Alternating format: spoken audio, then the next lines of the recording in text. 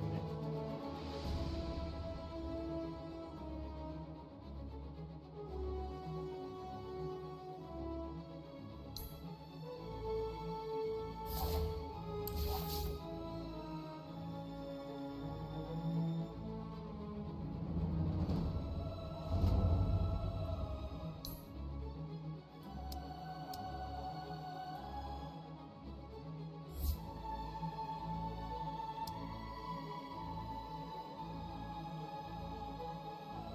มีอะไรนะครับ My quiver and bow are ready.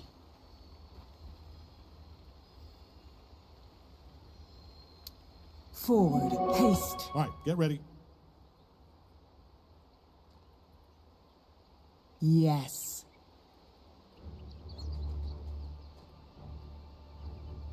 Silent as mist.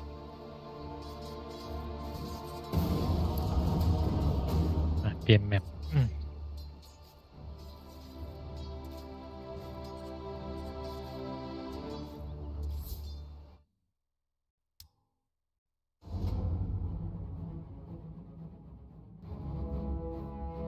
It's your band.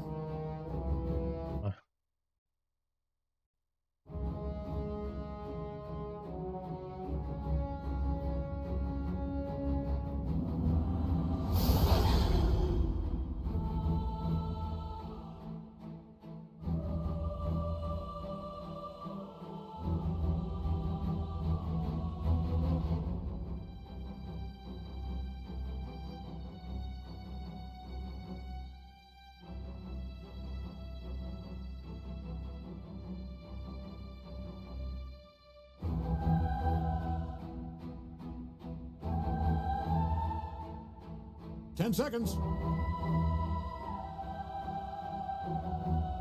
5 seconds.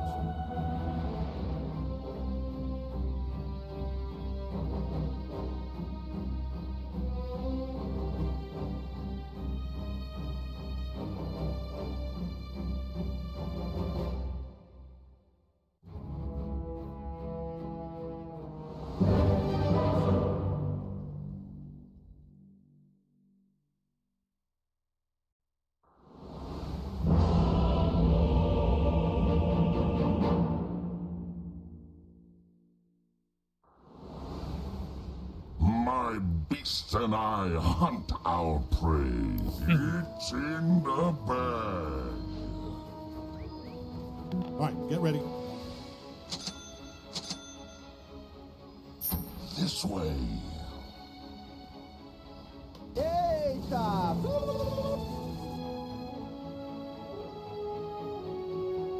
Чуть-чуть не хватило. Yes. Heads up. 30 seconds. I'm just humble. I move.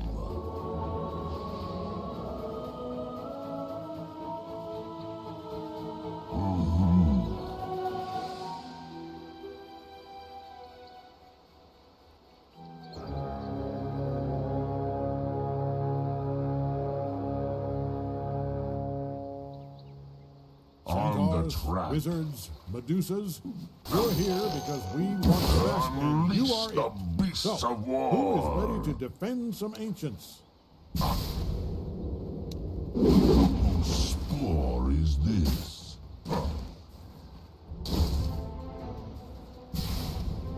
I run.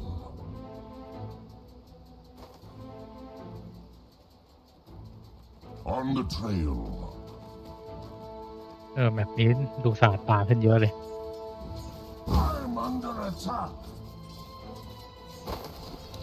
Fight or flight.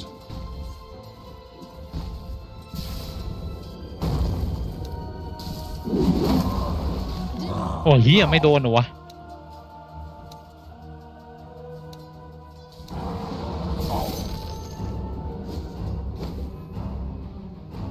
Can't evade me.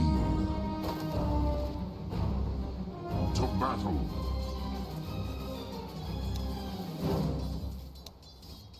Enough said.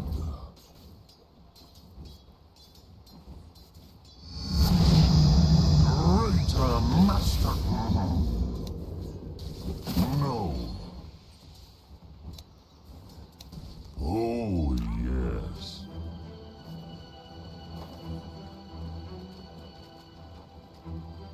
A short migration.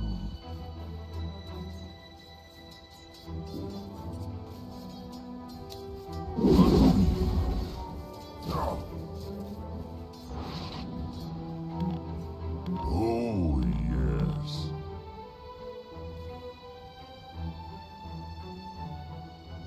Agreed.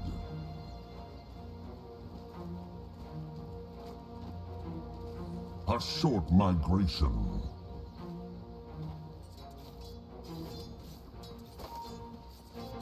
Enough said. เฮีย This way. เล่นยากเว้ย Yes.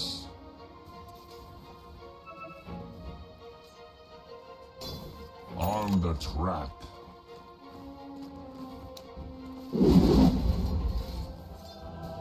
Fight or flight.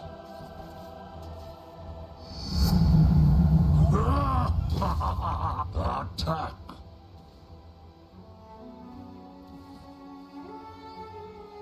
On the That's first blood. trail.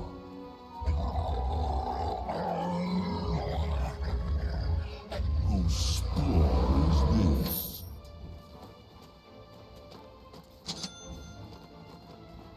I run.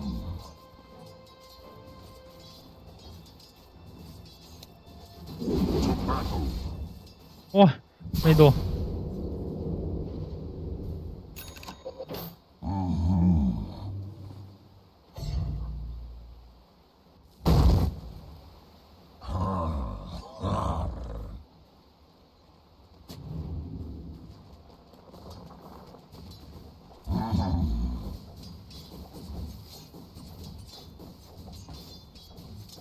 I move. เฮียครีปตัวแรกวะเนี่ย Agreed.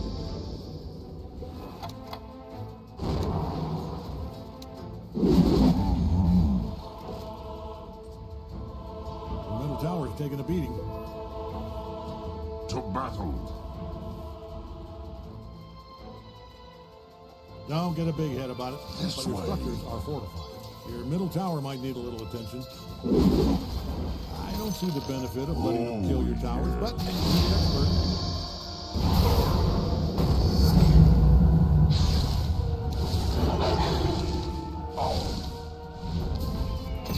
On the trail.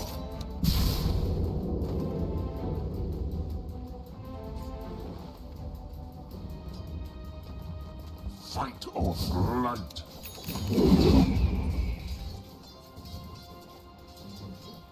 I run.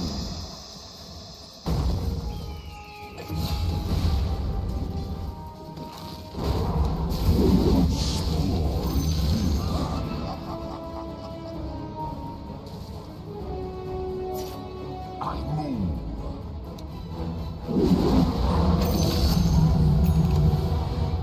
Nature takes its course.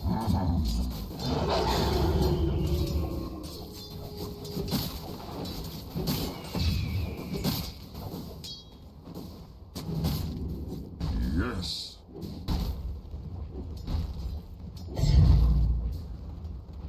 Enough said.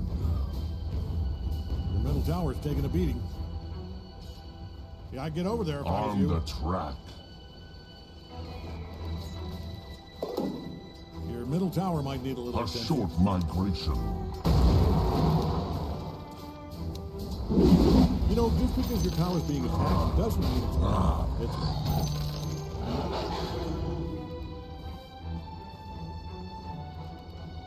On the trail.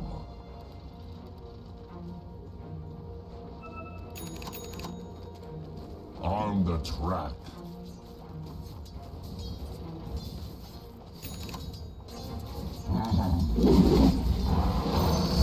Feed the beast within. This way. ah, kill spree. Look at you go. Hacking at limbs, blood A spraying short everywhere. migration. Just adorable. I'll take that. Oh, yes.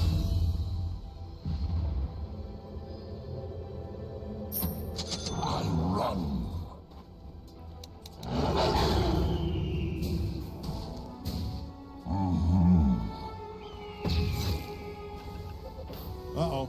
Dyer's fortified their structures.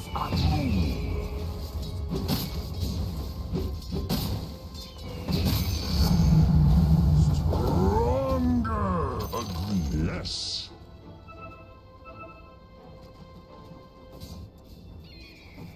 Fight or flight.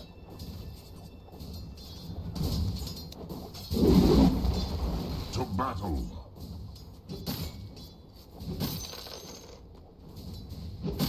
Who's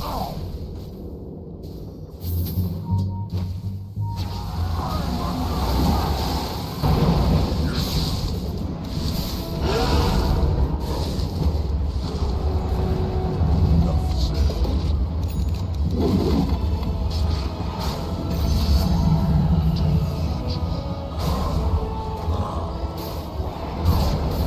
Get off forward and Haul ass over your town. Ah, good. Perfect example. See, this right here, this is what you want.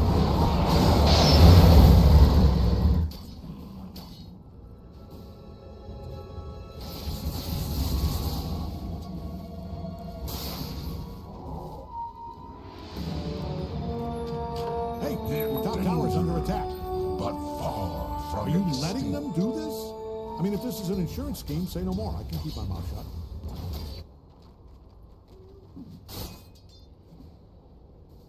Silence. Enough said.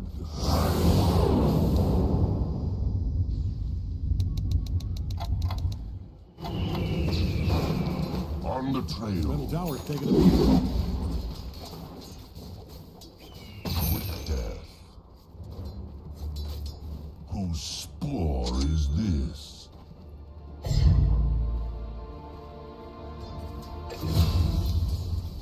Oh, yes.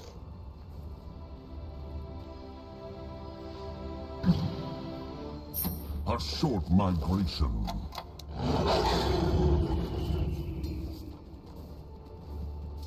This way. My strength increases.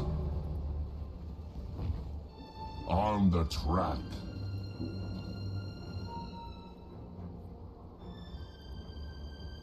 Fight or flight.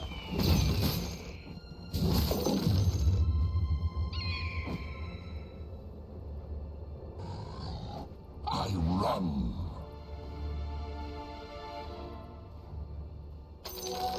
Greg, you looking at that? Because that is dominating.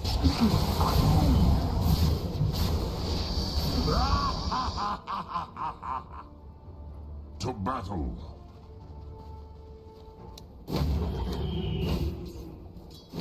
Forward. Nature's bounty. I know my negative, and this is a negative.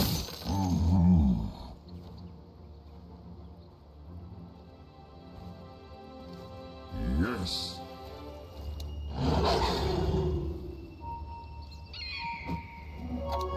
Regeneration.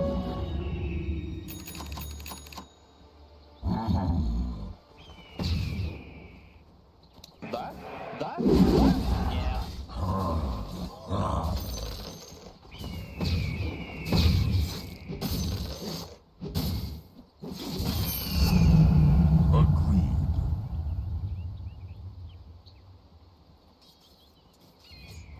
Agreed.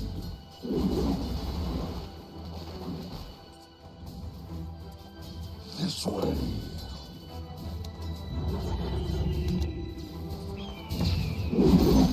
You should pray. You are prey.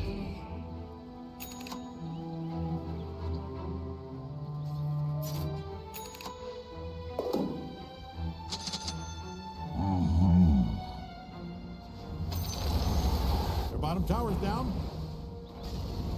Wait till they see what you have in store for an armor.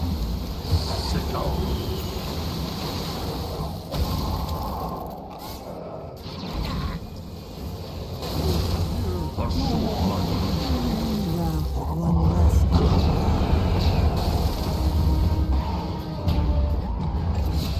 I run. You need your top tower? I'm only asking. because it's being destroyed. Let's shake things up. Oh, yes. I'm not ready. Enough said.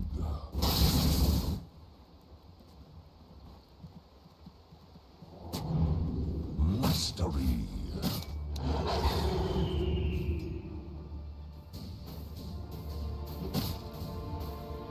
Whose Dyer's spore fortified their is this? structures. That's no good for us. Of the master. I move.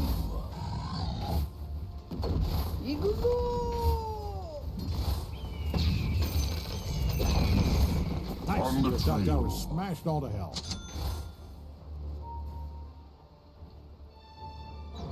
Middle tower might need a little attention.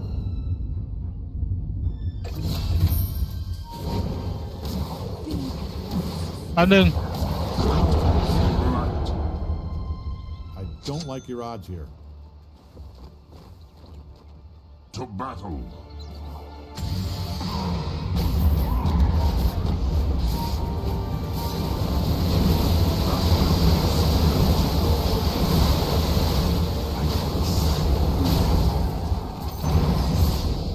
Is silence.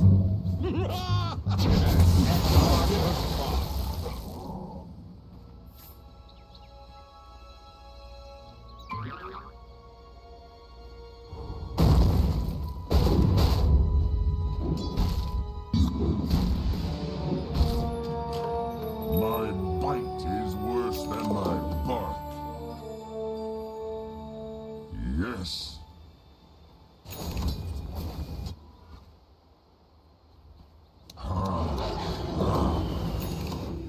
Might want to look into your bottom tower.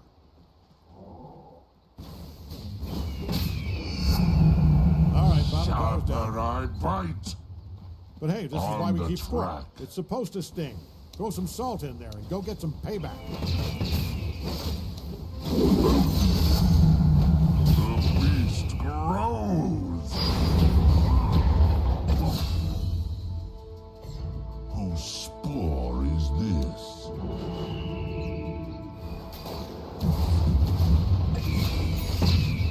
I'm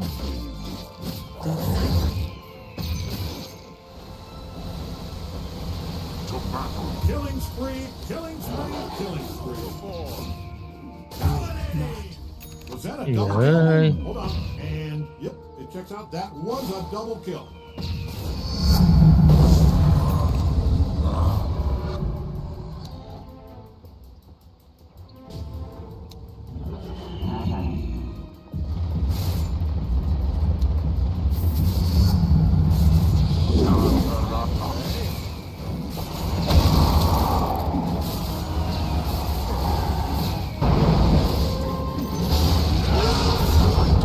I'm under attack.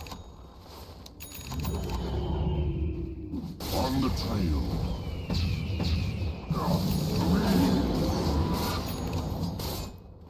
This way.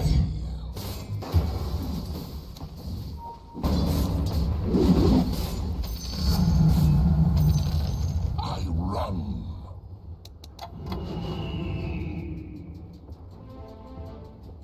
Oh, yes.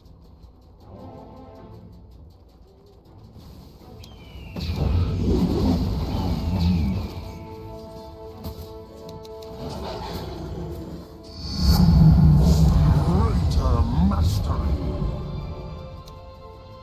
A short migration.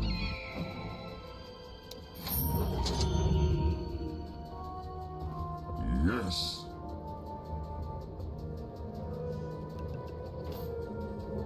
To battle.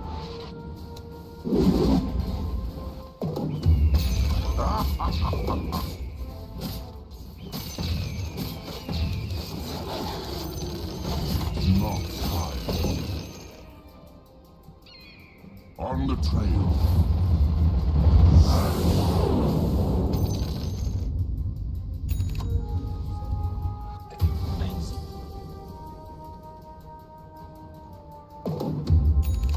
I run. Not yet. Yes. You are killing it out there. Double killing it. We need a term for what you're doing. I move.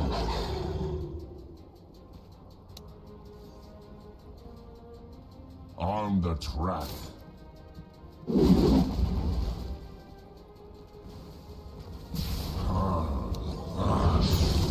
tower's taking a beating. Oof, this is gruesome. I mean, you have to feel some kind of responsibility for this. The middle tower might need a little attention. Let's see how this plays out. Maybe it's just a very stupid trap. Bottom tower is no longer tip-top. It's just, well, it's just tipped. Do you need your top tower? I'm only asking because it's being destroyed. It is pretty fun, destroying towers. Your opponents must be having the best time up there. Agreed. Hey, your top tower's under attack. I mean, I'm no expert, but yeah, that's coming back. Enough said.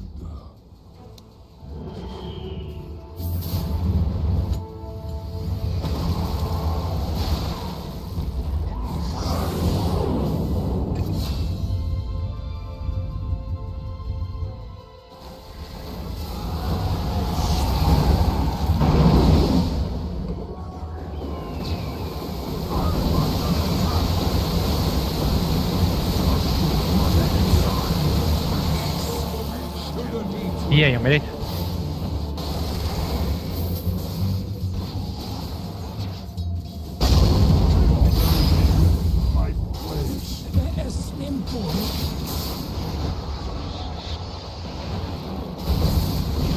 You are unstoppable. Full stop. Don't actually stop. Might want to haul ass over to your top tower. Yeah, เล่ that นไม่ได้ doesn't เล look ย good. เกมนี้ Oh, no, your top tower. Former top tower, I should say. Whew, this is trouble. Look at those structures. Woo, 45. Hey, your top tower is under attack. Oh, there they go. They are destroying the hell out of it. Might want to haul ass over to your top tower. Good stuff. Middle tower's sad. The top tower just fell over.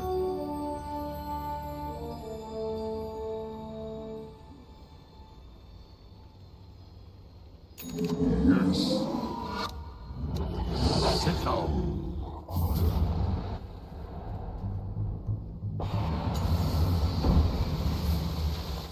To battle.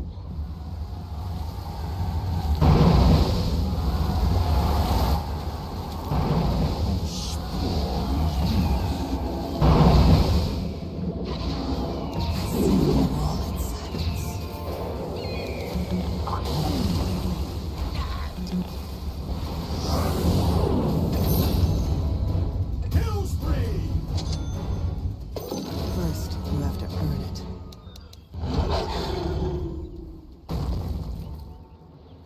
On the trail.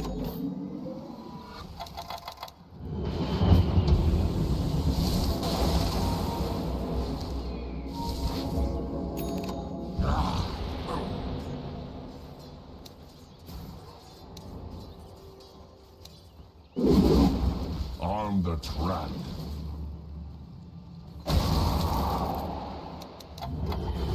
Agreed.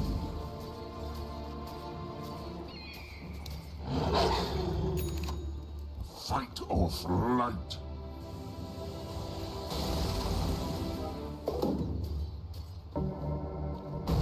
This way.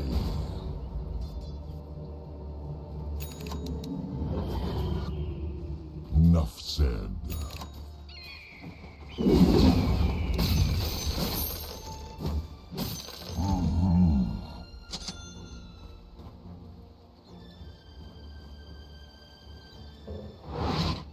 I run.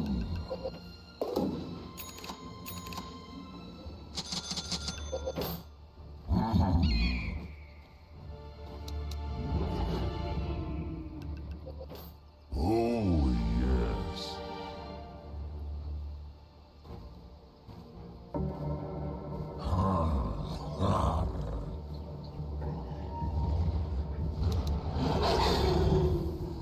Might want to look into your bottom tower.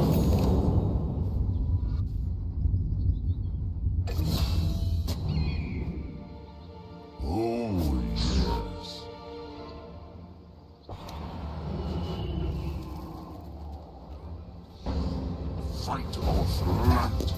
Dominating. It's not time.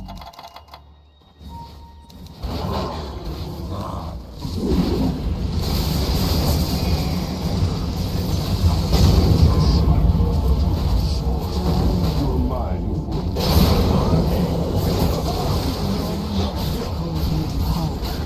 But I see it brittle.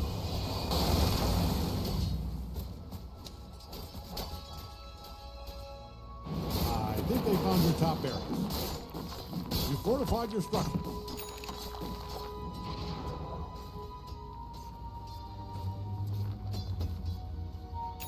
Top barracks, defend, now!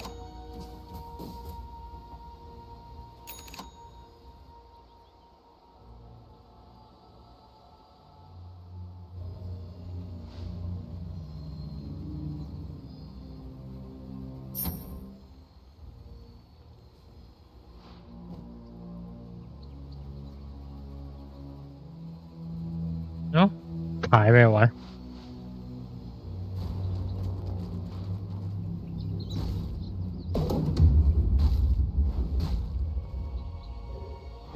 shit อ๋อรวมแล้วนี่หว่า can't fence me in. On the track.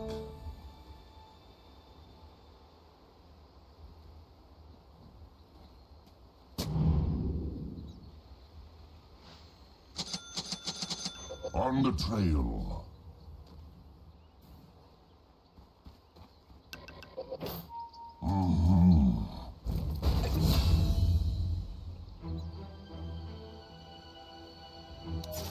Get to me.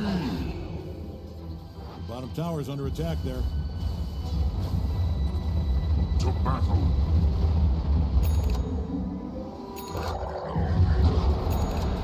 Explore this.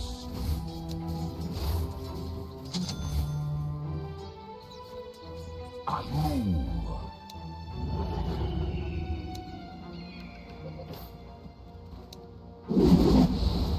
On yourself.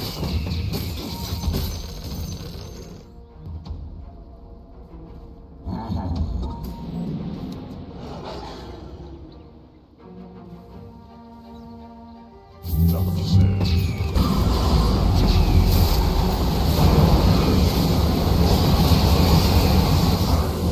Good work down there. Also, just so you know, I have called the police.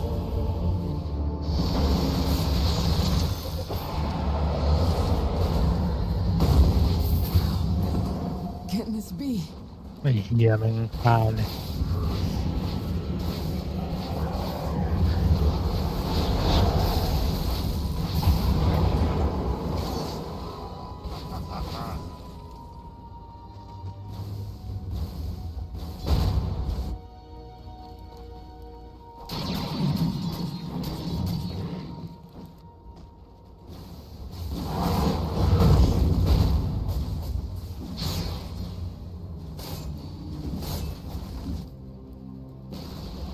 Break time's over. They're at your middle barracks. Middle barracks, gone, destroyed. Great work. Wait, now good news, I do mixed up with the final destroying your barracks. Bad news, it used to be your middle barracks.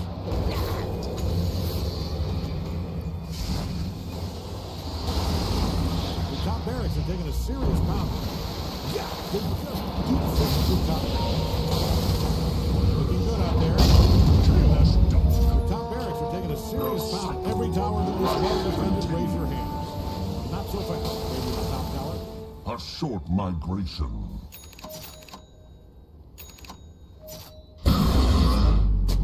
Agreed.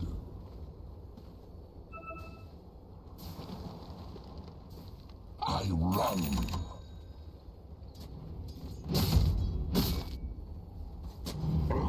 Oh, yeah.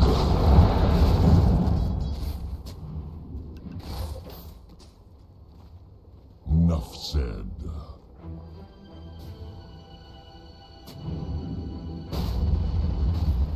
Agreed.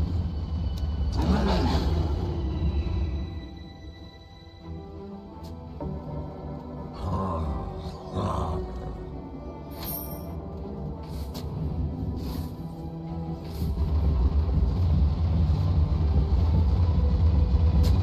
A short migration.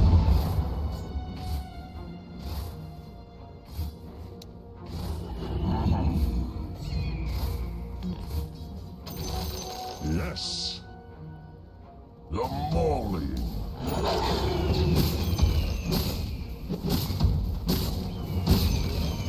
To battle.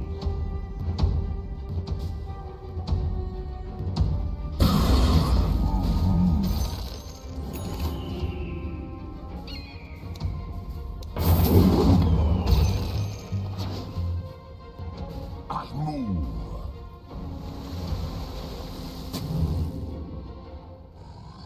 Whose spore is this?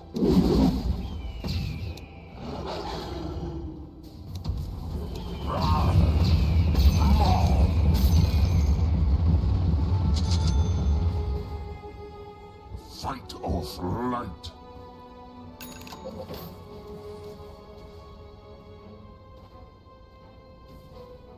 I run.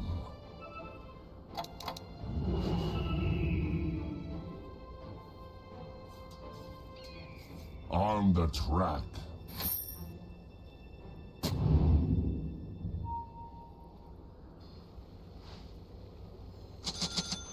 This way.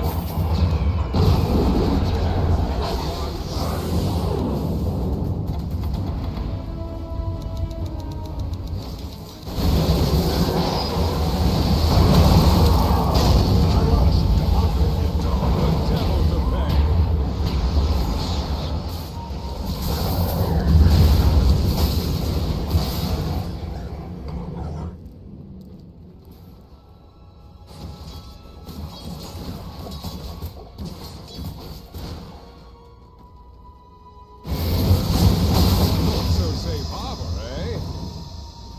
Might want to look into your bottom tower. You are not going to like this. They are really tearing that thing to pieces. Bottom tower is under attack there. I have good news if you hated your bottom tower. Great news, in fact. เล่นไม่ได้เลยอ่ะเกมนี้ Might want to look into your bottom tower.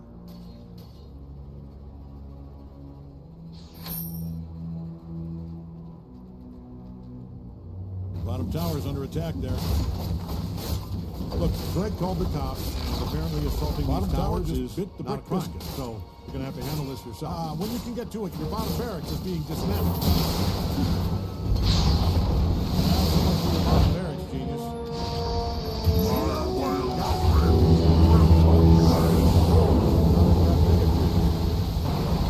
I'll be honest, I was kind of hoping they'd forget. ไอ้เหี้ย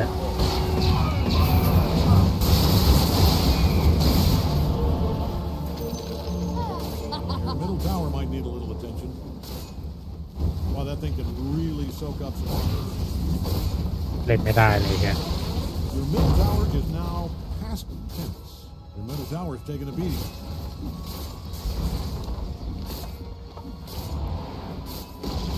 Uh-oh, I think your engine's under attack.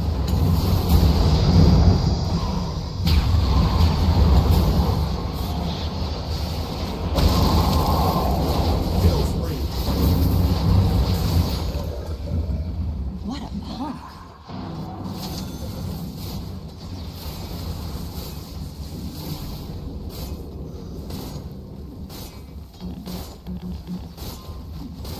Hey, don't look now, but your engine's under attack.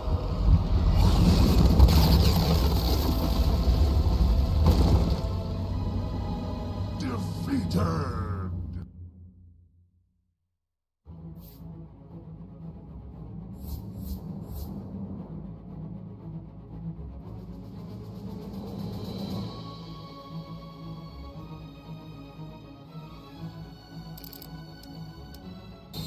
เล่นเฮียสัตว์โอ้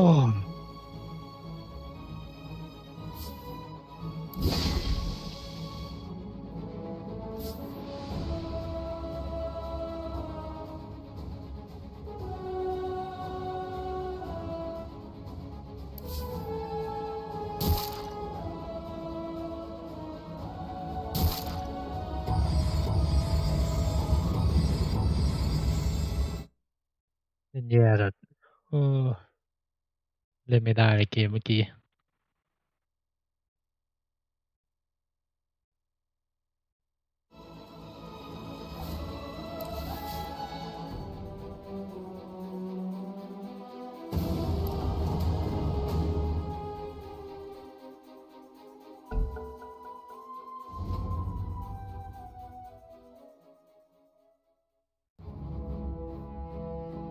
Who are you going to ban? Oh, how about that? 5 one? seconds. I've heard things about that one.6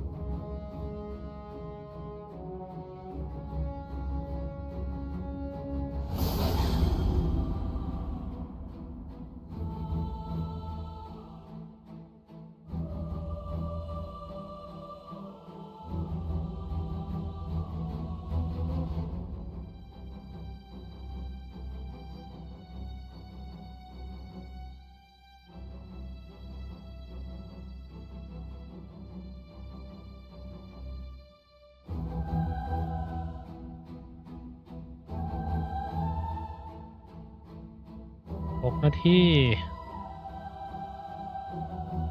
5 seconds.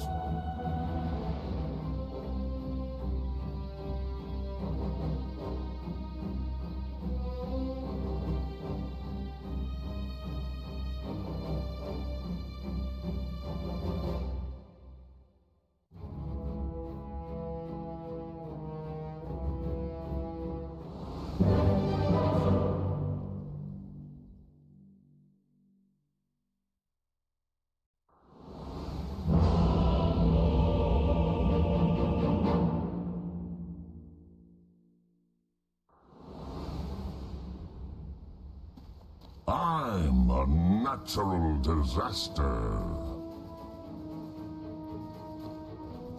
All right, get ready. It's in the bag. Yes.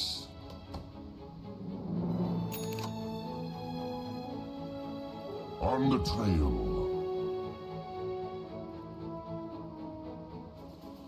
All right, gang, 30 seconds.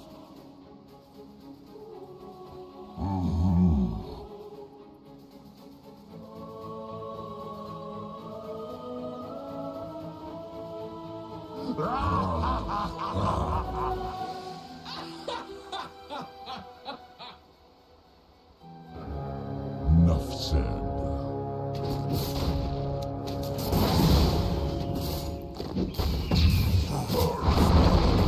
In the bag the moment I want. Beasts of war. Blood, as indeed I am versed in everything.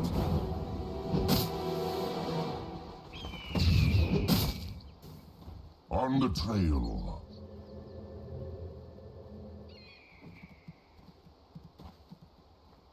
To battle.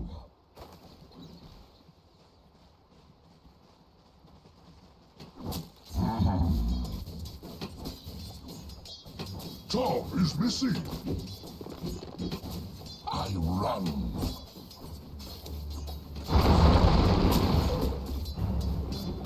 I move.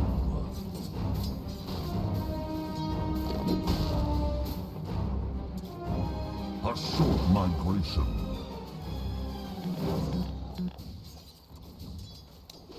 Sickle. เออ My power matures. Oh, yes.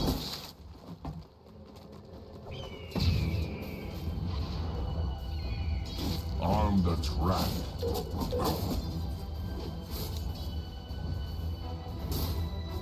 Fight or flight.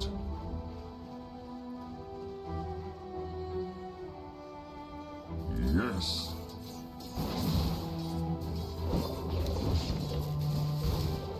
Whose spore is this?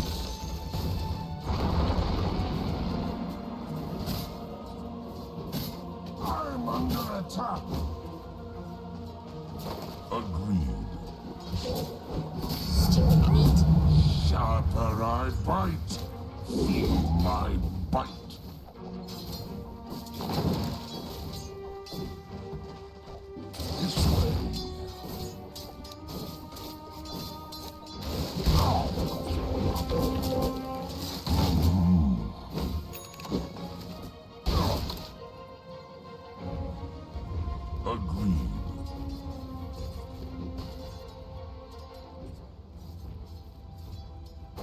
Fight or flight.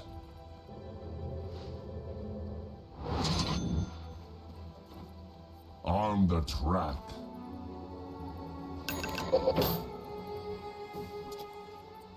Oh, yes.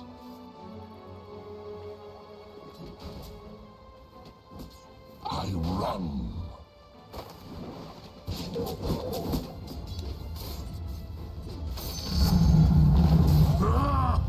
To battle.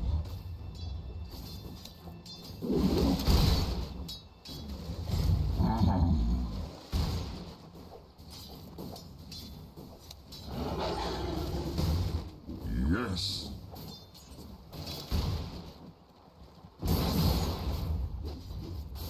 I move.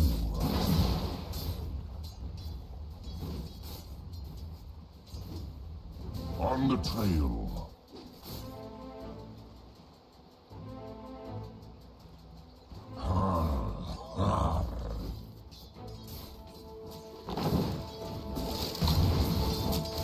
Enough said.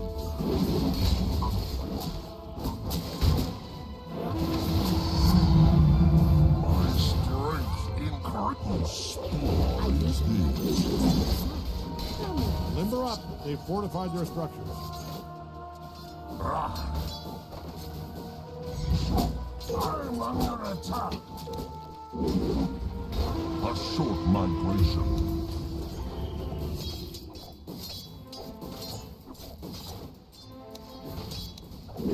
One, two, double kill. A short migration. Do you need your top tower? I'm only asking because it's being destroyed.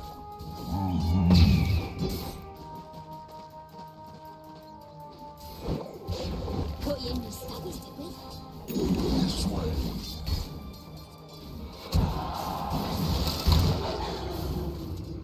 On the track.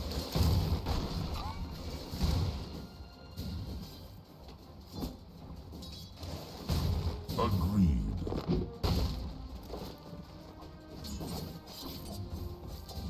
Whose spore is this?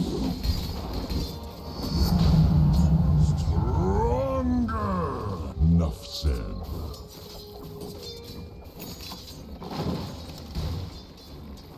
I run. Oh shit. Yes. Thanks.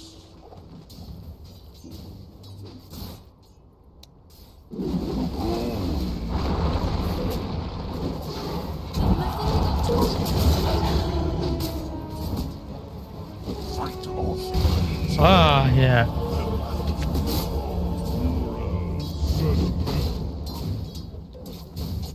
Your middle tower's taking a beating.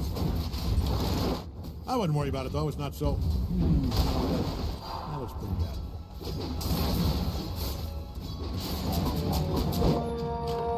Fortified structure. But far from extinct.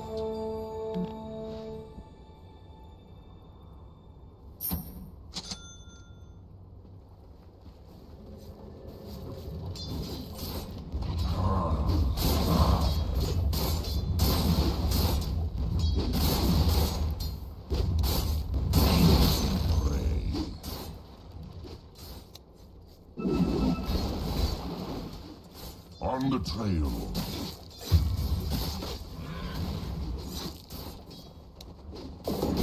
I move.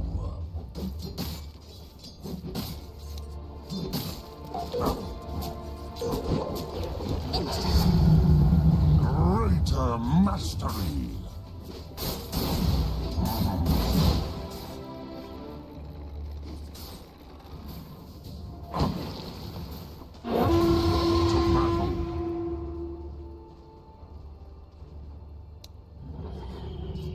Might want to haul ass over to your top tower. Your top tower is gone to be with the big brick in the sky. Enough said. Your top tower is down. you just hate to see it. A short migration. Well. Bottom is missing. I run.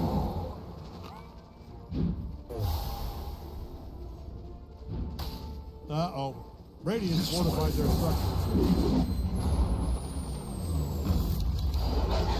Not yet. Feed the beast within.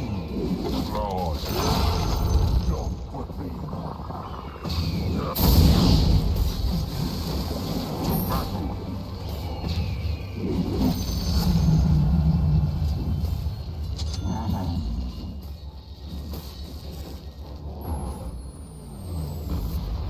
On the track.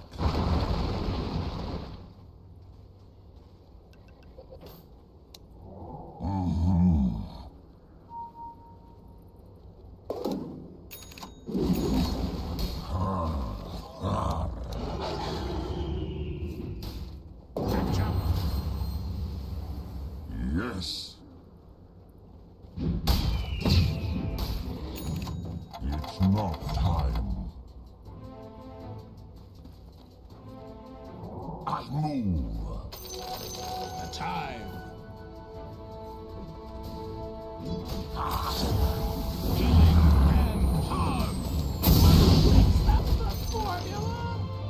Fight or flight.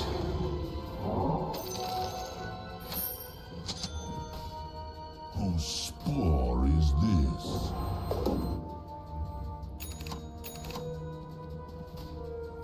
Agreed.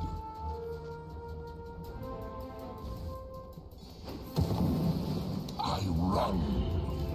Methinks you wanted that. Enough said.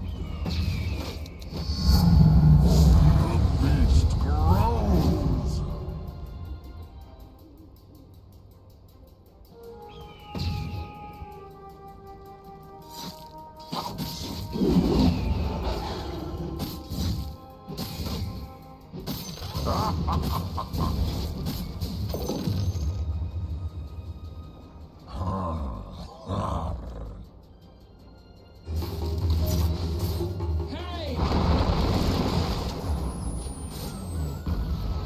Yes.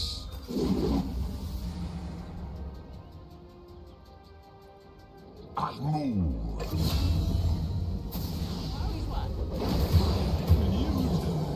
No? Whose spore is this?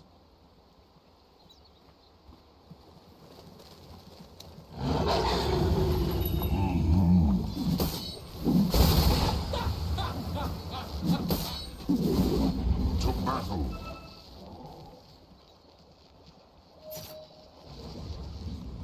On the I trail. want to look into your bottom tower.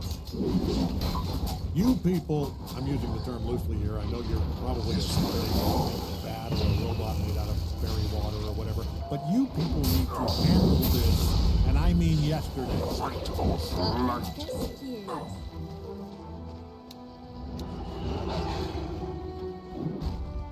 On the track.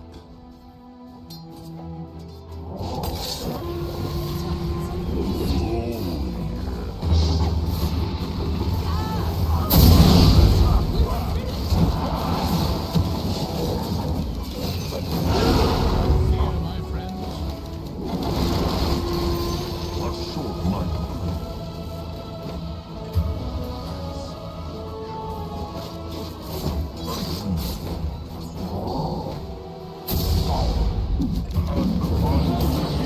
Oh, You want I should keep punching him, boss? Ha! Their middle tower is down. Tower's under attack there. Ah, it'll be fine. All right, bottom tower's down. Can't fence me in. Might want to look into your bottom tower.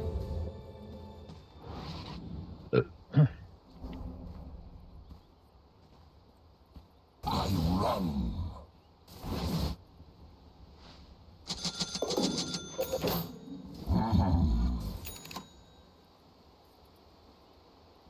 Your middle tower might need a little attention. This way.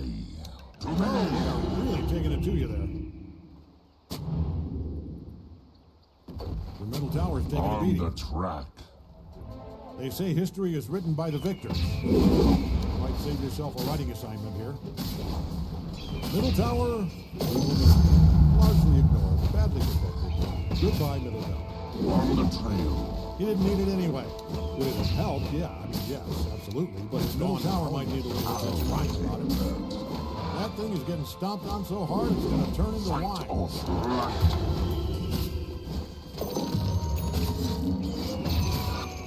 Swoop to battle.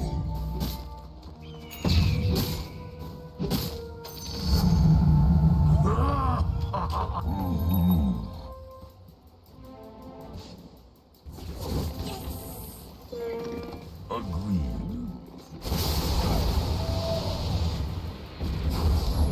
Whose spore is this?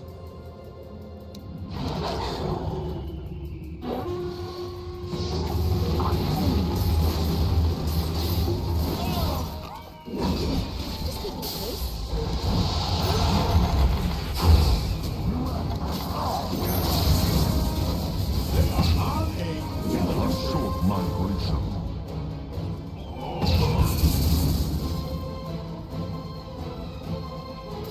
Oh, yes.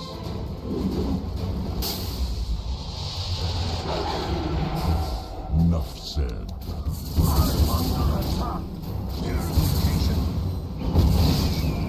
Yes. Tower's taking a beating. Easy. Kill spree? Not why is this? Your middle tower might need a little attention. Are you letting them do this? I mean, if this is an insurance scheme, say no more. I can keep my mouth shut.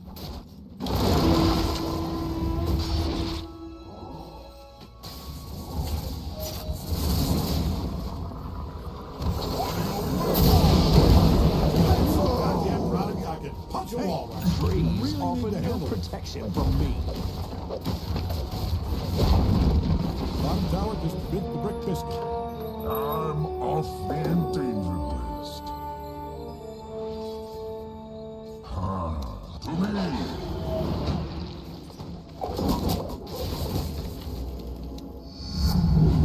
To battle.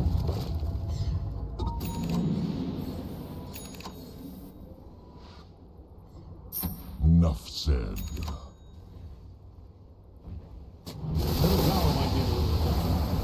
On the trail. How do you like your middle tower? I hope you like it destroyed, because it is. Greater mastery.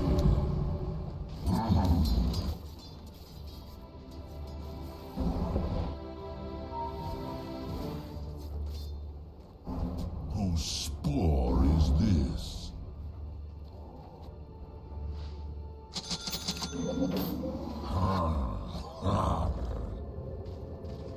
I know my mega kills, and this is a mega kill. A short migration.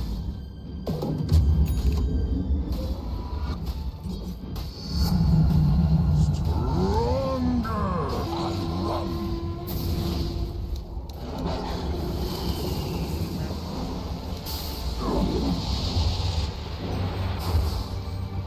Fight off light.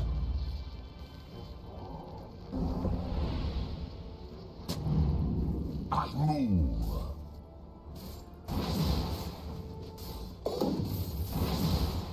On the track.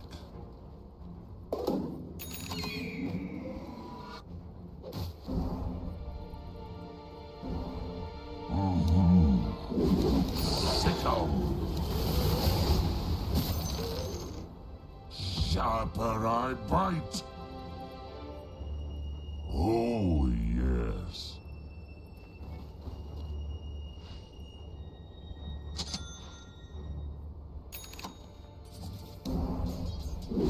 Yes.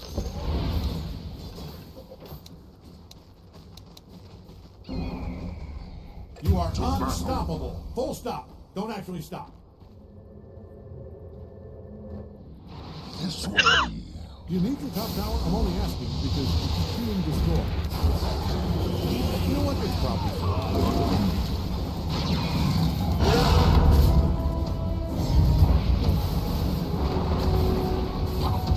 Hey, the top tower's under attack.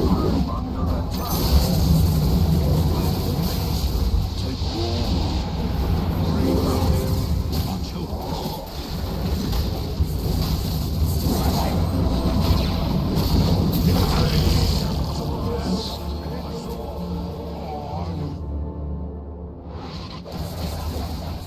You need your top tower? I'm only asking because it's being destroyed.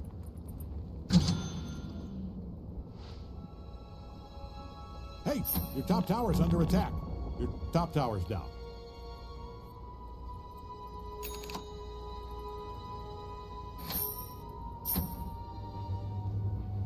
Might want to haul ass over to your top tower. I wouldn't just ignore this. You gotta show these idiots who's boss, or they'll never stop bullying the poor tower. Top tower's down. Man, we are in trouble. Yeah, just keep fix your top barracks. Every tower that was well defended, raise your hand. Not so fast, Radiant's top tower.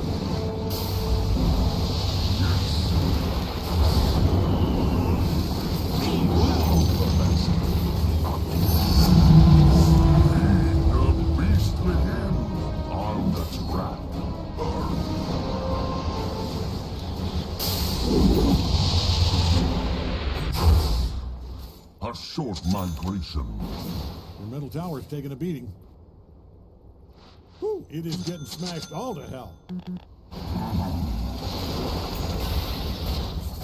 Your middle tower might need a little attention. I'm not going to sugarcoat it. I don't like your odds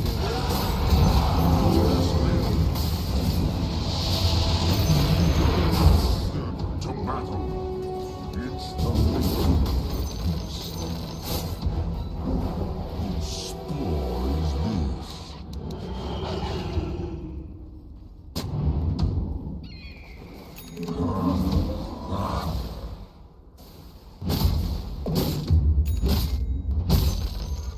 I move.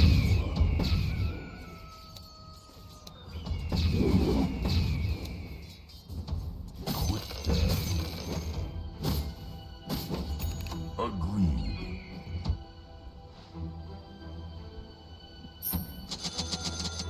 This way.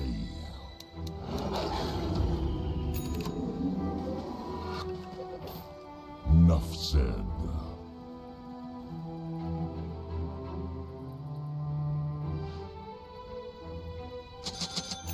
On the trail.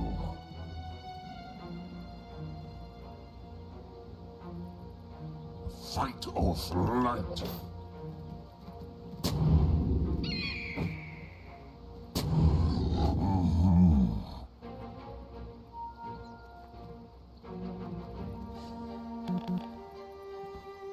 This way.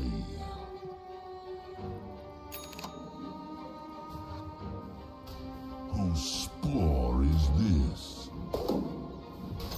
This will do nicely.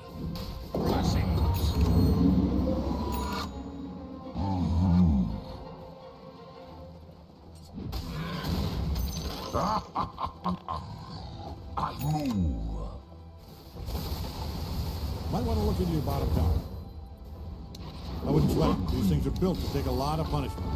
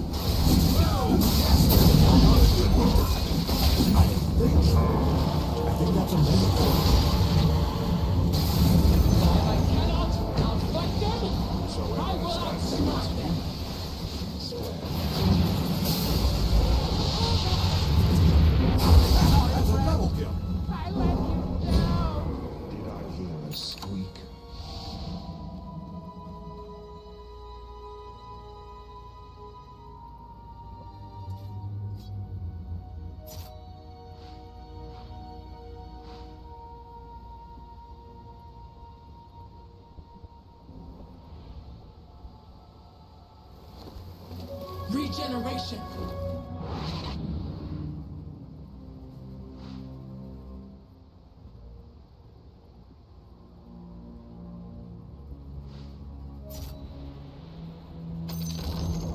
Great, their bottom tower's all busted up.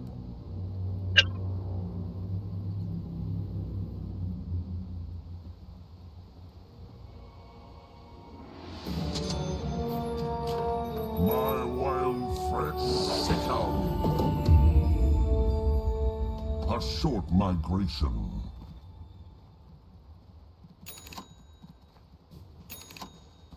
I run.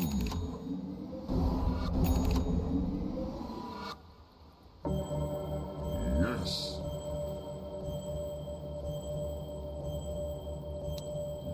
To battle.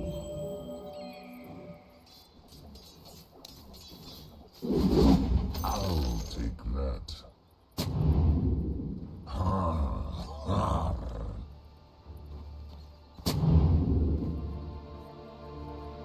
On the track. I am immortal! Fight or flight.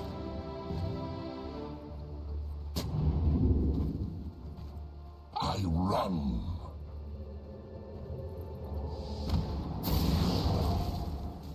I stop.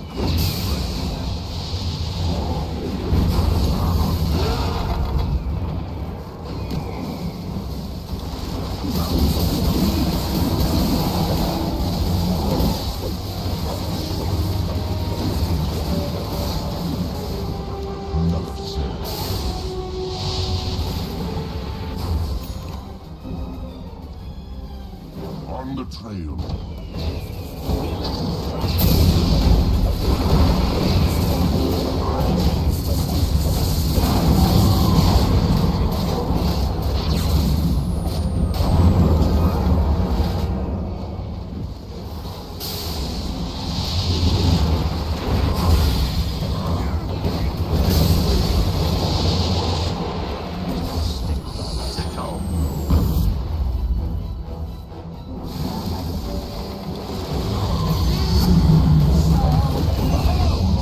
Double kill.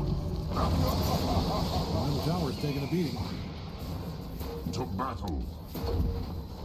I knew we'd see a domination today. It's like watching a lion take out middle tower might need a little attention. Agreed. Middle tower is taking a beating. I'm under attack. Maybe don't let him do it if Fight middle or tower's down. flight.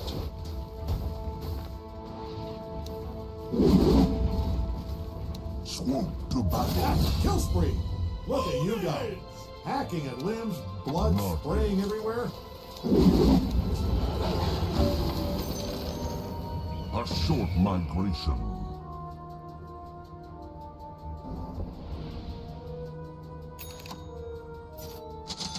Oh, yes.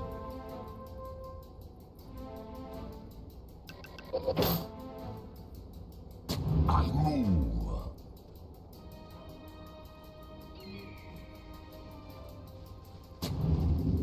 Whose spore is this?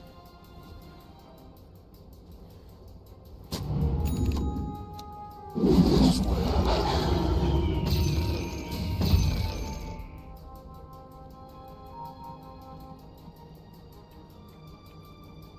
Yes.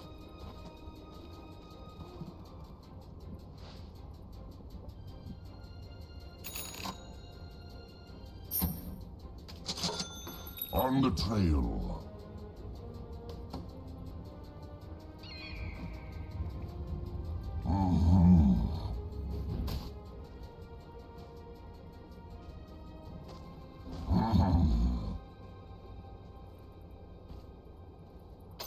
The seeds of fortune. This way.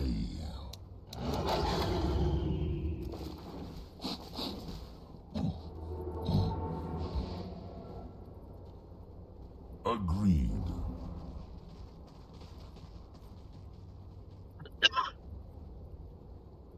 I run.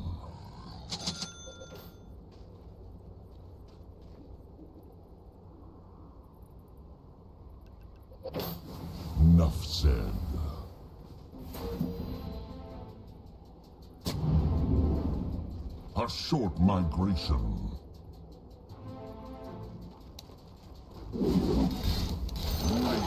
Out. On the track.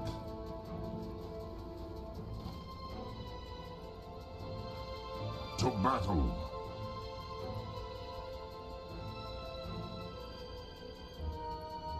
I move.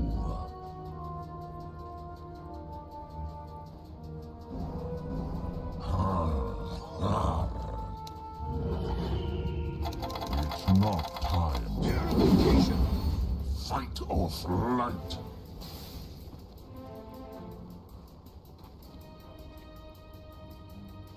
Whose spore is this?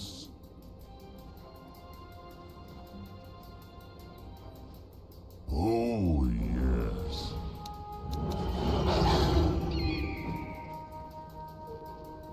Oh, yes.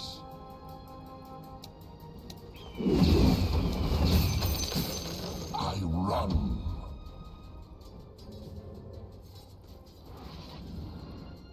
On the trail.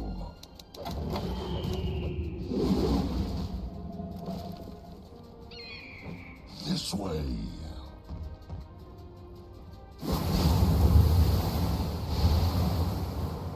A short migration.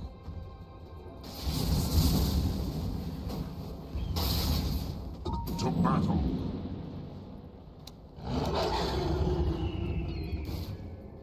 I move.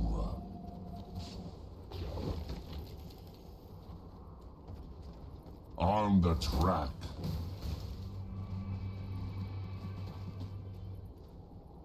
Whose spore is this? Not yet.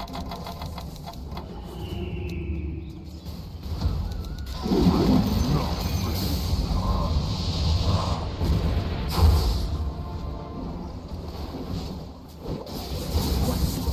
Fight or flight.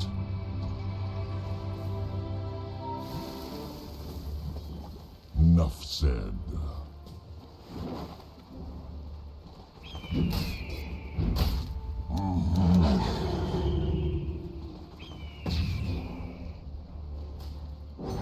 Agreed.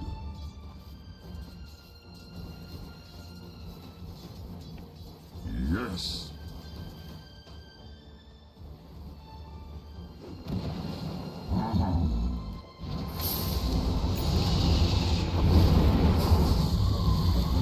Fight or flight.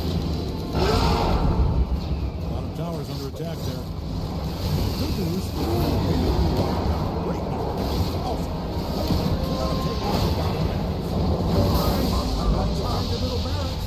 Good news. You have a pile of ranks. Middle barracks. That dog destroyed. Used to be your nature break this to you. They've got mega crazy.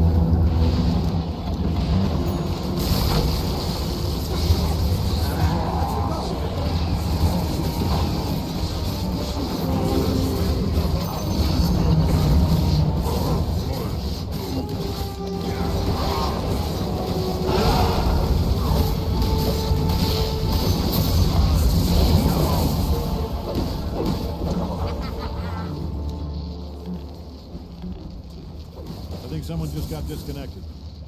I think your ancient's under attack. Let's brush up on some of the basics. It's called Defense of the Ancient. ไม่ไหวว่ะเขียนตัวเนี่ย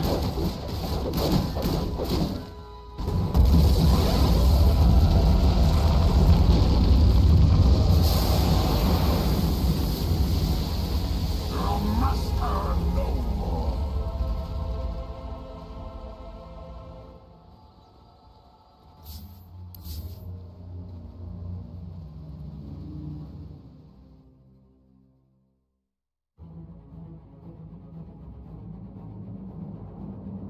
โอ้โนแพ้ไป2 เกมรวดวันนี้เล่นไม่ดีเลย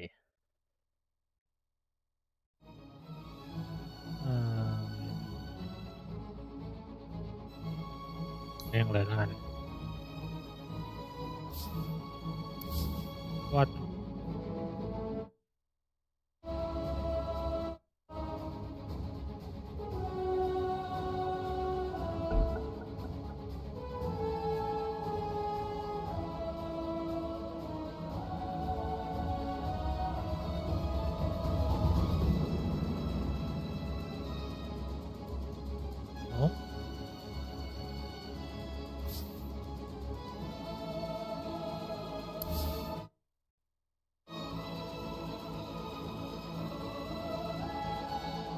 ไม่ไหวยอมแพ้ดีกว่า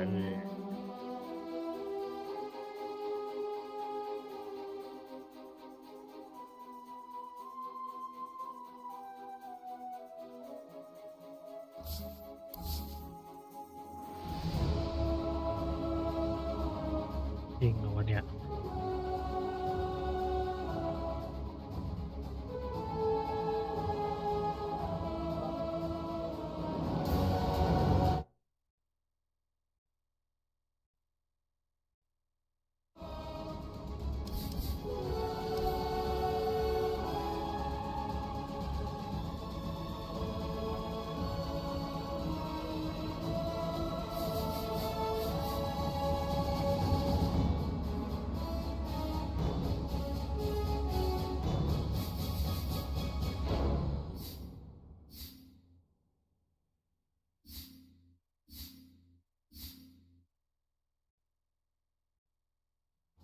ครึ่งชั่วโมง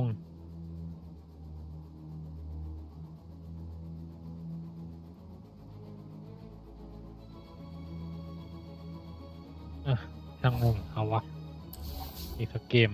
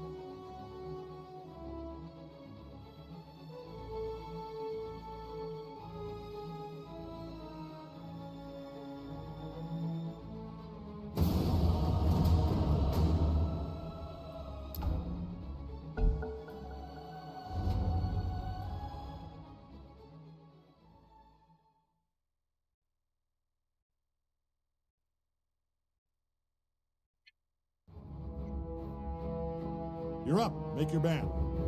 5 seconds.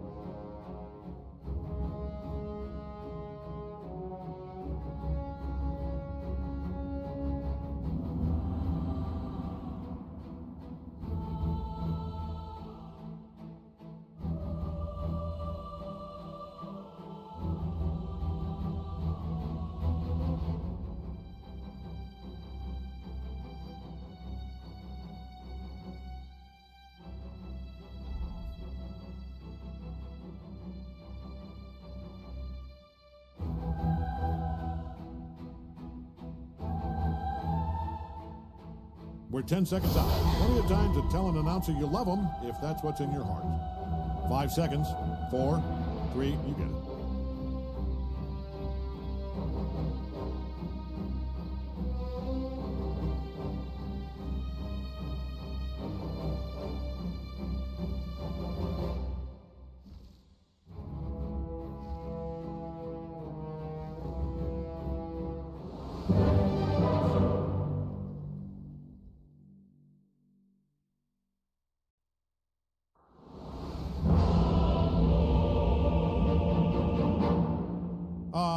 I came back after all. All right, I owe you $5. Meet your master, Beastmaster. You ready? You don't look ready. Well, we're starting, so get ready. It's in the bag. The bag.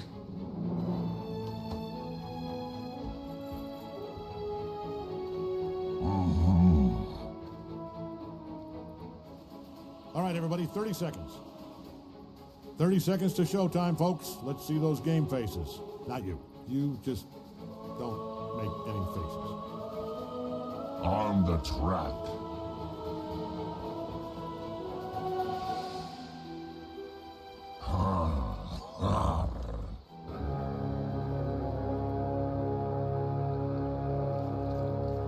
Yes. Thank God, we're starting. The main event. Big dance. The sport of Oh. Unleash Field of the Dreams. beasts of World war. of War. All right. Bloodsport.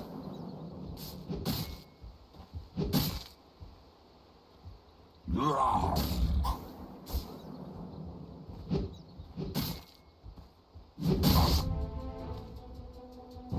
I run.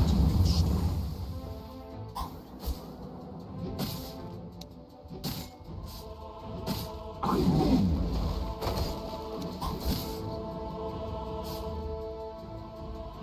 To battle.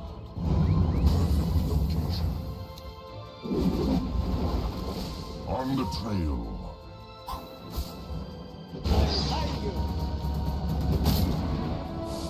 My fight.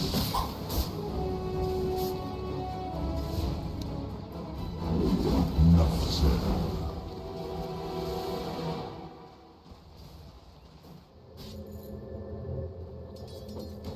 Agreed.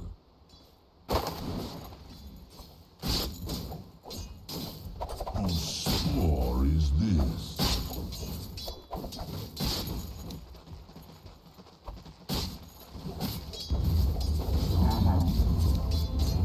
Mark my territory.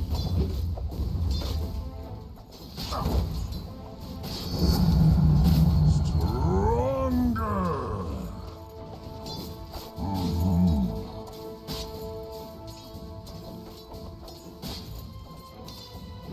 Oh, yes.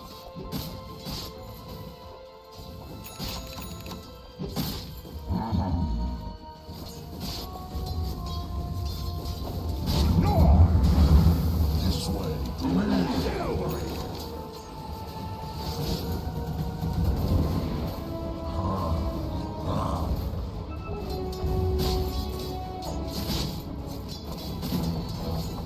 Yes.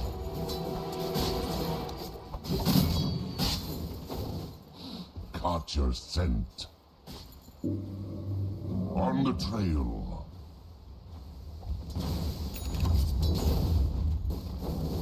Agreed. No. I run. Feed the beast within. Whose spore It happens sometimes. That's first blood. First blood. Remember, Power's taking a beating. I keep hearing enough said. I stalk my prey. On your song.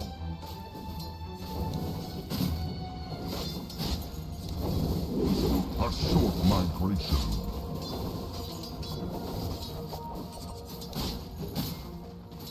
I move.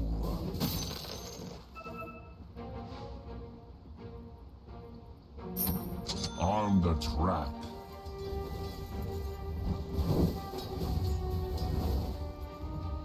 Fight or flight.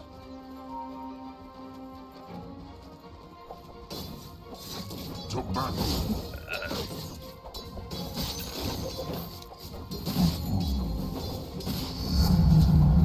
My strength increases this way.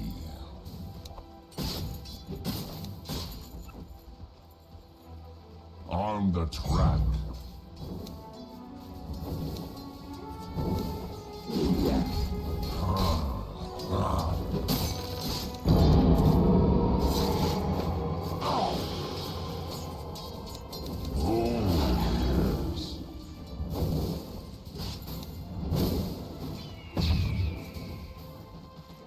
On the trail.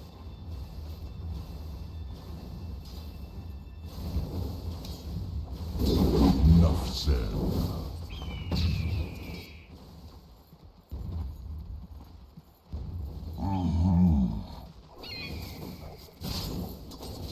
Feed the beast.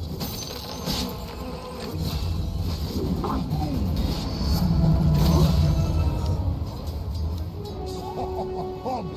I run.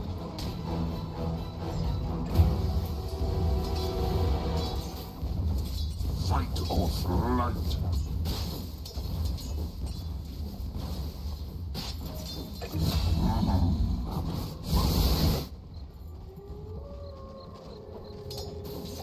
Agreed.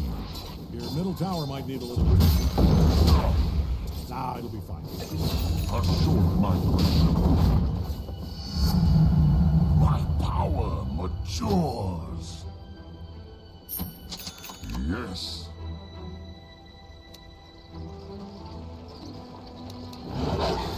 To battle.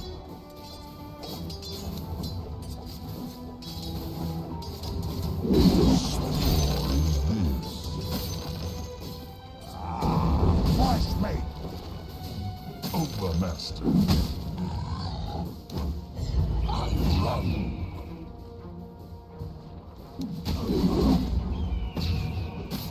This way. Claimed by the beast. I move.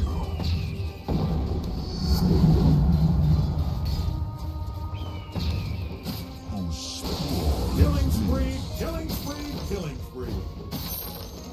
Heist.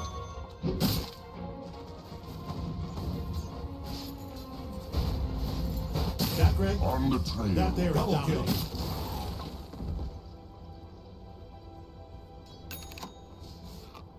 Missing bottom. No.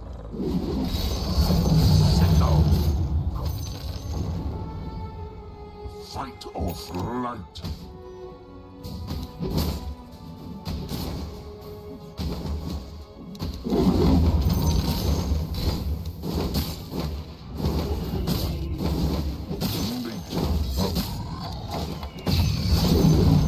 The Morley.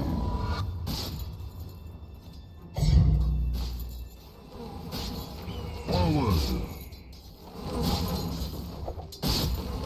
And then the tower's getting beat. Yes. Whew, it is getting smashed all to hell. Your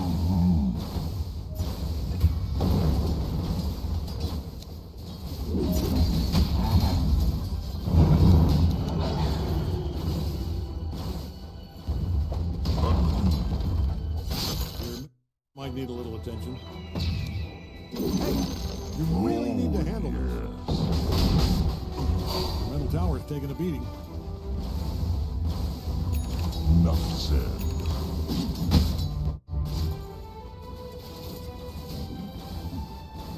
A short migration. Not yet. On the track. Your middle tower might need a little attention. Maybe middle tower. To battle. Goodbye. I fought. Still have an ancient. Less protected, probably very worried ancient, but you're still in this.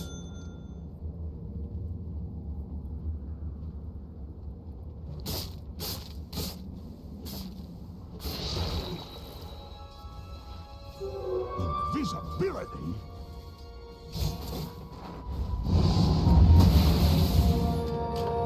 My Hey, bite. your tower's under Outrage. No.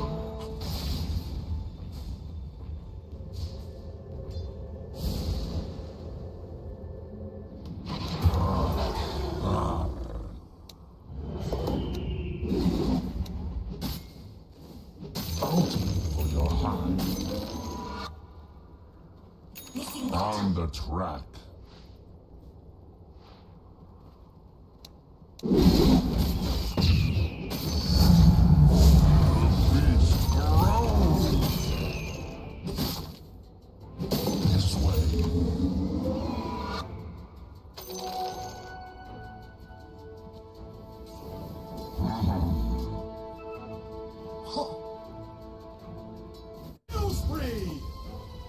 Yes.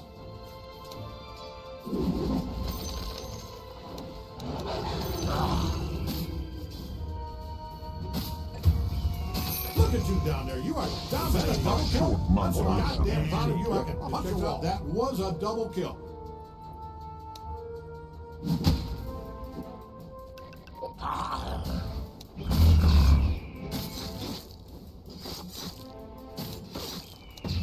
On the trail.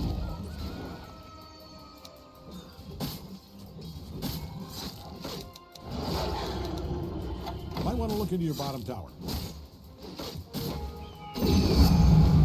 Claws out.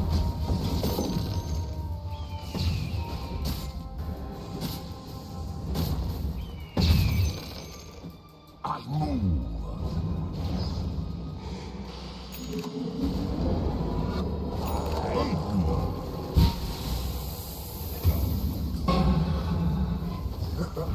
Enough said. And good news if you hated your bottom tower. Great news. Cut down in the top tower of its tower life. Taken too soon. Fight or flight.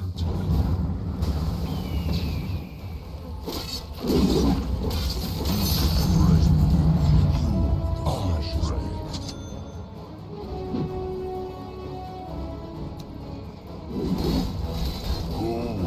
yes.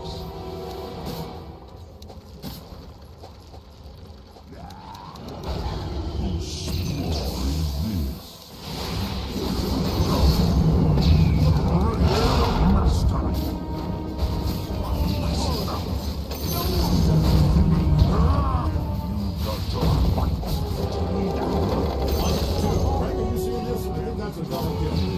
The worms will have you.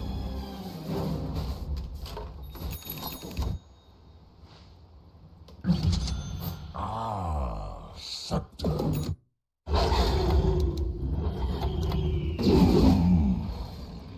Limber up. They fortified their structure.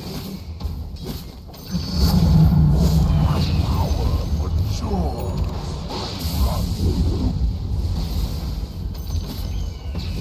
Their bottom tower is down.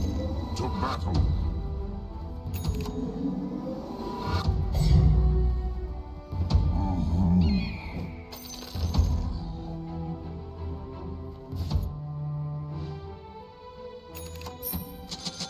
This way.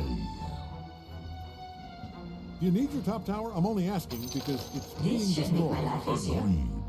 I'm not going to sugarcoat it. I don't like your odds here. Might want to haul ass over to your top tower.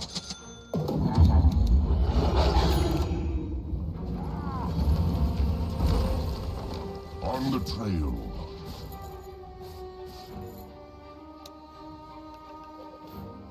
Yes.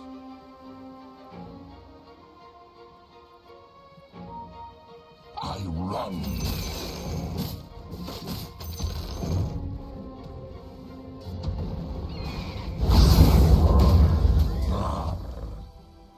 Was it a regicide?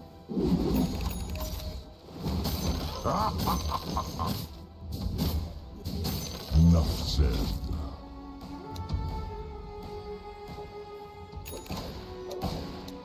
A short migration.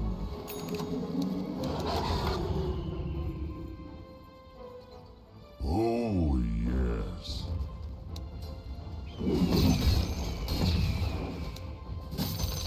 Fight or flight.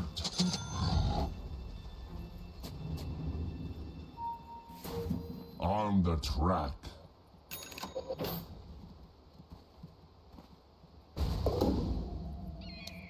Hey, your top tower's under attack. This. I wouldn't sweat it. These things are built to take a lot of money. Well, maybe not that much. To battle. You need your top tower to hold this.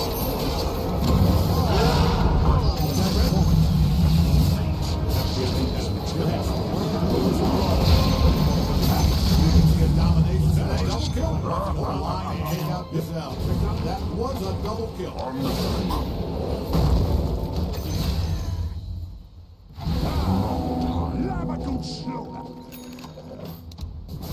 To battle.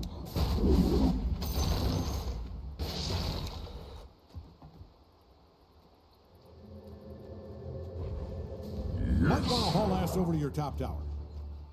That's one punishment. Stronger!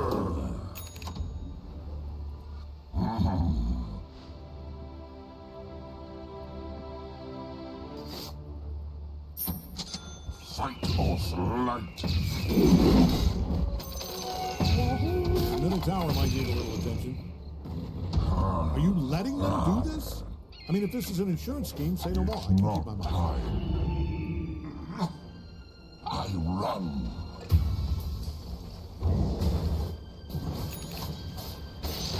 Oh, yes.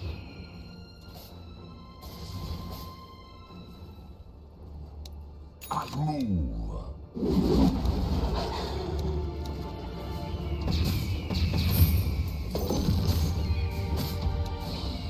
On your scent. Middle tower's down. Enough said.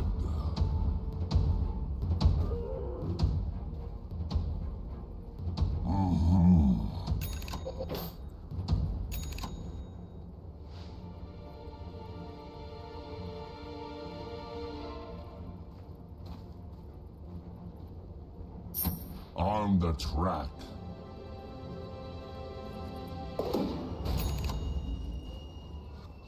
Agreed.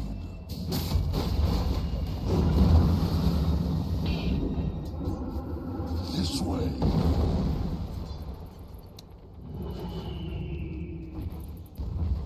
A short migration.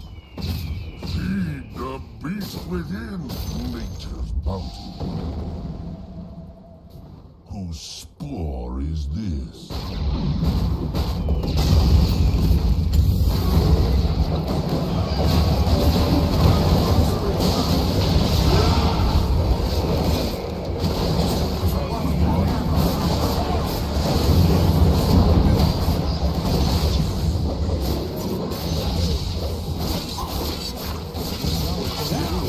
Textbook double. I mean, I'm no expert, but yeah, that's coming.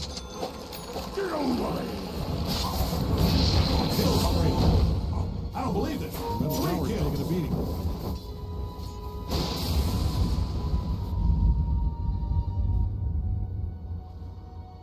Your middle tower might need a little attention. Ah, good. Perfect example. See, this right here, this is what you want to avoid. Your middle tower is taking a beating. Trust me! Punch. The thing is, I think they're actually trying.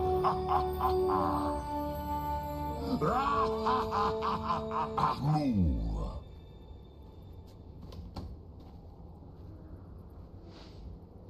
On the trail.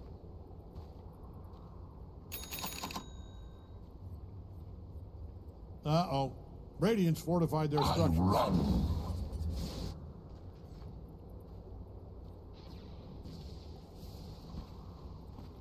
On the track.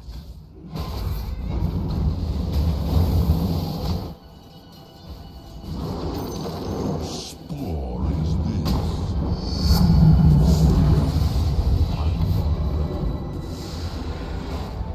Agreed.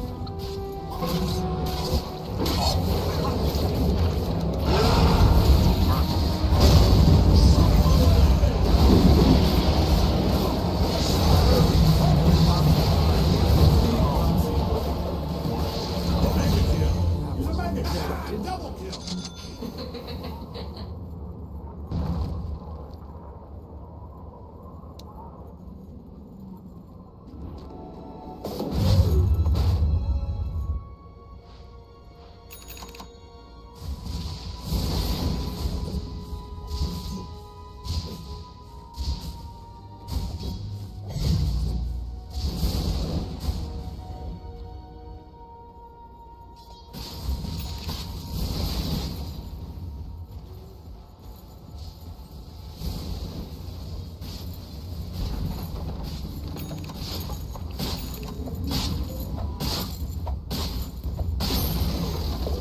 Tower's down. It was standing, it stood, you smashed it. Sunrise, sunset. It's the circle of life. Can't fence me in.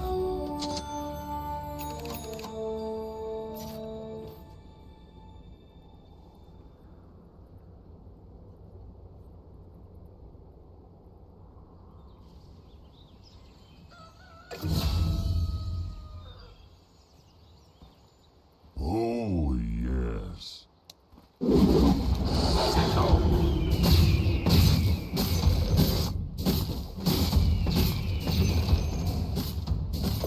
A short migration.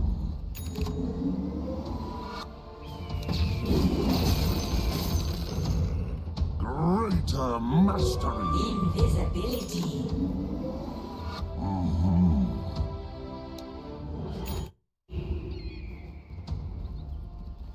Yes.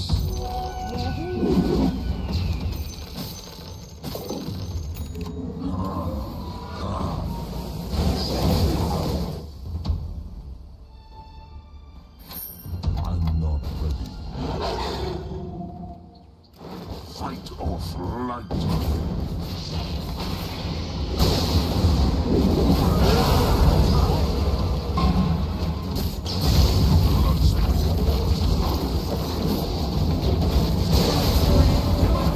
Killing spree. Enough said. Be the beast.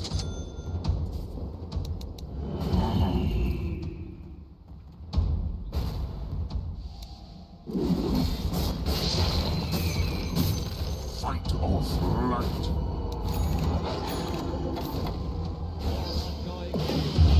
Not time.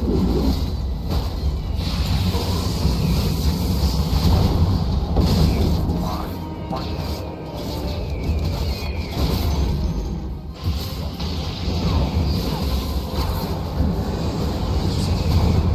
Immortality.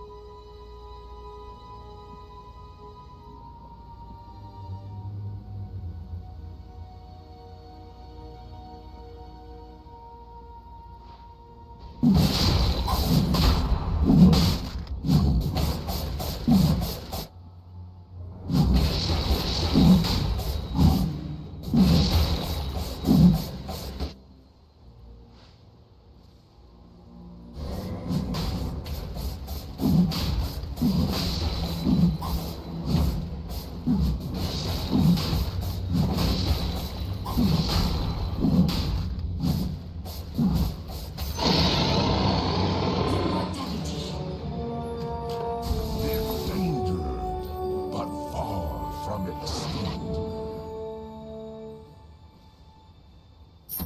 Enough said.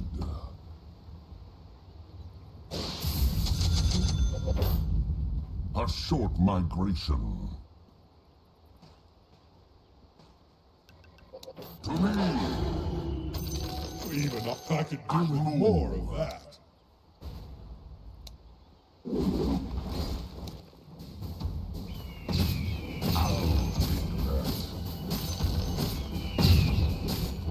on the trail.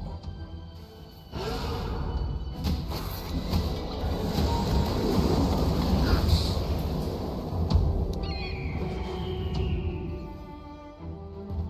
I run.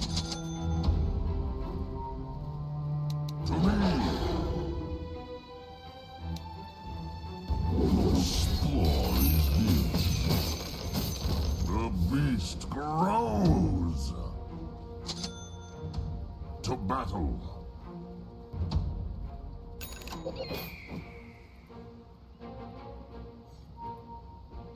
Agreed.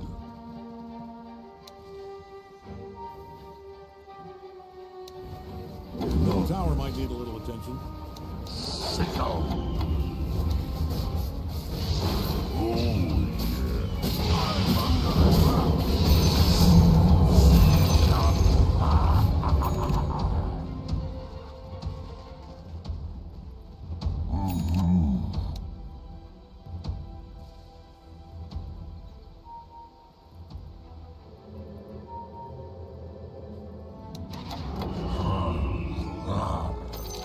This should make my life easier. Arm the trap to me.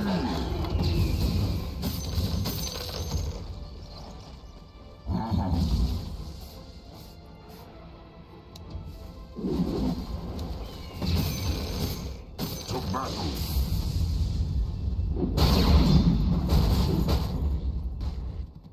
Oh, yes.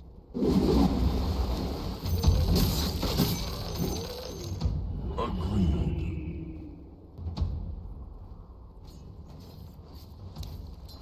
It's not time.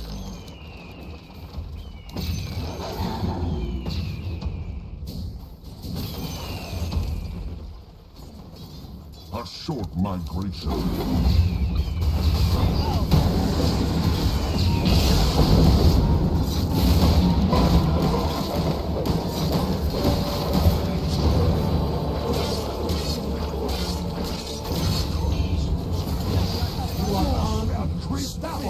You cannot be stopped. That's what that means.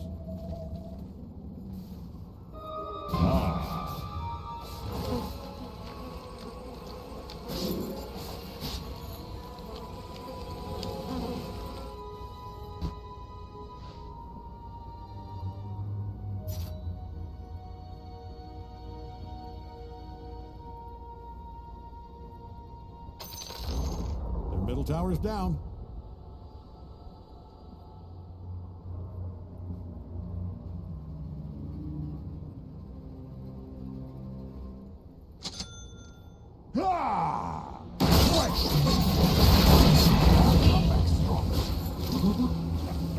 That was unreal. มาแล้วทารอนมาแล้วเดี๋ยวรีบจบ Good stuff. Their middle tower's a sad pile of gravel. Got him on the ropes. Hit him again. That was a masterclass in middle barracks. I'm off the endangered list. You fortified your structures. On the trail.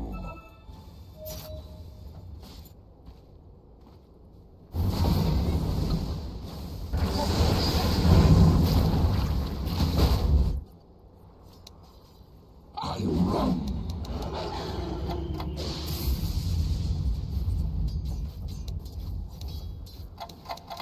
Not yet.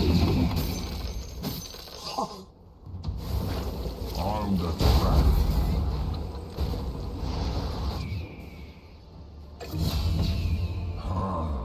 I thought I was excited before. You are killing it now. I know a kill spree term for what you're doing. I learned like mystery.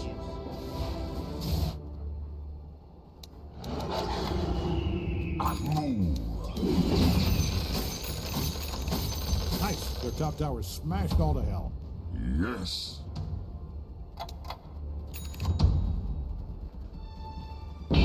Fight or flight. I'm not ready. I'm Great. Their bottom tower's all busted up. enough said.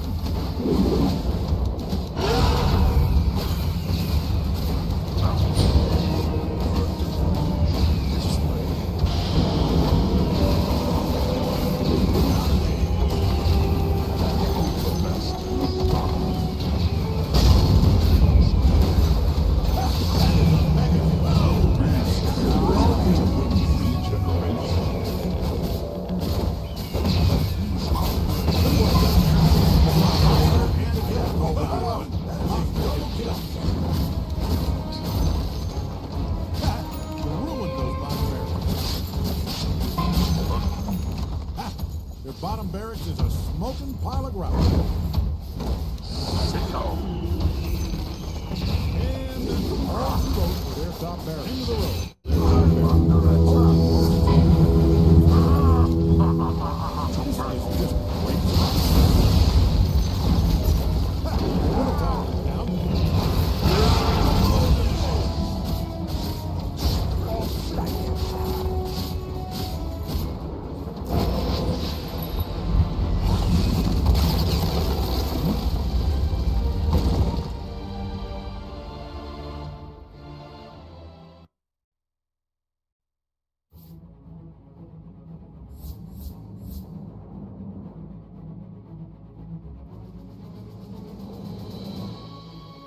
เกตได้อันนี้ว่าเป็นพันด้วย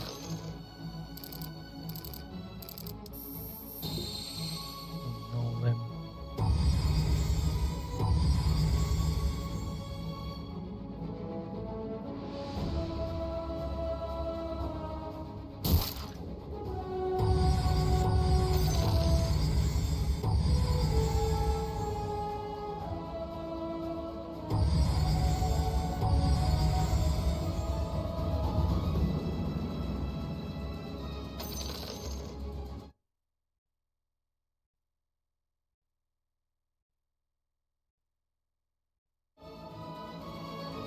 มาแล้ว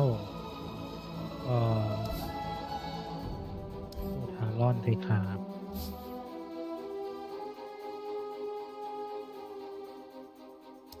Talon Esports turn to pick. Just because I don't feel like Tusk is one of those heroes that's necessarily going to get banned out. How do you feel about it? It's not really about whether or not he gets banned out. It's about trying to pick something that doesn't get countered by too many things. Like if you picked Lich here, for instance, which would be a Grimsword Lich combo, then you're showing two range supports and a little bit squishy, you know, can be abused in certain ways. But Tusk is just 5 pretty seconds. solid. I think it's nice still to show him like this, and it makes Talon's next pick here very difficult. Because now they have Pango and Tiny, so we're expecting this to be a support Tiny, +4. But do they want to pick their second support as well, or are they going to pick an offlaner? Dyer's turn to pick. What's coming out for Talon here? They need to show something, and they don't know any core hero on Vivo yet. Okay, all right, we get the Pugna. That is something that they actually really enjoy playing. In fact, they pair it up with quite a few things. I think they had like Pugna and Underlord has a 100% win rate out of like 6 games or something ridiculous, and also Pugna and Void Spirit has like a 62% win rate. Although we're pretty sure that Pangolier is going to be in that that position, which we've talked about too, right? Pangolier suffers now with his mana pool. Having a Pugna as a little battery will be very influential and auspicious here. There's the word. It's a hero that can help a little bit in that regard. And Murta as a reaction to the Pango here is very nice, because now the Decurpify is not going to be a guaranteed save for people. You can always pop the Murta ulti and just shoot through it. So she's very, very good at bursting Pugna. He doesn't really have a good save against her. And I'm expecting this to be their carry. They go for the Earth Spirit as well, so getting a bit of stun and silence, more silence I should say. And I like what Vivo are building here. This draft looks really nice so far. Yeah, I agree with that for sure. Also, a detail to mention, the Grimstroke, if he gets a bind on someone, Murta can aim the dead shot between the two targets, and it double shoots like from both the targets to each other. It's a lot of damage. A lot of chaos. It's a high skill on that too. Naga picked up for the side of Talon, so that's revealing what their safe lane is going to be. Yeah. It's going for the Naga. I mean, they could still try and do some weird stuff with the offlane Naga, but carry Naga here against what Vivo has looks a little bit scary to me, because Murta very commonly goes for that Maelstrom build, will kill off the illusions pretty well. Dyer gets the ban. I also just feel like Naga, she definitely was faster, but we talked about this earlier. If you have a core, especially position 1, that can hunt, the game is more likely going to go in your favor right now with the way that the patches are. And Murta, I would say, is one of those heroes that can hunt. Looking at the lineup coming out from the side of Vivo Keystars, like, these guys are going to be hungry. They're going to be moving around a lot with, like, an Earth Spirit, a Tusk, a Grimstroke, but then also, you know, having a very active core in that position 1 role is definitely going to be advantageous, in my opinion. Yeah, she can definitely use all the space that the Grimstroke, Tusk, and Earth are gonna make with their rotations. She can maybe look for some, you know, Shadowblade or something to find herself in a position to get some solo pickoffs. But yeah, this lineup looks very active from Vivo. Talon, it's a little bit of a weirder draft. I don't really see the same harmony between the heroes. Like, obviously Pango is great for team fight and Pugna is good in the patch, but I don't really see how well the heroes are going to play off each other just yet. I mean, they've got some good concept going on for sure, like, you know, but they feel dated, if that makes sense. Because like we saw in the old patch there was quite a bit of Naga being played, but it doesn't quite gel quite as nicely. Like, you don't see, when you look at these heroes right now, you don't see a hit squad like you do looking at the side of Keystars. You see, you know, Pango's going to be active, Tiny's going to be active, Pugna's going to, you know, try to fill in these gaps, but like the Naga, again, I just feel like she's so slow comparatively. She it's going to be put a lot of difficult. pressure on side lanes, though. An Earth Spirit at some point will not be able to kill the illusions, so I guess it's not a horrible Naga game in that sense. She can definitely get to the point of just pushing out lanes all the time, and that can stifle the aggressive intentions of Vivo. If lanes are getting pushed in by Naga illusions, then they basically can't make moves of their own. So we'll see how active he can be on Naga in taking control of the map like that. Now they're banning out some more annoying AoE damage in Darkseer. Also would be really frustrating for them to play against if they get pulled back into the calling or controlled by the Tusk shards and vacuum. They just can't move around. I think that's the other thing too, is they just have a lot of control coming out from the side of Keystars. You've got a bit of control, right, coming out from Talon, but not to the same extent where you have that catch, or latch, I guess, for lack of a better explanation. Okay, the Gunbreaker's nice. I don't mind this. I like the idea of, you know, being able to protect the Naga while your other heroes are moving around. If for some reason, you know, she's by herself, she's isolated, the gank squad comes in, Dawnbreaker can come buy her a little bit more time, potentially. So it looks to be a Dawnbreaker plus Tiny lane on the off lane, and then Pugna most likely gonna be laning up together with the Naga. They can of course swap the supports around if they want, but it's not the most punishing off lane. Dawnbreaker, Tiny, I think Merita Carey is very happy against that, since she has Deadshot to push Dawn away when she uses Starbreaker. This doesn't really look like a bad lane at all for Vivo. The other thing looking at too is just the not the likability, but the likelihood of rotations, right? Rotations going into that mid lane. Like, Tiny's great for rotating. And honestly, Dawnbreaker is okay with being left alone in a lane. I'm curious how it's going to pay out here for Vivo Keystars. What their final take is going to be for their off lane, right? Because you want to have this capability to rotate early, especially punishing Pangolier or, you know, punishing this Earth Spirit. Earth Spirit's just a little bit more elusive though too, as long as he's got that vision. Yeah, I feel like they probably want to play high tempo and get one more really active hero, so they can just let Merita be extremely greedy here in this game as well and use all the space.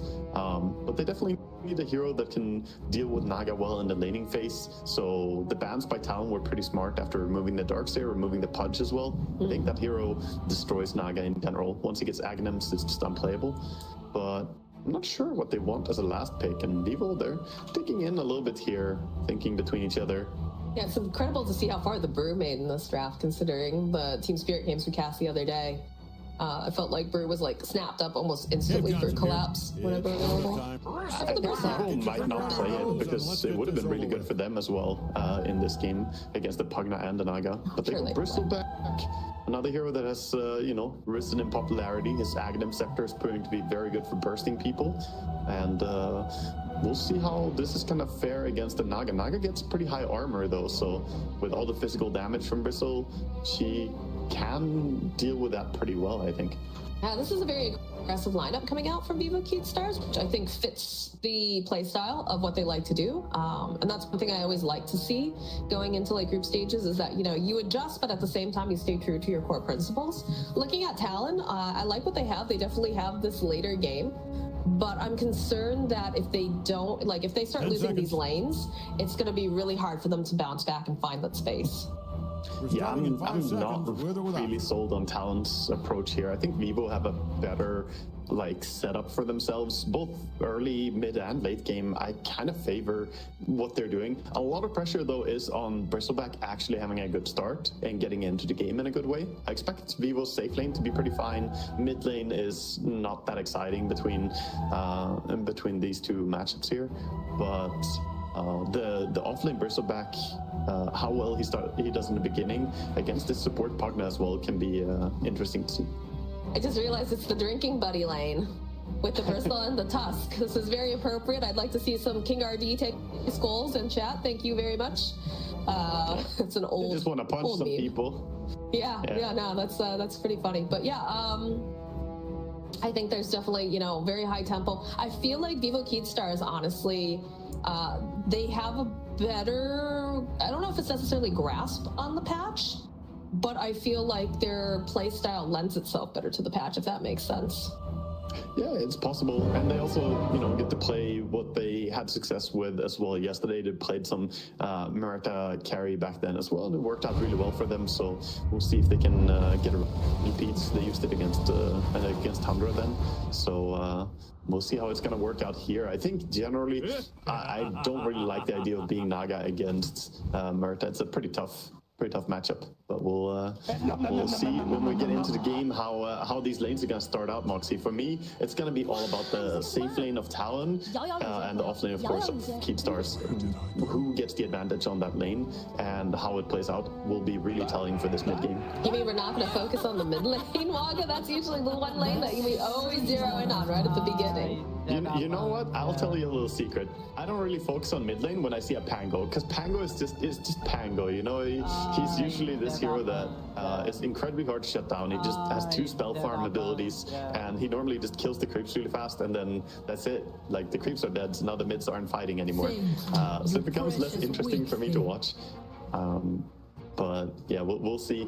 We'll see. Maybe some upsets will happen on the mid lane as well. Have to be wary. I'm curious to see how early we're going to see rotations to the mid lane. Typically, we see them around the 6-minute mark just because of those action runes, but we have been seeing them just slightly earlier trying to get that advantage. They do ping out that they drop a ward over here on the side. They didn't smoke. This is like the first team out of all the games we watched. We watched 6 games yesterday, Moxie. This is the first time I see a team not smoke out on level 1, and they immediately get punished for it. They drop a ward under enemy vision that they could have dropped in a smoke, and then that would not be information the enemy got already. I'm not sure. With the way that they were positioned, would it still have broken, though? No, they weren't close enough. When they dropped the wards, I mean, their smoke would probably break, but they wouldn't be aware that there was a ward planted. Right. They literally just saw them put down the ward.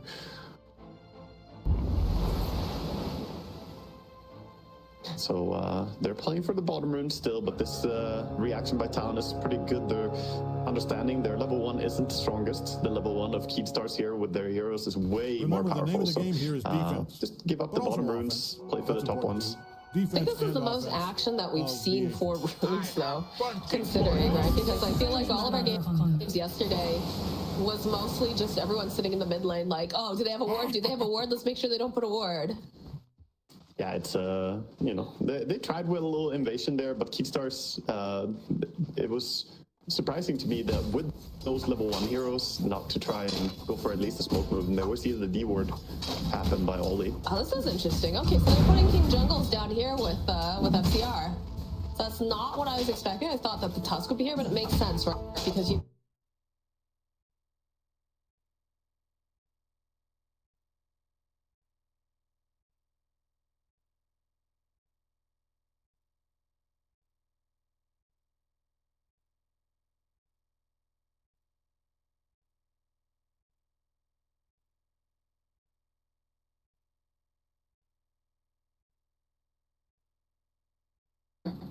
He's being very cautious as well, trying to get some denies under tower, but not taking the tower aggro. Doing a good job being in there and stressing the Pango a bit, so he only got 2 last hits on the first creep wave. I like this. I like that. I didn't consider this at the time, but King Jungles being in this lane means that he can stroke a fate on these Naga illusions and help clear them up a lot faster. Yeah, it's a little bit of a nice tool, and they also have a great Inkswell carrier in Bristleback. A downside to having safe lane Grimstroke would be that Merita doesn't really carry the Inkswell very well, so the lanes are just way nicer for him like this. A little bit of aggression coming out here on the top lane as he'll drop the calling. Yeah, not quite gonna commit there. They had level 2 on Tusk, but didn't really see a chance to turn it.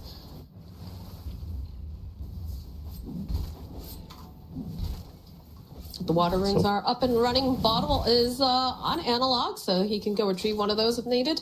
Nothing just yet here for Pango. Oh, looks like the courier's got his on the way. Yeah, he's getting it. He struggled a bit with the last hits there on the first 2 creep waves, but he still gets Bottle in time to go and pick up Water Rune, and he's going to get his mana back top lane. Blood Grenade committed here. Yeah, they really would like to get Q, but they need a little bit more damage. And now with Jabs jumping for it is silenced, so not going to be able to use that Starbreaker. But it's enough to push them off with their Tiny. Yeah, didn't really get the kill, but at the same time, they are the ones controlling the lane a lot. They're putting the hurt on the enemy, and that's what we're seeing on all lanes pretty much. Keystars are just slightly more aggressive and leading the way a bit in CS, especially mid lane. Zero Spirit is kind of bullying the Pango a bit. I mean, I feel like they have to play this way. I feel like they have to keep up this aggression and tempo, or else they just kind of start sitting dead in the water. Like, look at these heroes. You've got the Earth Spirit, you've got the Bristleback, you've got a Tusk that's paired up with a Muerta. Like, this is definitely, you know, the way they want to play this, for sure. Jab silenced up here. So already gone and used the Celestial Hammer. King trying to put out a little bit more damage. Is going to get a little close, but has himself a salve, expecting that harassment to be very strong. Also a good read by Jabs to just turn around there and go for the smackdown onto King RD, realizing that even though he was kind of 1v2 as Tiny was zoned out, he could just turn and trust that Tiny is coming in soon.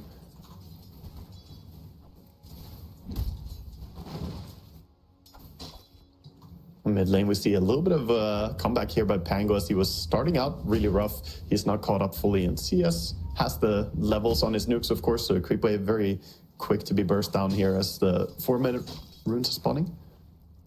You see a little bit of this rotation here. King Jungle's going to be taking care of his jungle, but there's the payoff because he's walked away. Early end snare, yeah. Level 3 end snare on Naga Siren. Not a lot of people, you know, expect Nagas to actually do this. So many Naga players just ignore skilling end snare, but going for it, definitely worth it here for 23. Very important, too, to, like, start slowing down this Bristleback. Although there is a courier. Oh, look at this. It immediately turns around. Sees King Jungle's on his way. Top lane. Little bit of pressure being placed here on King RD. He's got the shards, but not going to be able to survive this. As now Costa is forced to run to the safety of his tower. Yeah, good kills for both off lane and safe lane here for Talon. So they weren't really the ones leading in aggression, but now they are finding these kills, finding the openings as supports kind of get out of position a bit.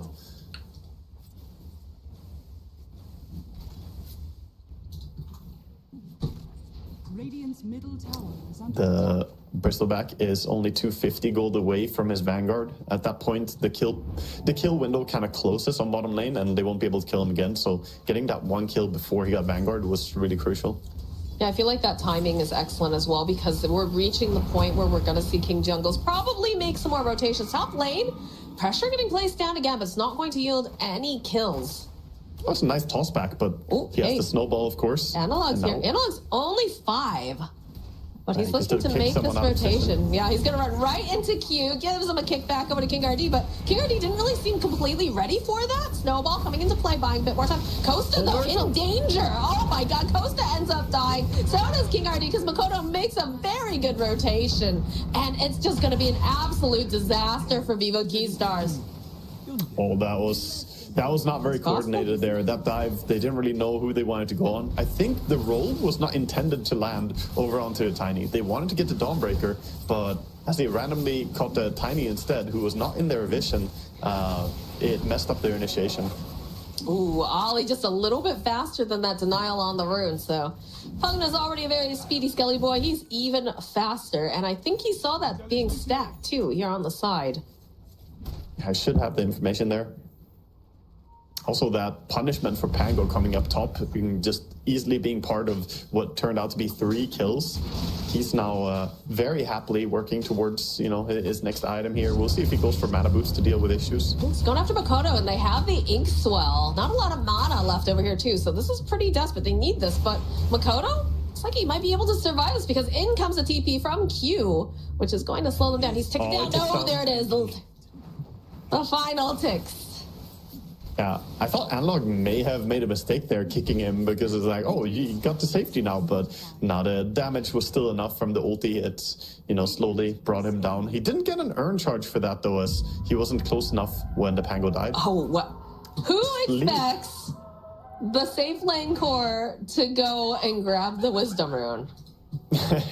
Yeah, I mean, this is a Naga classic. If she doesn't use her ulti for it, she's gonna send illusions over there to deny the Wisdom Rune immediately if you're not there in time. So Naga, always a safe lane carry who is very interested in those Wisdom Runes. Some movement here towards the mid lane. Got Q and Ollie making their way over. So would like to see a rotation coming out from Keystars as Analog does have King Jungles nearby. Might like to see this Tusk too. So they don't want to let this tower go down so soon. Yeah, gotta be pretty careful about not stepping too close here, as they're of course sitting around on Talon and they have the Pango ulti ready. Yeah, they have three. Does go down though, so towers can stay pretty safe. They've got 3 points in the Nether Blast though. It's doing a lot of damage. Yeah, that was buffed a lot recently. Uh-oh, Analog should crash a little bit off the mark here from King Jungles. He's gonna go use the stun on Makoto, buy them a little bit more time. As you can see, there are rotations coming in. King Jungles, he's trying to figure out, where do I go? What do I do? Can I get a denial on myself? No, Neutral Keep comes in. Followed up now with the Dawnbreaker, smashing it over onto FCR and Analog. They just ripped them apart. It's a double kill. Oh boy, and they they're get now going for the stacks as well. Oh, that hurts. I mean, Bristleback dying there and now losing the stacks as well. Bristle in particular is getting hurt by this, and they're kind of bullying the Tusk as well here with the Naga. He's got no one to save him right now. What can he do? Right underneath the tower with all those people there. There's 4 heroes in the spot lane. I like the Naga and Pango in tandem as well. That's a nice duo of heroes. Not that he has Lucky Shot yet, but once they get it, Lucky Shot and the Riptide, that's a lot of minus armor. Some Arcane Rune top. Looks like Jab should be able to snap it up, or at least protect it for his Pango. This is looking real awkward. The toss back, not quite onto that low ground. TPs are coming out, but they're too late. The aggression from Talon, man, they know they're at the bottom of their group, but they're like, guys, we cannot lose a game. We cannot lose a single game today. This is looking more like what I expected from Talon, though. Like, Talon, you know, we think of them as a team that is supposed to be, you know, very strong in representing their region here. And being at 4 losses, of course, it looks like they took it as a wake-up call. And Keepstars, we'll see how they can swing back here, because 9-1 already. And I think Keepstars were the ones to be leading early on here with their draft. No, absolutely. I 100% agree that they should be the ones who are making the aggressive plays. But Talon, again, they're just showing up. They don't want to go home. And I got a lot of respect for that. They, I think when I was doing my research, Talon has the highest MMR of any team here at TI as well. Oh, is that true? Actually the highest? I believe so, yes. Yeah, I mean, obviously, a lot of these teams, they all have the individual skill, but now they're playing like a team, right? Talon are finding each other really well on the map and making these moves work. So now they already open up mid tower, top tower, stole enemy stacks. They're doing so many productive moves right now. And all this time, Naga is just enjoying her free farm. I mean, yeah, I was concerned about the tempo that they were going to be taking with the heroes that they picked, especially considering what Vivo Keystars has. But I don't think Keystars was ready for the assault that I'm seeing in this game. Like, look at this Tiny. This Tiny's so close to getting that Blink Dagger because he's been so active. He's been part of 8 kills already. It's only been 10 minutes. Yeah, they're giving him a little bit of time as well to sit and farm towards it. So just enjoying the mid lane for a bit. And meanwhile, they're playing more around the Pango with the Pugna. For now, he's finishing up his Diffusal, only 200 gold away from that. Once the Diffu is up on Pango, that's non-stop action. They're actually going to smoke immediately, even before he has it. Bristle is the target. So need a Dawn ulti, otherwise it doesn't die. Typically, it's one of those things where, like, you don't go after a Bristleback early on in the game, but he has not had the... Oh, a little bit off the mark. In comes the Dawnbreaker. They get the Suck the Rolling Thunder. Big Starbreaker, not quite on the mark, but it doesn't matter. Ollie's in a good position, and they'll get a kill. So there's, again, 4 heroes in this bottom lane. Yeah, we can see how FCR, he was just way too far out there because they messed up that initiation entirely. They used the Crepify at the same time as Swashbuckle. The Swashbuckle missed anyway, so it was definitely not looking great for Talon, but they had all the resources to bring him down with the Dawn ulti as well. And no real reaction by Keepstars right now, just clearing some stacks, farming up a bit. This is not what Earth Spirit wants to be doing, though. He wants to take fights. Sees a Naga. Does he know it's real? He did just run in and buy an ultimate orb under his nose. I think he just was a little like, oh, wait, wait a minute. Didn't have time to react to what he saw there. No. All right, I want to see... He's in position, I guess. I want to see this Tusk get active. I want to see Tusk I want to see Grimstroke, and I want to see either this Earth Spirit or the Bristleback start doing things. Yeah, I mean, for now they've been playing such a slow style here. King Jungle, I guess his name is appropriate here. He had 11 stacks made already in 12 minutes, and that's fine and all, but half of those stacks were stolen, and all that time stacking is time that you're not making your own moves. Now we have the Blink Dagger on Tiny, so Q is going to become an even bigger threat. Let's see, does anybody have a smoke on them? No smoke on King RD. They do have a smoke on Grimstroke, so perhaps they'll make something happen here once they're done clearing these stacks.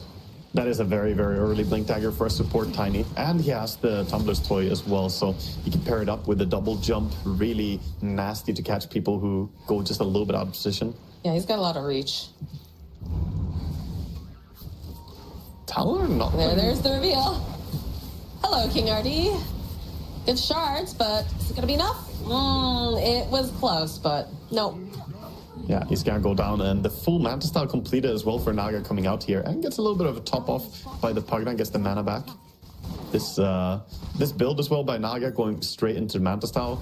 So happy to see it. A lot of Nagas go for, you know, random stuff these days, and I think it's not very worth. You're a traditionalist, is what I'm hearing, Waga. Yes, in this regard. Well, there's a kill on Analog, and this is looking like it's going to be a kill on FCR, although, nope, they'll turn back around. They've got the Inkswell into position. Oh, it cannot get the song off in time as they'll turn back around. They've got their eyes on Ollie. They're sitting a little bit low as the rest of the team is making their way over. Look at Talon. Look at this response. They're not happy that they got that kill. Oh, they're looking for King Jungles. Okay, so they get a really massive kill, but they get punished for it, and the bottom tower is now removed as well. So all the tier 1 towers already gone. They didn't take a single tier 1 tower of their own. So even when they get something here, it's still going Talon's way at the end of the day. Keatstar's now 8,000 gold behind. Let's see, what does Costa have going on here? He's got himself the Falcon Blade, he's got the Maelstrom.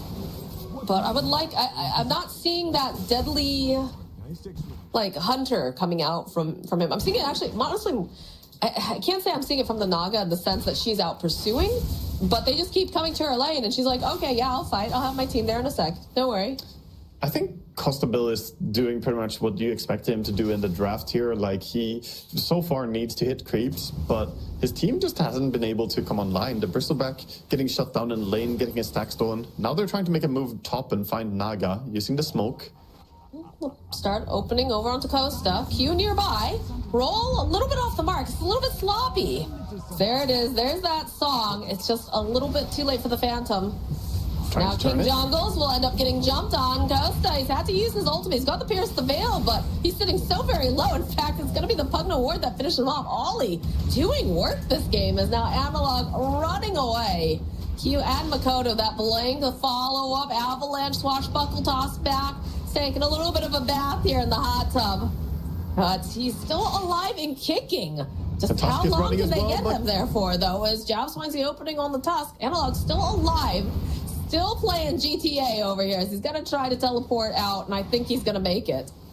Yeah, they finally get out with him, but they lose the Tusk as well, and just another massive lost engagement that was supposed to be them going for a kill on enemy carry, using the smoke as well, but they didn't find the correct initiation. They didn't have a ward with them to put down to try and get vision on the Naga, as she was in Fog War, and the roll just didn't connect. So, I don't know, the reactions are really good by Talon. They come in, swing in behind, kill off the Merta as well very quickly, so she doesn't get to do anything in that fight.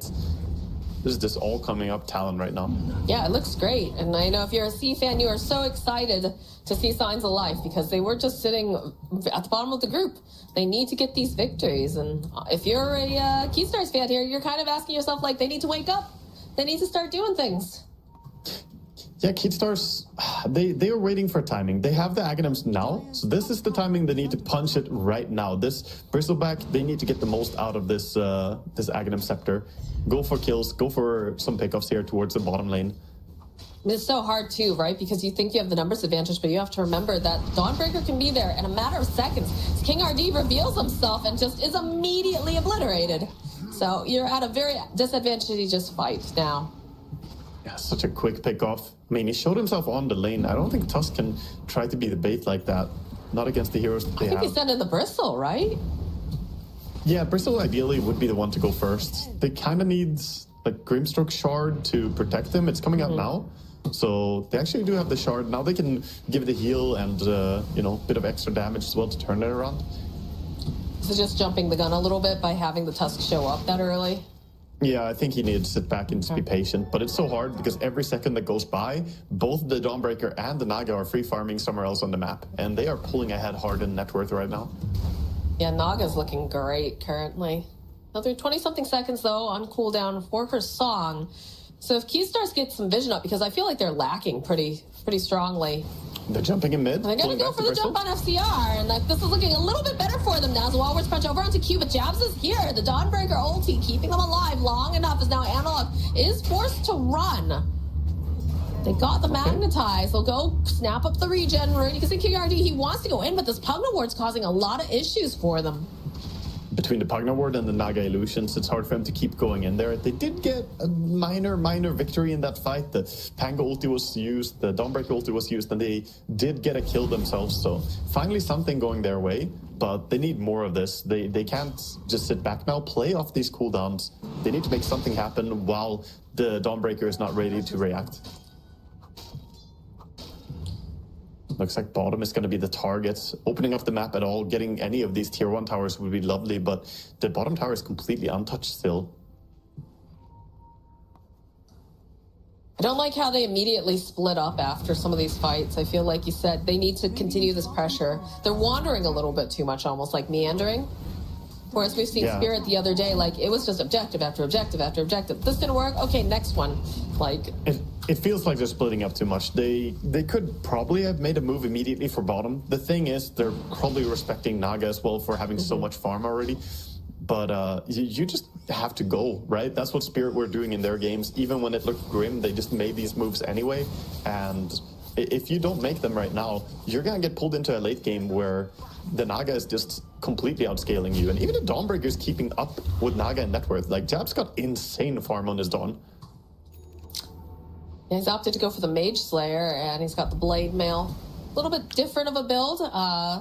Typically, I love it. I love the Mage Slayer against Bristle. It's really ingenious here against Bristle and Earth Spirit. I think it's a perfect build. It's like he removes so much of the magic damage. Taking away 35% spell damage from either Earth Spirit or Bristle is massive, since it does work on Quill Spray and the physical damage nukes. Costa.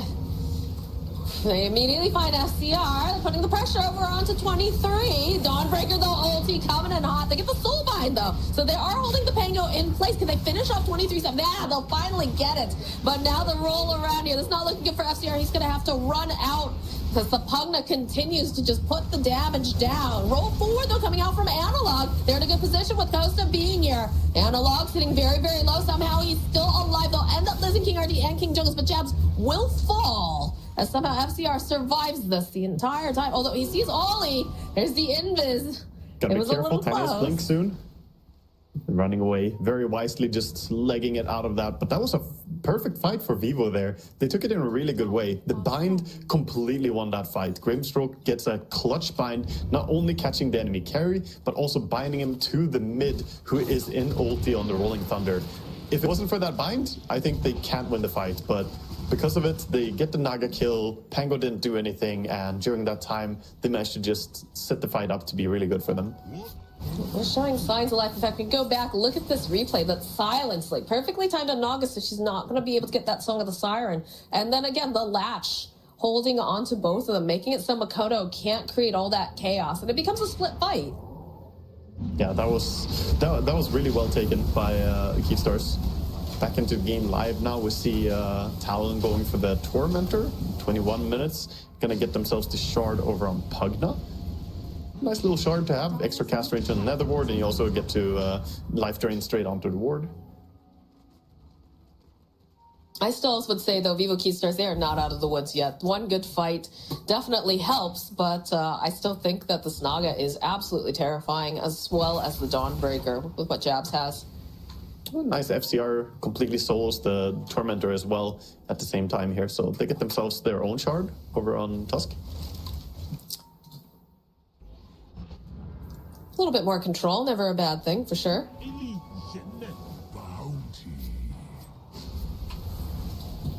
Yeah, Costa almost having that BKB is going to be a big deal.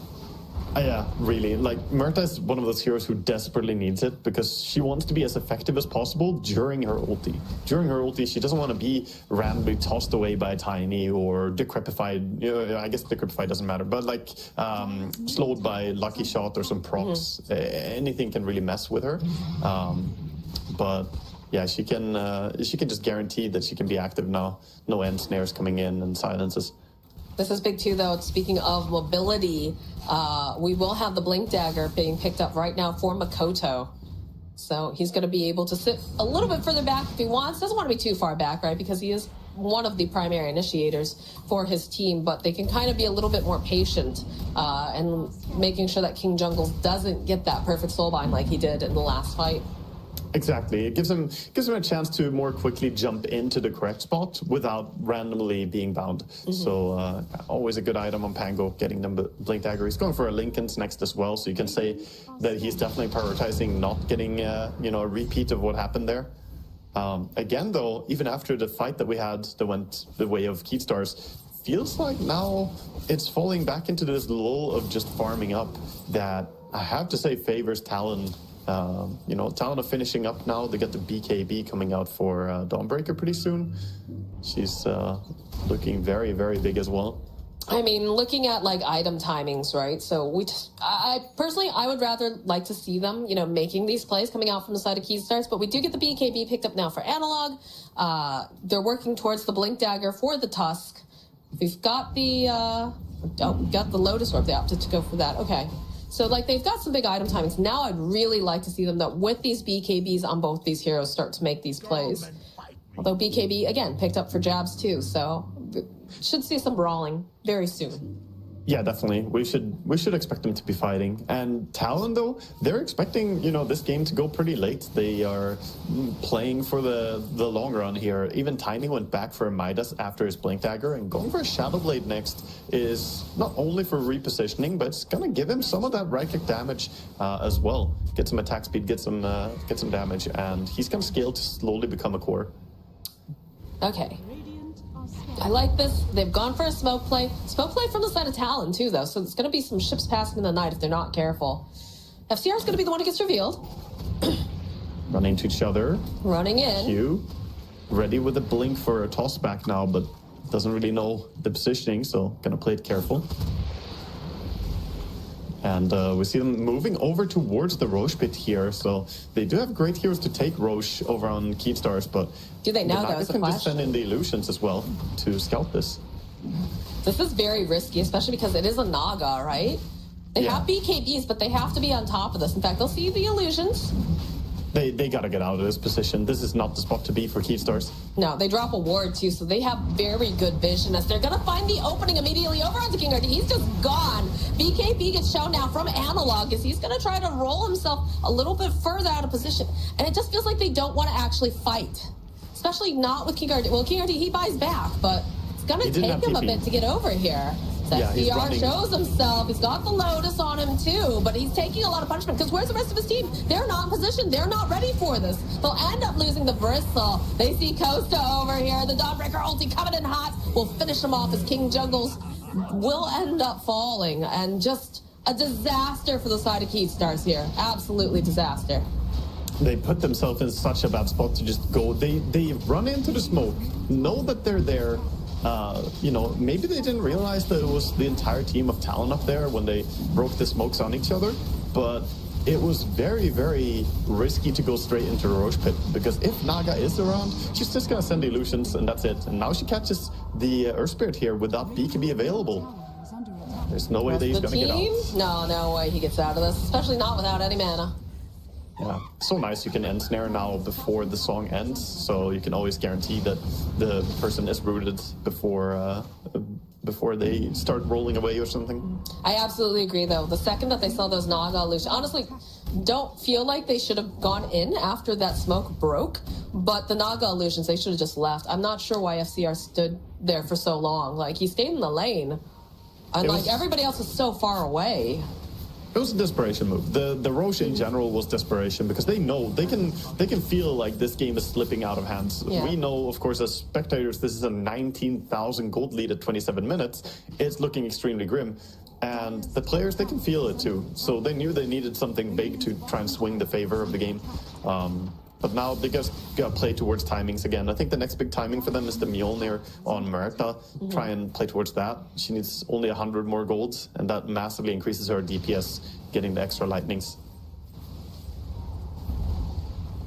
I love the way they're using these illusions too to scout, give information. Yeah, just sending them in. I mean, the illusions have heart now as well, so they're pretty hard to bring down. This is a very tanky Naga. It's got herself the Eagle Song, the Orchid. Yeah, this is also entering the phase of the game where Naga can just keep cutting the creep waves here. So she's sending them in. Bristleback trying to deal with the illusions bottom, but he can't even kill them. So they still kill the entire creep wave. I feel like they missed their timing completely on the side of Keystars now. I feel like this Talon is just like, they're so big, but they're just going to continue to outpace them at this point. They're suffering a lot because of the first few rotations or lack of rotations where they were primarily focusing on stacking up as well. But the dive top under a tier 1 tower, where 3 of them died and they killed nobody, that really set them back and gave Talon a really strong early advantage. And Talon are just not letting go. They're holding on to this advantage really hard. Yeah, that's exactly what they need to do. Meanwhile, we see smoke all the way over from the Ancient's bottom, but... It's a long walk to get up to this tower. This tier 2 tower is going to fall already. There's no way they're getting there in time. They're just trying to find anyone alone. Maybe they could get like a wrap play, like if they move their way towards this high ground, but it's still just so dangerous for them. It feels impossible when you're in their shoes right now, because like bottom creep wave got cut, mid creep wave got cut, and the top is pushing. So they have no map presence at all. The map is completely dark, and like Talon know that they have to deal with these creeps. They have a blink now for the Grimstroke. So again, a little bit more time to position, find that opportune moment to land the Soulbind, but it's still very tricky, especially like when you're going up against something like the Naga, like we said, or the Pugna Ward. Like, there's so many things that can cancel out a blink.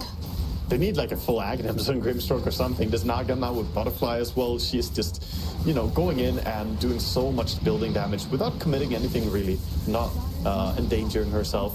And all of Keepstars are there trying to defend, but still the tower's going down. The Pugna is poking, and tier 3 tower is just about to fall. Yeah, I mean, they have King RD. He did join up, but he still does not have that blink dagger that he's been working on for the last, 2-3 minutes.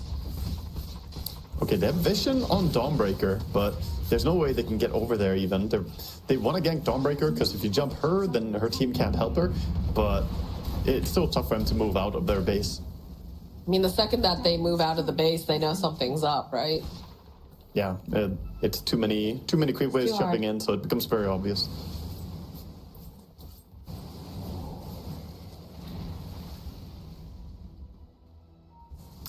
And this is a rough spot right here for Keystars, as they're basically trapped in their own home, and Talon, they're looking to do something more with the Aegis. 40 seconds on Pango's Aegis. They are thinking about breaking high ground on top lane right now. Looks like they're not going to do it, though. They're just playing towards next Roche. I mean, they're seated so pretty. There's barely any breathing room right now for Vivo Keystars, so there's honestly no rush. Yeah, at this point, Talon can just enjoy the entire map control that they have. The entire map is just free farm, and Keepstars, for them to make any move here, they need to shove out the lanes a little bit, but Naga is just not relenting, sending more and more. Got the Manta style, got the mirror image. And they don't have a great hero against the Naga Siren for killing off those illusions quickly. No, but that is the... At least the Merta kills them at a decent pace, but would be so nice for them to have a support hero like a Lion or something that can actually insta kill them. That would be nice. I don't know. I just feel Like we're in the desperation zone right now, but it just feels like a lot of farming occurred in this game when it needed to be aggression, I guess. Yeah, you could say that. I think they just messed up their first few rotations as well on Keep Stars, and good reactions by Talon. But now Talon just they're playing a really solid game. You can tell that they are not accepting one more loss here, as they're already in a very critical spot in the group stage. So they want to close this game out in a nice way. We have 2 minutes until Roche could spawn. Yeah, they're sitting pretty right now with the 86% chance win rate. Like, that's nothing to sneeze at, and definitely feels like, Keystars, their backs are against the wall. They're going to go for a smoke play, hoping that maybe they can clear out their jungle, perhaps. You can see that we've got wards over on King RD. So they're doing a little bit of hunting. The other person they might find is the Tiny, but they're not going up to the high ground just yet. It's a pretty good smoke. They might get the Tiny at least. They find Q. All right, there's the blink showing up into play, and they have the dust. So they should be able to get themselves a kill on the Tiny, which is very much needed, but it's going to need a lot more than that. Yeah, just the kill on the support, though, gives them 1,300 gold. That is so much money for a single kill right there. So it's going to go a little bit of a way for helping them. Good reaction by Talon, though, not using the Dawnbreaker ulti, just saying, you know what, it's the support. Let them have it. Don't commit for this one. They're just playing back, going to go for their own Tormentor. And Keystars, this time after getting a kill, they strike straight towards the mid and get a tower. Can they grab Makoto, though? That would be the big one. King RD makes his way over, opens up with the Walrus Punch, holds him in place. This is not the position that Makoto would like. He's going to try to teleport away. Should be able to do it, but for half a second there, it was a little bit spooky. Very, very nice for him to have the Lincolns as well there. Tough for him to lock him down. Can't just try and catch him. But he gets out to safety in a good way. And now Keystars trying to use the bottom part of the map. Roche could spawn in 20 seconds. I mean, Muerta's doing good damage now. Like, they just ripped down that tower, so...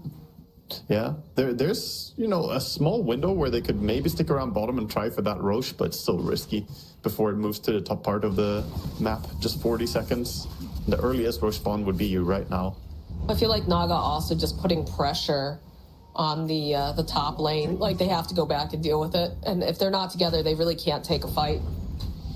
Yeah, pretty much. And Tusk now gonna get caught out trying to do some warding. Gonna get pinged out that he gets jumped, so at least he knows where a ward is from Talon. There we go. Look on the bright side of things. Now he at least knows there's a ward. He knows there's a ward, but he's down for 1 minute, so pretty long time, and the Wisdom Rune is gonna be stolen here for sure. 5 seconds time. Dire's top barracks are under attack. Bottom creep wave is extremely far, so this tier 2 tower is gonna be pretty safe for now. Again, I feel like Talon just doesn't really care. They're like, okay, we'll just wait. We'll just let our Naga get bigger and bigger. Completed Butterfly, you got the full Silver Edge. 23 savages, he's stacked. Yeah, he's absolutely massive, and he's going for that Bloodthorn next as well, so they'll have 2 Mage Slayers built in then against this Bristle and the Earth Spirit, like I mentioned. And even just attacking, if Muerta is not in ulti and you hit her, the Mage Slayer effect is pretty damn good against her. Lowers the Mjolnir damage a lot as well. So, gonna be a tough spot for them here. Muerta's going for that MKB to deal with the Naga. Gonna have really good True Strike with Mjolnir and MKB. Completed just now. Oh, checking out the Roche pit. The problem is that the Muerta basically needs a refresher here. She needs 2 ultis, she needs 2 BKBs to be able to actually take an extended fight. It's so easy for Talon to just, delay her or kite her a little bit during her ulti, especially if they use Naga.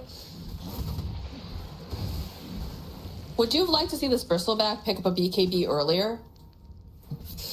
I think his build makes sense. I think the Lotus Orb is extremely good when you're playing against the Orchids and the Decrepified and Snare. There's a lot of things they need the Lotus against. I think his build is fine, but I wish they would have enabled the Bristleback before he got his Aghanims. Like, play around him in the early game, because they didn't really try and play around him as a power spike.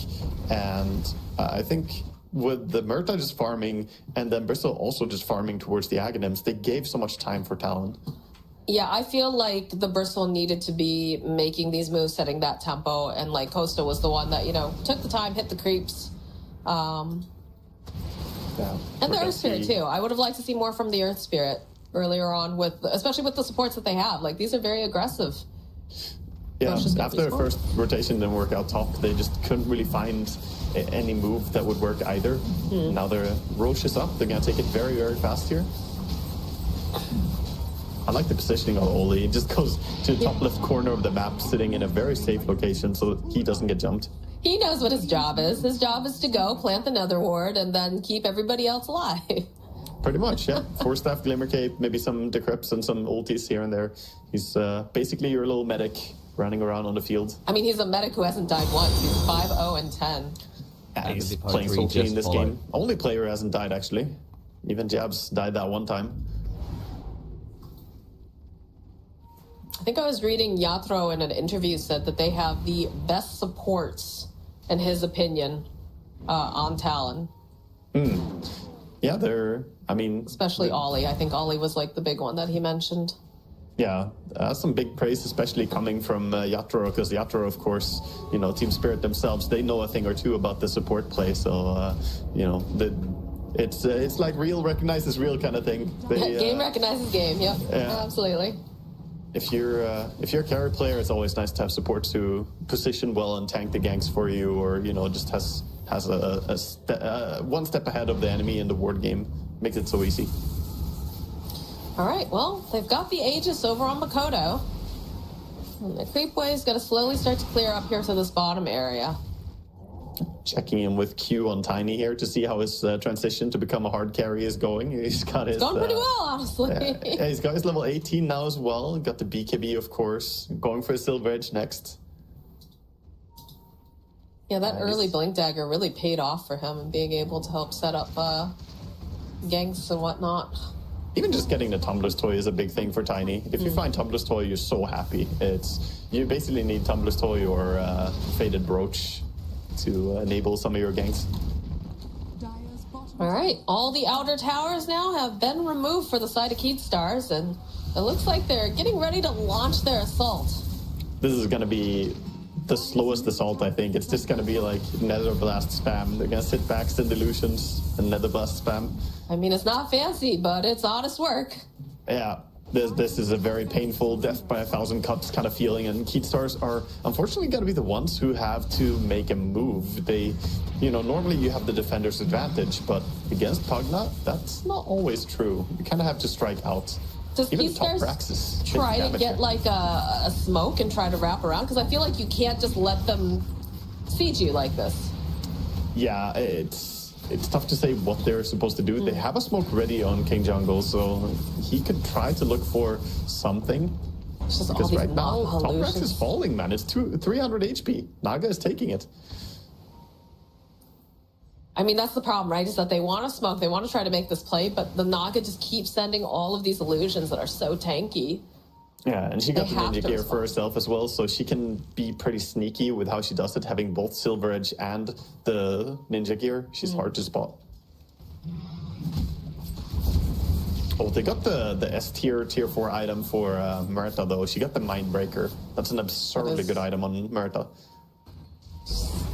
Costa looking like he wants to try to hunt this Naga. Notice that she's just been in this top position the entire time, but... Yeah, he's also locked to this area, because if he leaves, then the illusions immediately take his space, and he's the only one who can kill the illusions fast enough. So he wants to make moves, but he's basically shackled to the lane a bit. FCR taking some steps outside of this base. Oh, they're going Bristle. Putting a little pressure down, but not hard committing just yet. They are smoked up behind.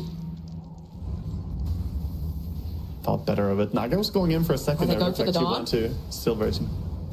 They're thinking about jabs here. Oh, the blink, though, at the right second. Dire's bottom tower is It was a good try, but not going to yield anything. Yeah, meanwhile, bottom Bristle dancing. He's towing the line back from Q. He's tanky, but he's not tanky enough. My goodness. All right, the snowball. Buy him a little bit more time. And they do mention Makoto together with 23. King RD, though, taking so much damage. As now they'll turn their attention over onto Analog, and everything's just glowing and spying everywhere. But they do get 23. As now Jabs chases after FCR. Need to get a little bit more damage into place, but they'll have it. And Oli, the medic has fallen as well. The first death of the game for him. He loses his gem down there on the lane. He's pinging out like, guys, my gem is here. Multiple gems got dropped during that. Yeah, his team is pretty confident here, though. Murta not having ulti and Bristleback being down along with the Tusk and Earthspirit. It's very free to walk up here. I mean, they managed to get the perfect soulbind, though. Again, over on the Pango and the Naga. They got a good soulbind, but they're just so far behind in, items overall. The Dawnbreaker came in, just smacked people around there. A very nice deep ulti, and he could just go in. With the Blade Mail on, Murta can barely even keep attacking once the PKB runs out. That's another reason why she needs almost a refresher to be able to attack into that. See, this feels bad because their big heavy hitter and their medic are both down on the side of Talon, and Keatstar still is very much pinned in their base. Yeah, they're maybe gonna get the Wisdom Rune at least here, though, as Talon not making a move. I think Tiny could maybe sneak over and steal it. They see King RD. Goodbye, King RD. He just fought back, too. That's a big oof. That's a really painful one. He did get the D word, but yeah, now it's going to be 5 people coming in. 70 seconds, no Tusk. And again, these illusions tough, just forcing Costa Bill to defend. He's getting a lot of gold. I wonder how much gold he got from illusions this game. I bet you it's a pretty high number. That'd be a very interesting stat, yeah. They're on the racks. Nobody defending bottom. They're being split across their base. Oh, Analog, he was off the mark again. Luckily, not going to get immediately jumped and attacked, but they have their sights over onto Costa. Oh, Starbreaker not going to be able to quite connect thanks to the fact they have the BKB, and they're just going to push them back. Both BKBs used on the side of Dawnbreaker and on the side here, but they're also going to see Q fighting here with Analog and FCR. He's going to try to get out. It looks like he'll make it in time, but these Naga illusions, this is just so painful. Yeah. Chases on after Jabs. He's going to try to teleport out. They've got the Lotus over onto FCR, but they're just hightailing it out over on the side of Talon. My God, this is so brutal to watch. It hurts. Yeah, it's like watching a cat play with something it's caught. It's like, come on, just finish them. But no, they're not giving them a single straightforward fight here because they know they can keep doing this, poke and prod, and there's not much Vivo can do to defend it. They now only have range racks on bottom lane. They do have a melee racks on mid, so it's regenerating. But 1 racks against that lineup. 1 good sleep, and you might just lose your racks while heroes are not nearby.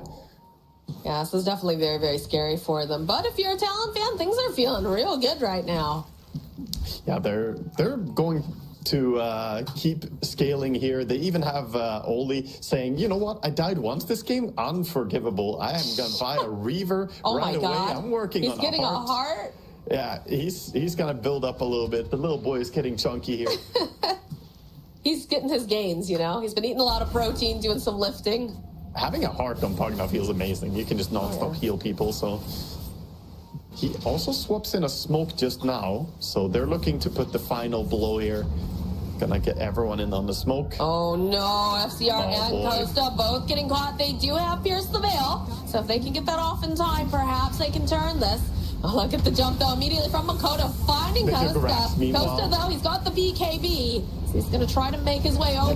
Q stuck in the middle of everyone. He's the calling. Q is not looking too great. All right, they'll be able to get the Tiny. Tiny is down, but they've already lost FCR. They've lost themselves King Jungles. And now they're just fighting for survival. They buy back on the Grimstroke as they're chasing all the way into the base. Costa looks like he's going to survive, but Makoto now is going to have to teleport away as this little battery. No, he sticks around. He decides to stay. So he's got to blink his way back, and they still have to deal with FCR. Ollie says, leave me alone. I don't want anything to do with you. As they'll chase after him. 23, he wants this. They've used the Silvers. Lotus is not going to save them. 3 dead on the side of Vivo Keatstars. Yes, buyback on Bristle, but you already lost Mega Creeps, and you have 4 heroes hanging out outside your base here, and they're taking down all the buildings, going for the small little moon wells as well. I mean, they still have Pierce the Veil over onto Coast if they want to try to do something, but it's just so difficult to get into these fights now. towers are going down. Rolling Thunder from Makoto. Gonna chase after FCR. Costa giving off a couple of these little clicks here. They're trying to keep this throne alive, but it's really difficult. It's now. Oh, the jump forward from Jabs. He just kills them. No Muerta available. The chase is on FCR, and that's another death. It is going to be Talon that takes game number 1. Yeah, Talon in a very controlled manner here after a very strong start, being, I think, 9-1 in kills in an early game where I expected Vivo Keystars heroes to be easier to play out the early game. Talon just outplayed them, though. They had more moves themselves that were going their way, and they managed to get some really, really nice rotations involving Mikoto as well. The counterplay top was really massive. Where Vivo, I don't know, man. It feels like they didn't really enable this Bristleback to his fullest, and Earthspirit was just kind of looking around like, hey guys, I can't fight alone with 2 supports against Dawnbreaker and Pango and the supports. Like, it's too much for me. So sadly for Vivo here, they're gonna lose game number 1. I thought was really interesting is we talked a lot about yesterday, especially, right? Having the core, your position 1 become a hunter, being a killer. And in this game, we really saw, like, 23 was not being a hunter, but he was absolutely being a killer because these ganks, unfortunately, were just going a little bit too sideways, and he happened to be in the vicinity multiple times. People kept showing up to his lane. I think we had, like, 4 heroes in that lane from his team, like, 3 times during laning, or just right out of laning. Yeah. I mean, they utilized the Naga in a very, very good way, both to push out the creep waves, but also to look for kills here and there. And even towards the end, we saw them go for the sleep into taking the 2 final Raxes, while also setting up on 2 heroes. There was some very, very nice utilization. Here we see one of the big fights that looks like it may have gone a little bit better for Keystars as they do bring down the Naga. But ultimately, the fight was just a little bit too one-sided due to items. Like, they were too far behind in terms of net worth.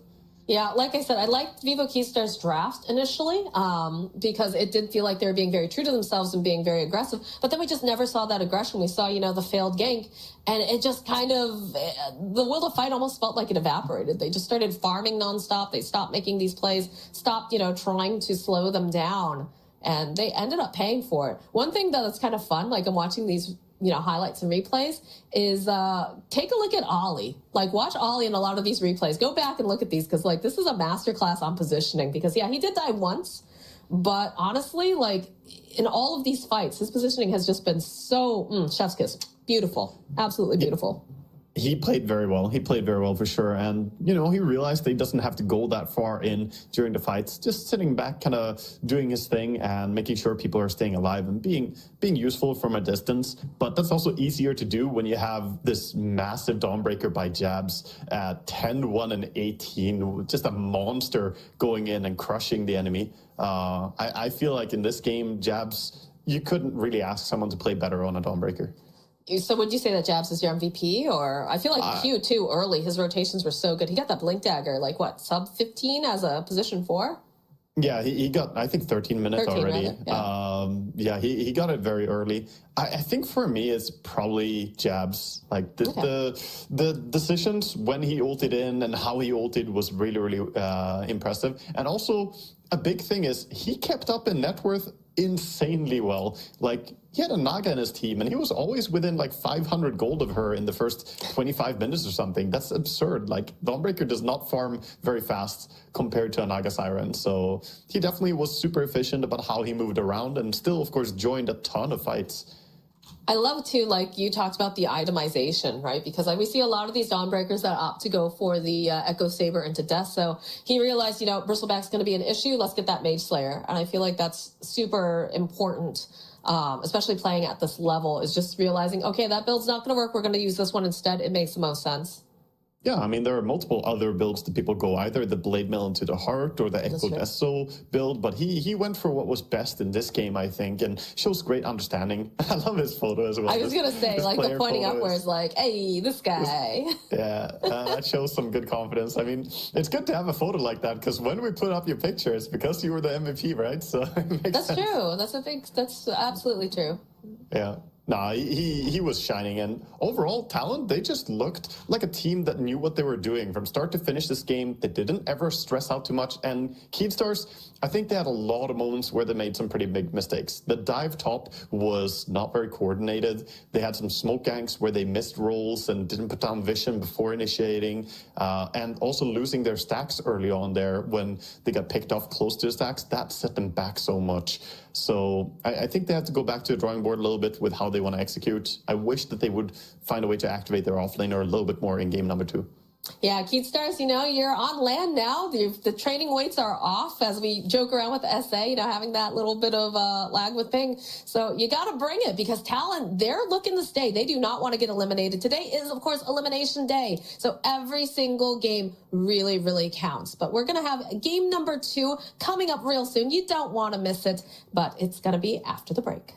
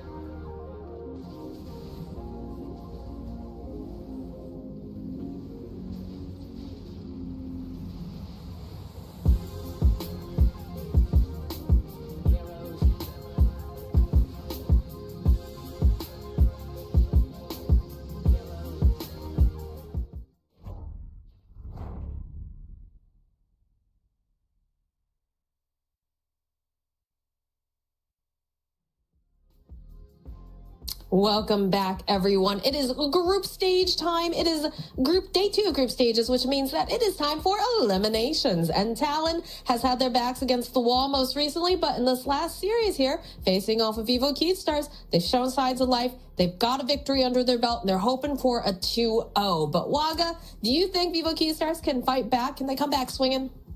I think they can. I definitely think that they have it in them to do so, but Talon, playing like this is a tough beast to deal with because they were really, really active. You could see that they were definitely very coordinated in how they played. And I think Keystars, they just need to find a way to activate very well and have possible moves. I think maybe Dawnbreaker could be a big hero for them to look towards next game, actually, both to maybe have for themselves or maybe ban outs, because we've seen it time and time again in Southeast Asian region and South American region. Dawnbreaker is a massive, massive hero.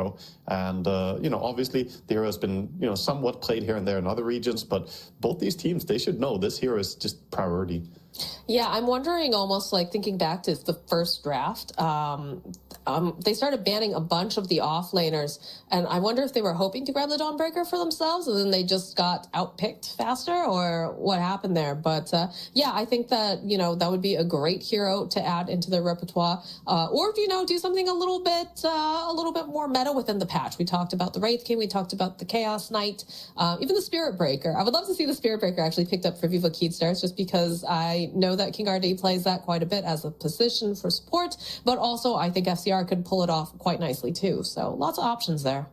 Yeah, I think if you want to Spirit Breaker, you gotta take it immediately, because he always gets banned like second ban phase, possibly sometimes even banned first phase. But I think he's really priority. I think he's worth taking, maybe even over the Grimstroke. Last game, they were playing against the Pangolier, and they ended up banning out or picking the Grimstroke, and then the Spirit Breaker was banned in the next phase. But maybe Spirit Breaker is a bigger one to lean on. He's having great success so far in TI, is showing to be a good hero overall. And I don't know, I just like the way that you don't really have to worry about anything when you play Spirit Breaker. He can always lead the way. He can be played, flexibly between post 4 and post 3 as well. But yeah, I don't know. We've seen Team Spirit play it and make it look absolutely broken as well. To be fair, that's also Collapse, and Collapse is, he is a TI winner, so that's a lot of pressure, but no, for sure. And also, we saw Muerta picked up, and Muerta's a great hero. We've been seeing a huge uptick in these qualifiers specifically. The problem, I think, wasn't necessarily like completely the draft for Vivo Keystars. I think a lot of it just came down to being aggressive and keeping the aggression up. How many times do we see Spirit, like they would go for, some sort, and again, it's Spirit. Let's, put that out there. That's a very hard standard to live up to. They are TI winners, but we watched them with their backs against the wall in one game. And even though their backs were against the wall, they never stopped executing. It was always, this didn't work, on to the next thing. And I feel like that's something that Keystars, with the draft that they had, especially last game, needed to do. They needed to be like, okay, that gank didn't work, next gank, next move, let's go. Instead, it was a lot of waffling. I felt like I watched them walk around in the jungle a little bit too much, trying to figure out, what to do. And again, you have Costa on this great hero. You've got a Muerta, start moving together after, do it a little bit earlier. I don't know. Yeah, I also feel like Spirit did the same thing when they played against Entity after the games that we were casting. I was watching that matchup, and Entity had them on the ropes, had them in a very good spot, but Spirit, they are a very, very good team at not just playing ahead, but also understanding how to recover situations. So I think there's a lot to learn from them that could be useful for, Vivo when they find themselves in a spot like game 1 here against Talon. But heading into the next game, we'll see if they're going to have any change in approach. Talon, though, already looking very similar to what they did last game, banning out the Lone Druid, banning out the Dazzle. They don't want any of these heroes to come out of nowhere and make mid lane a living hell. Well, that's what's worked for them before, so they're sticking to their guns. This time, though, the Pangolier, not going to be something that is available. It caused a lot of problems, despite the fact that King Jungles, he had some pretty good soul binds, but it just wasn't enough when you fall that far behind in farm and experience. So we'll not be seeing that hero. No Nature's Prophet. I don't feel like Prophet is necessarily as strong as he used to be, but he is still a headache, especially if you don't like playing with it, so... Yeah, he's definitely nerfed, but at the same time, he does enable that global rotations that we saw from the Dawnbreaker in last game as well. Having the presence to help out your team and quickly get outnumbering on the opponents is very hard to put a number on how valuable that is. So still banning it out. I think you could probably have left the Nature's Prophets and rely on some of the other counter heroes like Dawnbreaker or Spiritbreaker themselves to counter Nature's. But they decided to get rid of it. We'll see what Talon remove here. By the way, Talon, they've banned the Lone Druid first phase every single game that they played so far. They are just not going to play against Lone Druid this TI. It feels like it's not about a specific team running Lone Druid. It's just, no, we don't want that. Yeah, they really must hate that hero then, for sure. So I was like, thinking about it, I'm like, I don't think that Keystars necessarily plays like a lot of Lone Druid, but... Yeah, no, I also haven't seen that. But it's I think I've seen Analog play it like once or twice, but all right, no Primal Beast. So what's the first pick then here? What's the most valuable? Do we see something like a Brewmaster get picked up for them, or trying to think? Oh, sorry, yeah, actually saw this wrong. Oh, all right, Makoto's Invoker. I saw it wrong. I was going to say that, no, actually they didn't ban Lone Druid every game. It's that everyone has banned it against Keystars, so I guess they are respecting the Lone Druid specifically against them. I guess Analog has been playing it lately, and I didn't see it. Okay. But, it's like I thought that he did play it, like maybe not that often in officials, but... Yeah, I mean, this is a great patch for it, so all the Lone Druid, players are going to be happy to play it now. But Talon gonna get their hands on Invoker as an opening, just a solid hero that can be flexed a little bit, but usually we're just gonna see him towards that mid lane and utilize his universal build, get pretty strong, run around, gank a lot. And the reaction by Keepstars is gonna go straight into Kunkka. That's the Analog Kunkka. That's one of his favorite heroes. He's well known for it. So seeing this mid matchup, it's the time to pick it up. It's pretty easy lane for Kunkka. It's not really problematic to be against Invoker. You don't get bothered that much by the MP since Tidebringer doesn't cost any mana. You can always be effective. And with the bottle, you can easily keep your HP up as well. Spirit Breaker banned out. No Spirit Breaker for us. Womp womp. Yeah, Talon remove it, just respecting the gank potential of this hero. And I think, we'll see what Keepstars want to go for here. I would like to see them go back a little bit to what worked for them in day one. Because day one, they were running these... Of course, Primal Beast got banned out now, but they were running these Undying plus Skywrath Mage combo in both the games that they won, like I mentioned. And that was against Quest and Tundra. So two very potent teams lost to it. Talon, though, they've done their homework. They banned out the Skywrath in the second phase here as well. So taking away that little bit of a potential. Interesting how Undying's been completely ignored here. I feel like we saw him banned in many games yesterday, and he is a lane dominator. Yeah, we could see Keepstars still use that, I feel, because just making sure that you win your safe lane pretty hard with Undying. There are certain carry heroes that scale really, really well off that. So they used it together with the Murata before to give her a really good start, and also together with Luna. Some of these ranged carry heroes that can be vulnerable. See if they want to do something similar to that again in this game. That's true. Luna was starting to see a trend of moving upwards recently with some of the changes. Yeah, the glaives are amazing now. The damage reduction on the glaives is so little when you get if you get the talent as well. I think it goes down to like 25% damage reduction per bounce, which is really nothing. So they really, really hurt. Keystars digging deep here, thinking a little bit, going into their reserve time. Do they want... I mean, you usually would like to pick up a support here, but I'm thinking, like, what about the Dawn? You can also flex the Dawn, right? It doesn't necessarily need to be in that position 3. You could run it as a 5. Might not be the worst thing to remove, though. Yeah, it's a bit tricky because Dawn also doesn't really like playing against Invoker that much because of Cold Snap being great for locking her down and Tornado. They're gonna go Mirana, okay. I mean, they have X-Mark combo with the arrow, but Mirana is not a hero that we see a lot. I wonder how many Miranas we've even seen in this TI so far. That's a King RD special. Single game. 0 picks so far. So, first Mirana game of TI. I guess the nice thing about a Mirana, right, it's low committal in terms of, like, you throw out an arrow connects, okay, great, you start that fight. If you throw an arrow and it misses, not the worst thing in the world. Also makes it so you have to constantly buy detection on your supports, right? Your supports are going to be very poor, making sure that they have those sentries, they have those dusts, eventually gems. Again, not really super traditional. Like, I feel like there are better position fours, but in some ways, it serves a purpose. Like, it can work. She serves a purpose and can work. That's pretty much how I would phrase it, but it's not really one of those big staple like support heroes of the patch. And I feel like this hero needs a little bit of help from IceFrog to become more relevant. I'm not sure how well she's going to be doing here. You're against the Tusk, so you can always jump away from the ice shards. You can get out of them.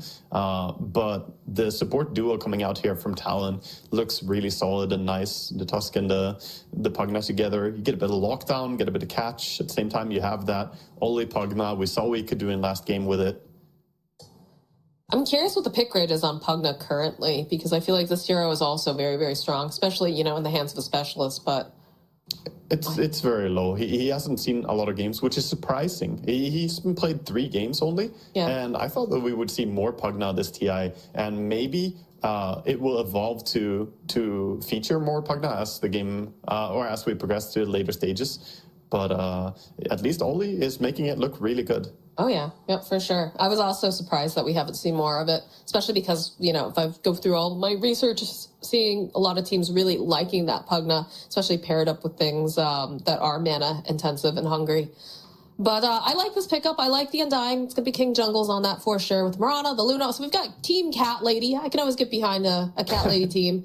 And I think that's really good, right? Because, playing Luna, she feels a little squishy in lane, like it could be real dangerous, but having an Undying there to help secure the lane, I think will be very, very beneficial. I mean, this is pretty much what I was asking for at the start of the draft as well. I said, go back to what worked for you before. The Undying Luna, they ran that in the first game here that they played against Quest and got good success with it there. The reaction from Talon is going to go into this Terrorblade matchup that's pretty hard for both Undying and Luna here. The TB does really well against them, but at least they have the Kunkka. Kunkka, the Water Park build, does really well overall against TB. So they have some tools, but I fear Mirana. I don't know, man. I'm worried. The only thing that worries me in this draft is the Mirana. I am not fully convinced that she's good enough to be picked. My concern is that I don't see a lot of gank potential. Yes, a Mirana can throw out an arrow, but currently with what we're looking at, it's not as easy. It's not as clear cut. It's not as fast, bam, hit and run. It's going to take a little bit. I guess it really depends on what's going into this off lane, right? Yeah, we'll see exactly what they want to pair up with it. The good thing is that they get to pick an offlaner into Terrorblade now, so they can get a matchup that's pretty good for them there as well. Mm-hmm. And that's where Talon, we see them banning out the Tidehunter, a hero that kind of shrugs off the TB right clicks a lot early on, and with the Meteor Hammer could set really good tempo to take towers. Right. Also would give tons of team fights. So I think that's what Vivo wants. They need a big team fight hero. Wouldn't be entirely surprised to see Talon possibly ban out even the Darkseer, but they don't have a great pairing for Darkseer in lane. Yeah, I don't think that the Darkseer... It's fantastic against TB, but it's not good when you don't have a hero you can Ion Shell. Normally you want some Spirit Breaker or Batrider or whatever to shell up. I want someone who's going to be able... right now their catch is not super great, right? You've got Shards, you've got, Cold Snap...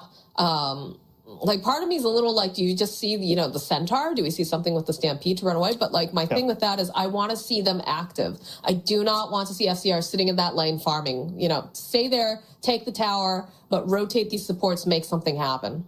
I think Centaur is great here. Just pick Centaur, go for the build that Collapse did with the Max Stomp. Don't go for the Miero Max Retaliate build. I'm not a fan of it. I think it's too slow. But the Max Stomp build that Collapse was showing to be very aggressive early on, that could be big for them here. Mm-hmm. I wonder if Talon want to let it through, though, because it kind of feels like they're going to remove it here. It gives everything that they need. Repositioning for the Luna, Stomp is great for them to get some stun and control, and even the burst of the Double Edge is scary for Terrorblade, so they might just ban it out. What else could we see potentially in this off for both of them, right? They still both need an offlaner.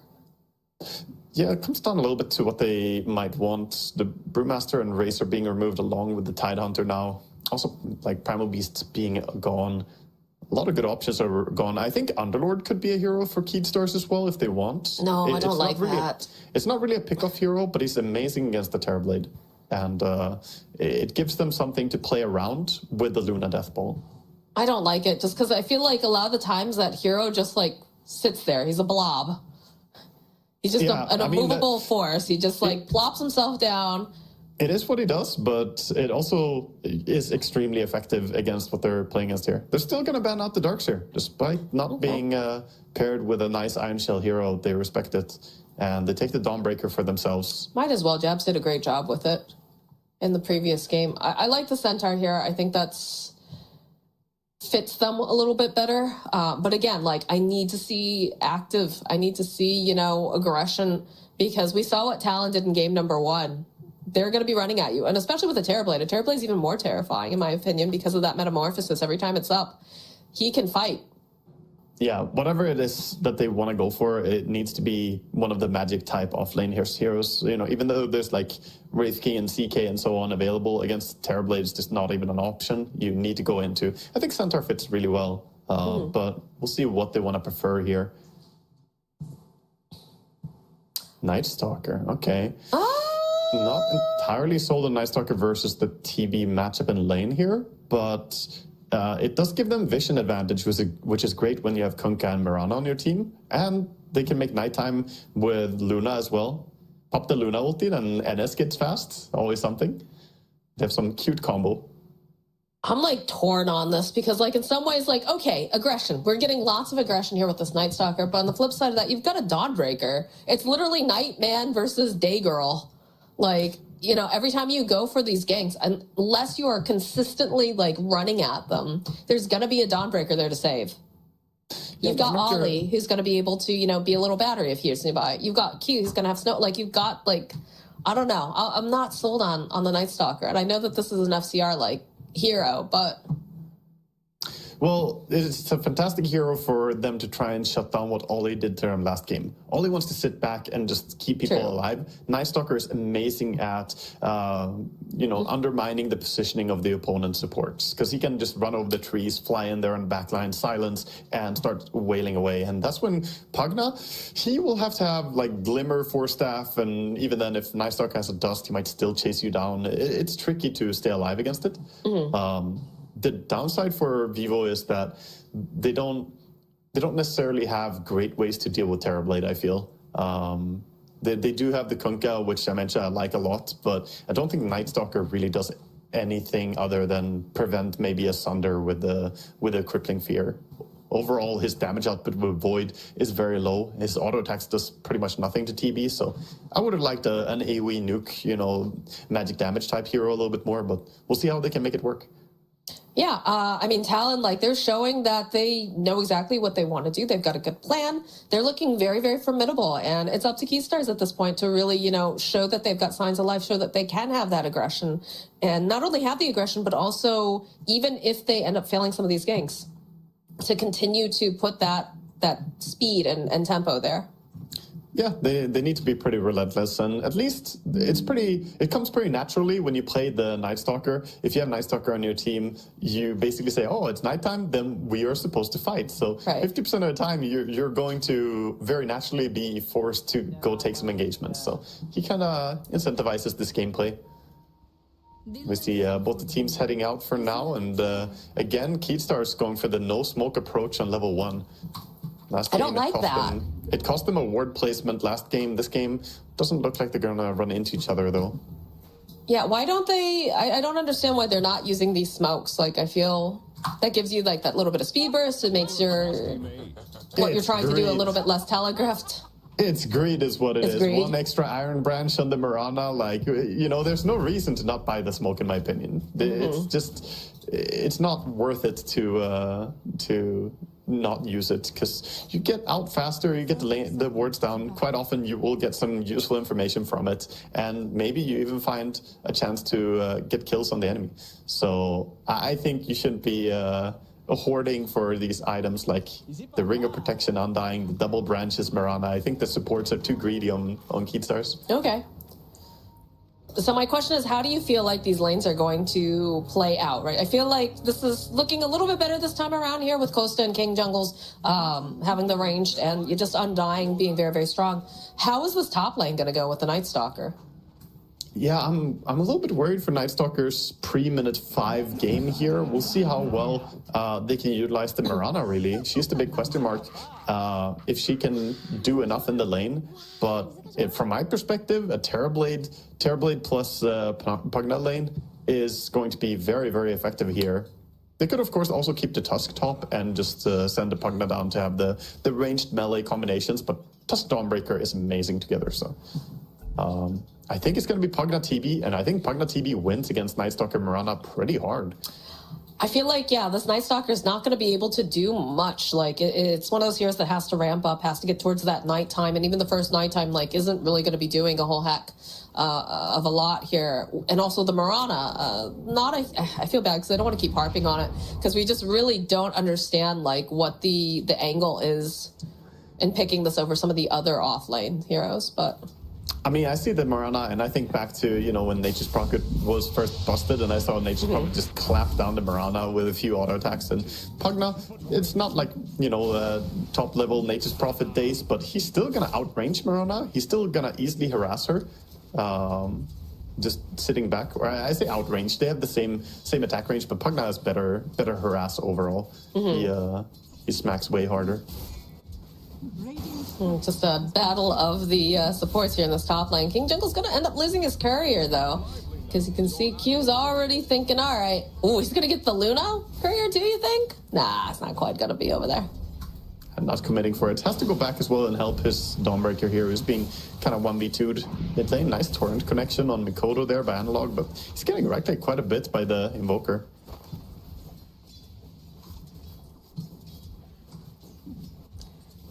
Yeah, I'm a little concerned about this top lane because I feel like there's so much pressure on FCR to make that tempo, be aggressive early. And again, this is a very strong lane against them. Blood grenades, reflection. It's not looking good for King Eddie. There it is. Ollie's off to a great start here with the first blood. I mean, that's why I expect seeing these two heroes, though. It's very, very tough lane. Ooh, this is not looking good here for Kosta. They use the blood grenade. They need one more hit. Don't quite have it. Q now. It's not looking too good here as they can maybe get the final hit off. They'll turn the tables, but now Kosta out of regen. Has to be careful. It's going to need those tangos from King Jungles. King Jungles is doing what he needs to. Oh my god, Kunkka dying solo to Look how low Mikoto is. Yeah, I mean, he played aggressive on the Invoker there, but getting a kill on Kunkka, this should not happen. This is a solo kill that is just an outplay. Oh man, he died before bottle as well, so Kunkka is going to get set back pretty badly by that. Yeah, Mikoto will happily take the water rune. Yeah, sending out some attack speed as well, sending out gloves. Not sending out extra HP though on Invoker. Not going for the bottle build that we saw a lot of people go for as well. How do you feel about that? They did fix the EMP bug. EMP apparently didn't give any mana back even to yesterday. Yeah, until yesterday. Yesterday was patched out. Yikes. Big yikes. Yeah, so that's probably why we saw the bottle invokers on mid lane still. Right. It's a little bit more even this time around. They've got a kill on the board for Vivo Keystars, but again, having that death in the mid lane, delaying the bottle for Analog, definitely hurts. Yeah, I mean, you don't expect to get this kill for Invoker as well, so he's just gonna get himself in a little bit of a nicer spot in the lane. In top lane, we see again TB standing strong, even pretty much 1v2ing here as Pugna goes for the pull. I mean, they really can't hope to burst down a Terrorblade during the day. Like, these heroes just, that's not really what they do right now this early on. It's not like, you know, a Dawnbreaker paired up with anything with a stun. Hi. Mid lane. Damage, but he has the full walk. Oh, shit. The regen kicks in, so he's gonna just slide over, take a water rune. He's gonna be pretty fine in HP again.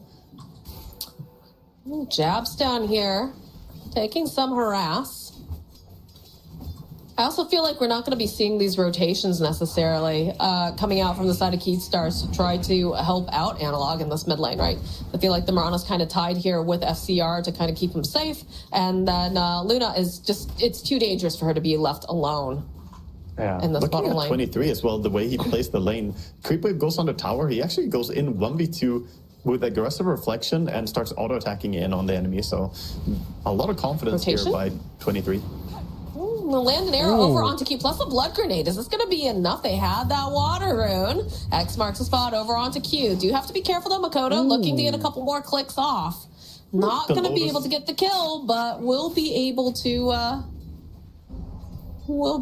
keep him alive. Was that the Lotus that was used on him? Yeah, Lotus and Magic Stick over on the Tusk there. Otherwise, he would have died to a Tidebringer. It was really, really close. He's gonna stay alive. They're still going. They really want Analog. King RD, he has the arrow available, but there's a tornado. It's too late. He's going to have to hop away. There's 3 heroes in this mid lane. Look at Ollie. He's like, maybe I can get another hit on him.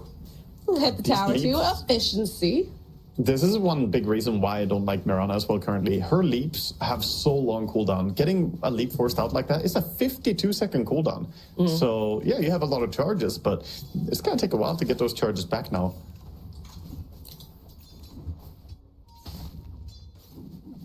Luna and TB about neck and neck in terms of CS. Just a little bit more of a denial here for Costa. He's got 12 under his belt, but again, very close.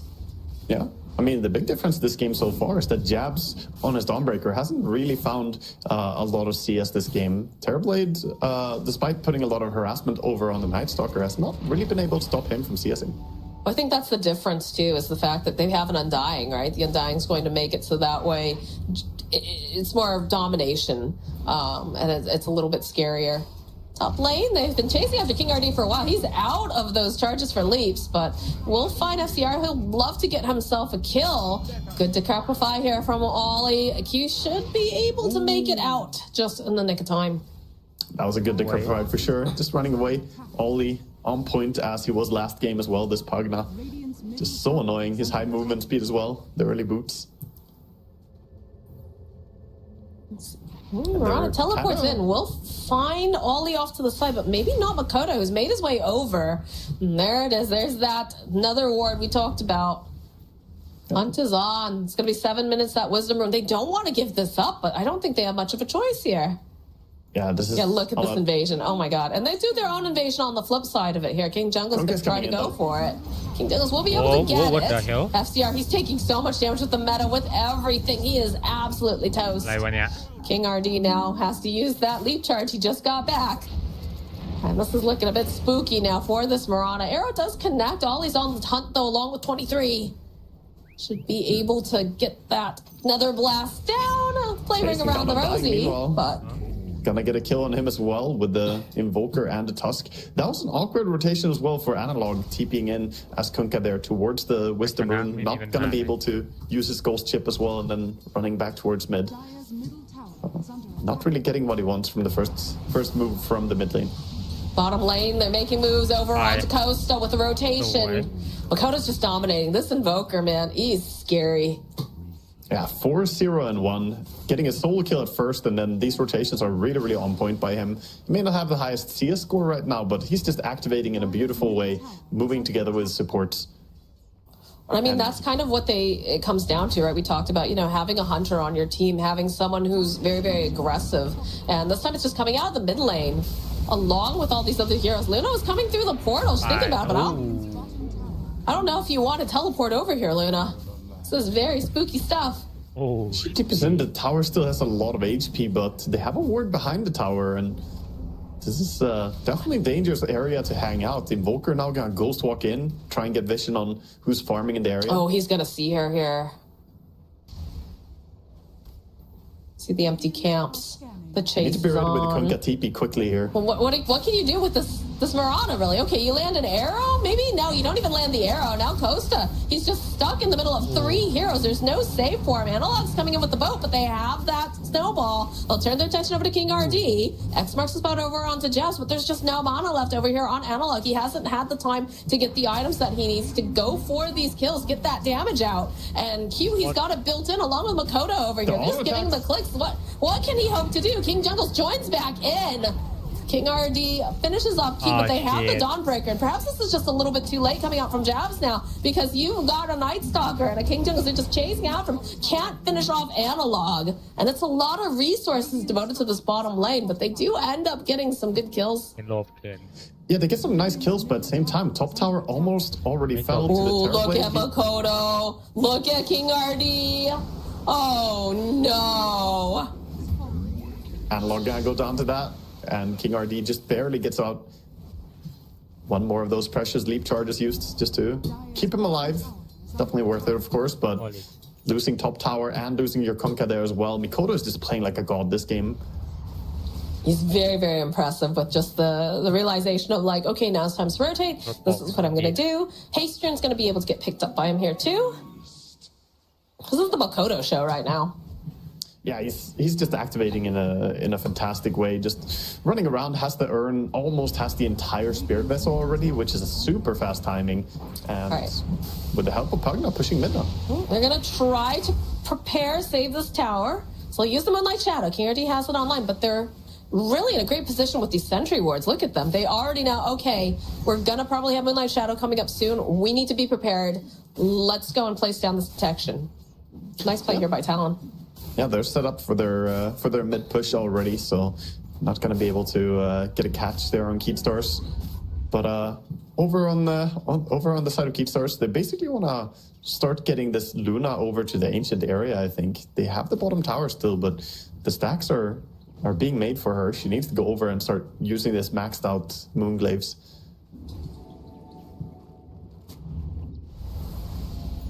Pigpull is such a funny item. A little bit of speed. Mikoto coming in bottom now together with the Pugna. They have a big creep wave. They have catapults. Keystars are just running away. I think they realize this is a very tough hold to make if they're going to stay here and defend. We've got the Spirit Vessel completed now for Invoker. So pressure on the bottom tower. And like you said, I would love to see Costa move his way towards this top area.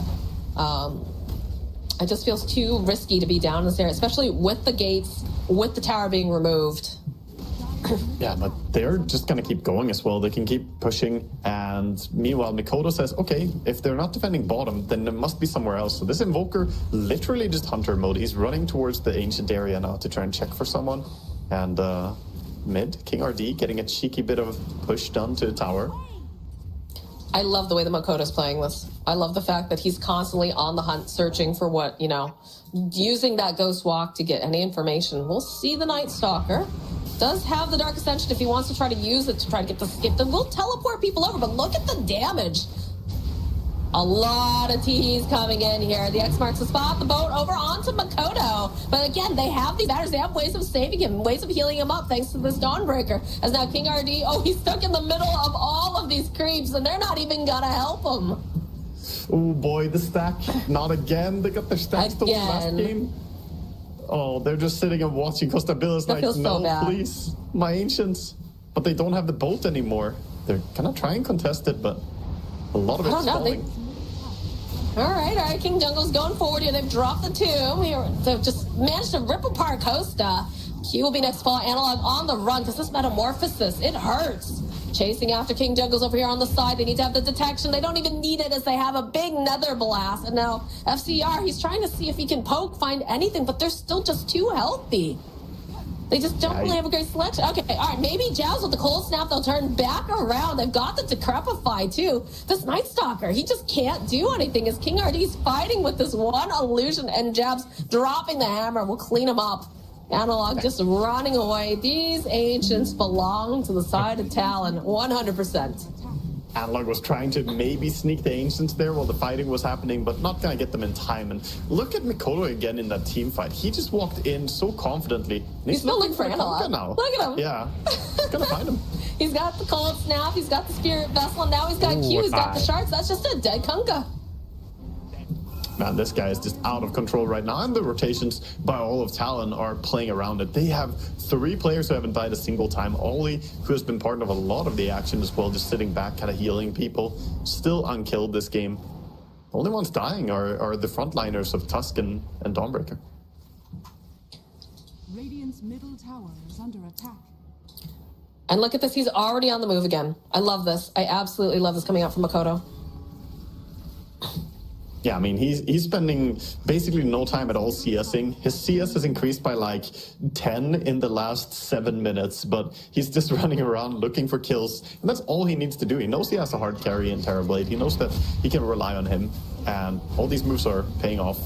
Well, that and you've got a Dawnbreaker, right? And like the way that Jabs plays this is he doesn't just kick back. He's like, okay, I'm farming. Okay, it's time to kill. Let's go. I'm loving the way that Talon is playing this. This is what I thought we were going to see out of Talon. So I was very surprised to see that they were at the bottom of the group. But whatever it is, what they had a good breakfast this morning or something, man, they are activated. Yeah, they're looking ready. And with the dealer in there, finding the mid kill as well.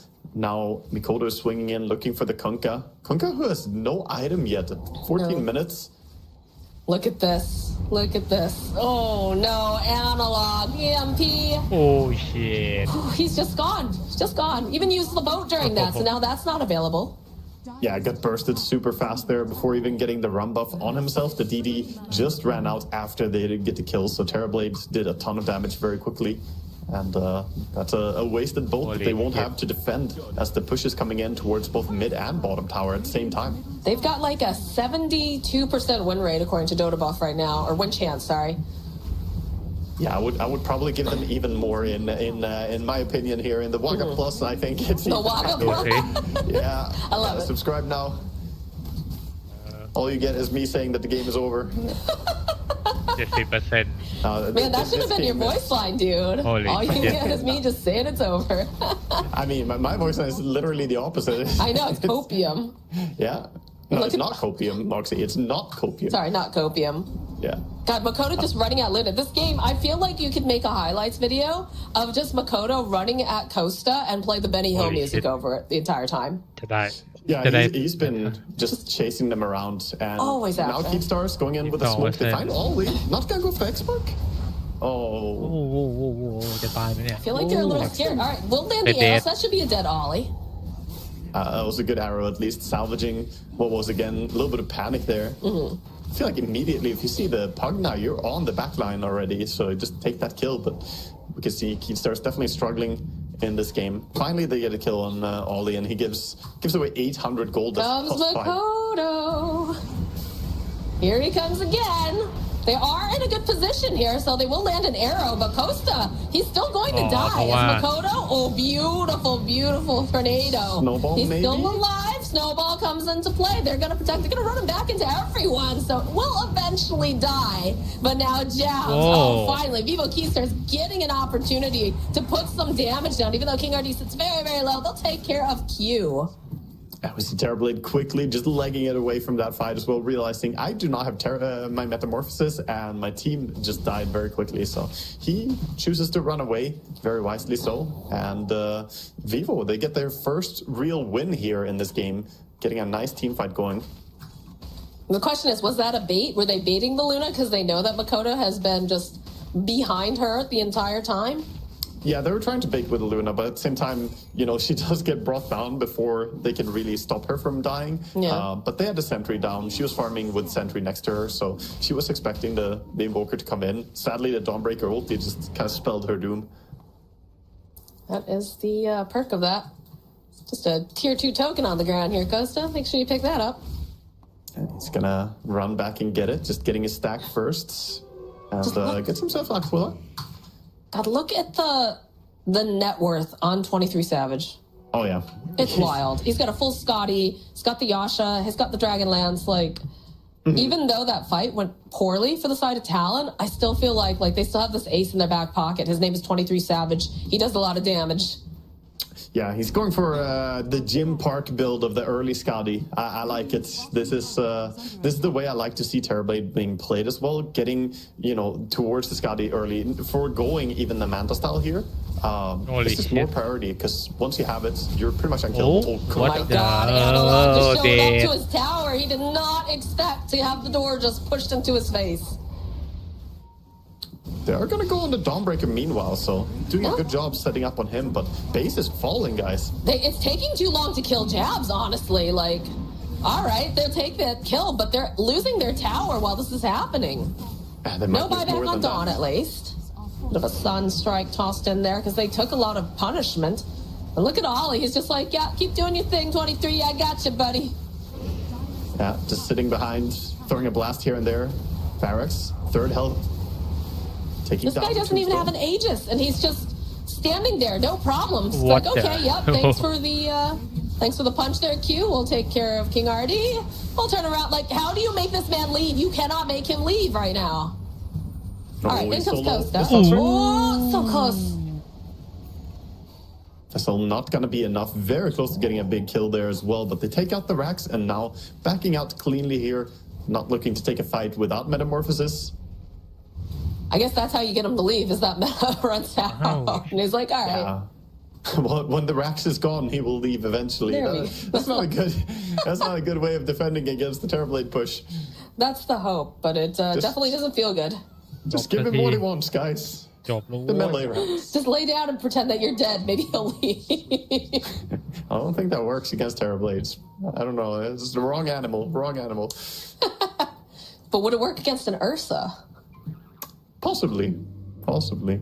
We see the rotation here with the smoke. They know Meta is on cooldown, so they're going towards the Roche. And it's a correct decision, I think, as they are going for Roche here without Meta. I mean, it's going pretty fast, though. And Luna's dragging behind. They saw the Dawnbreaker as well, who can jump into the pit. Look at this. They sense it. They're like, they're on their way. Kodo, he gets the vision. Smoke. CR, gonna fly over these trees, try to see what he can find. Oh, he sees them hiding. Sees them hiding. Can he get anything else, though, out of this Ollie, here? good target. Ollie. He's so tiny, just hiding behind the trees. Immediately uses that to crapify. Knows he's got to get out of here. Moonlight Shadow's going to get used on top of this. But Kodo's on the back line, so they will end up losing Ollie. Meta is coming off Kodo, cooldown. oh, though, what a 5 nice seconds. tornado. Connects over onto 2. In comes Q, finding the opening. Plus the Dawnbreaker ulti FCR is just going to be ripped apart after King RD. The buyback comes out now from the Piranha. They don't allow them to have this. King Jungles, he knows he's just trapped in a corner. He's going to be the next one to fall. They have lost 3 technically on the side of Evo Keystars. They bought back on 1, but this Roche, it doesn't matter that they lost Ollie. They had themselves a Dawnbreaker. Is going to be able to heal them back up again. Good Yeah, play they're with going- Q, fast fingers, the aggression. This is looking so good for Talon. Yeah, they did a great job on Talon backing out when the fight started there. At first, they were trying to hide, but with the Night Stalker ulti, they needed to reposition. They just backed out, bought some time for the TB to get his Metamorphosis online. They know that once he has that, he is the biggest and baddest force on the field. So just waiting a little bit there. They did lose the Pugna, which, was unfortunate, but I think they were okay with just losing 1, and then they come back, turn the fight around, using a nice jump as well with the Blink Dagger on Tusk. Meanwhile, Keystar's trying to take their Tormentor. Jungles needs to be careful. He's taking a lot of damage from this bad boy. King Jungle, he dies. Saw that one coming. The But on the classic of- plus side, he got himself the shard. I like the attempt Sunstrike as well there. He's like, someone died to Tormentor, I'll throw a Sunstrike. He did connect the Sunstrike, Mikoto, the god gamer he is. Gets the Sunstrike, but of course they were high enough HP to survive it.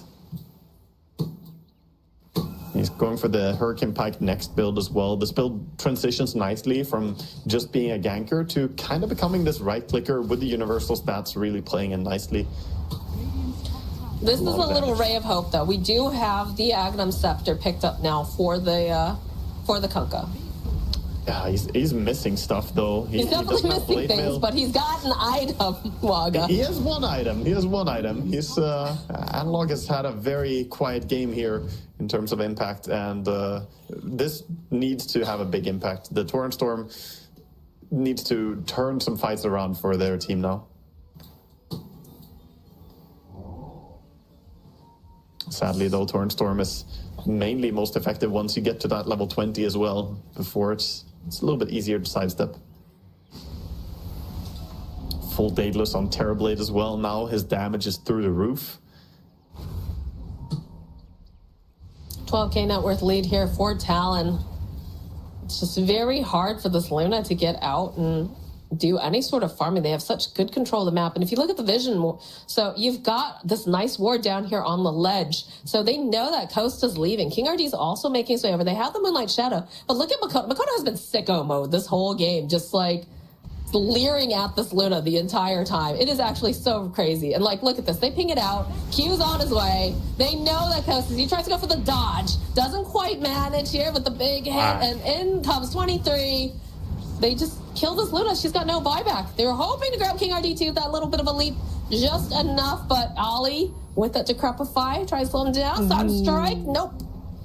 Not enough damage, but they've taken out their big hitter. Like, Luna is their main source of damage.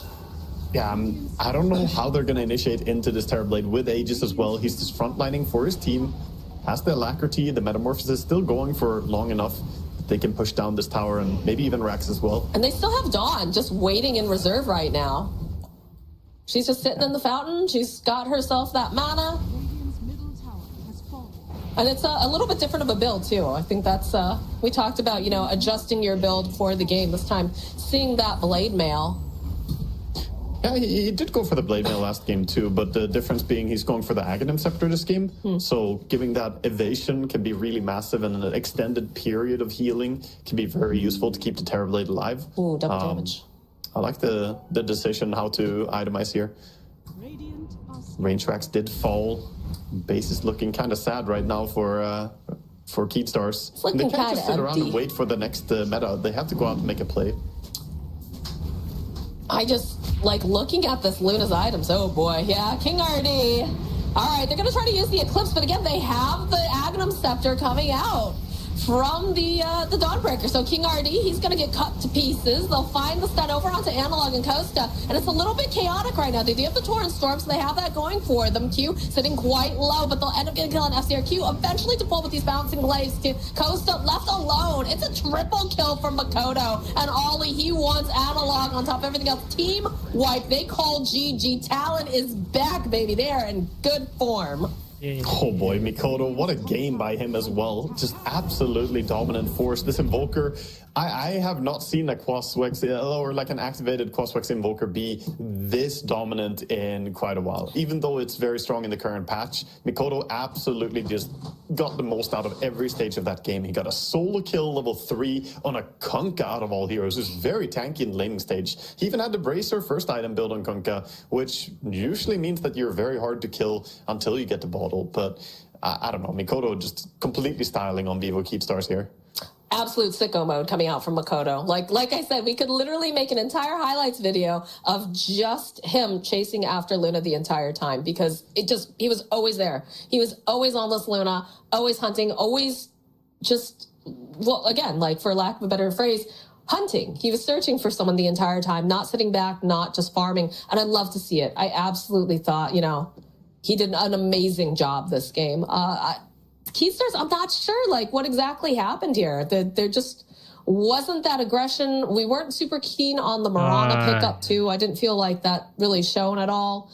And I just feel like Talon, they played so well. Like, again, whatever they had for breakfast this morning, it was just so good.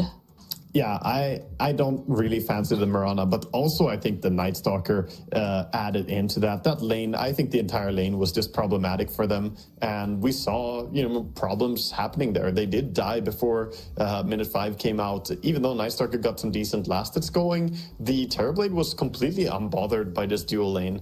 And the first item that the Night Stalker finally goes towards, just a Midas, you know, it doesn't change the game in any dramatic way. It's just, ก็จะเล่นไงวะเนี่ย Fissure out. Oh shit. But nothing really follow up there. Level 25s, or rather not 25s, 30s. Everybody on Tundra except for Snake King has level 30. Meanwhile on the Radiant, is it just Noob? Yeah, it's just Noob. Yeah. Who's level 30.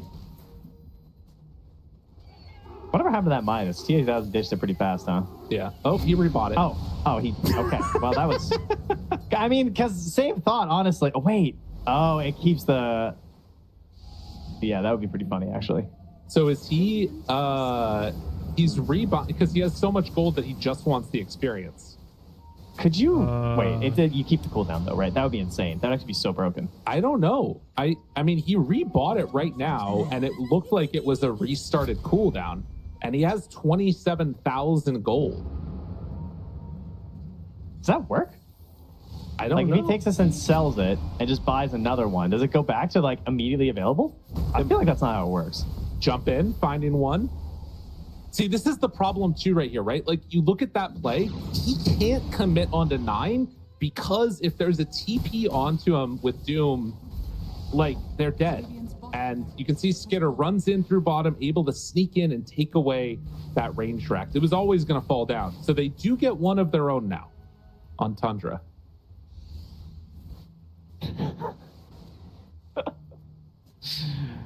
Oh, I just keep my eye on TA2000. I want to see this Midas mode that he's working on here. I want to see this mad science he's concocting. He's at 29,000 gold. The current gold stat has never been both more relevant and less relevant. Chat's asking about divines, but I mean, it's not really a divine game. No one really benefits. Like Sven doesn't really care about a divine. No. It's not really worth it to him with like bots too and stuff. Like he's kind of down to just YOLO. I mean, he's got his refresher and stuff. And then you got a Naga Siren on the other side who doesn't really benefit from it either. So I think we're divineless here, folks. I mean, I guess theoretically, no, not really. We're divineless. I mean, it might happen at some point. There's 3 minutes left on these buybacks, and it looks like Tundra is set up to make something happen for it. There is Roche back up in a minute and a bit. So if they take a fight in a bad way here, Fissure backs away. Nice play to interrupt that. That was really well done. Uh-oh, I'm getting a little nervous with this 90-minute decision. I mean, yeah, I don't know. I think it's dangerous, right? If you go without Roche, there is going to be this window where Roche respawns, and then they can maybe take a fight then. But look, they're trying to get here so fast right now. They find Will it be 9 again? He just Wind Wakered. Okay. Has refresher. Nullifier. Jump in. BKB. He can't live. He cannot live. Running. Oh, the reel in. And then the Fissure. The connection. Tried to TP out. It's not going to happen. They got him. And gives him the tip. 82 minutes in. All right. The last time they got a kill. Oh my God. When was it? Wait, they find another? Hold. Somebody has to get an Abyssal Blade, surely. Dude, it was like 22 minutes ago they last got a kill, I think. Is that right? Maybe? That seems kind of crazy. All right. Oh, jeez. And yeah, and he immediately tips. That's a Dota player, dude. First kill in 22 minutes, tip him. Okay, they're going down for Roche without Spear Breaker. Carry not going to try and make any Ice Blast play to see if they can scout it out. Instead, just focusing at the moment on getting these waves shoved and farming a bit for what they're worth. But another Aegis killed. Oh, no. And another cheese that Snaking has to take. There's only a minute left on buybacks, Lyrical. They left cheese. He didn't want to combine a third one on Snaking. Yeah, and they have buybacks to back up again. Basically. I mean, what's the angle on this cheese here? If we take a look at it on the ground, I feel like, what, 1, 2, 3, 4, maybe 6 cheeses? Is that a sixth of a cheese? So they're going to get that could also make a block of cheese. Oh, wait a minute. Toby, they find him. Oh? Okay, that is the danger of this type of play. The combination of, like, Zeus with all of this crazy shit is so gnarly. Yeah. It's so good late game. Just the pure vision aspect. I mean, we've seen 3-3 using these multiple blinks over and over. And like Thompson is just waiting here. If he finds somebody, they're dead. Like immediately.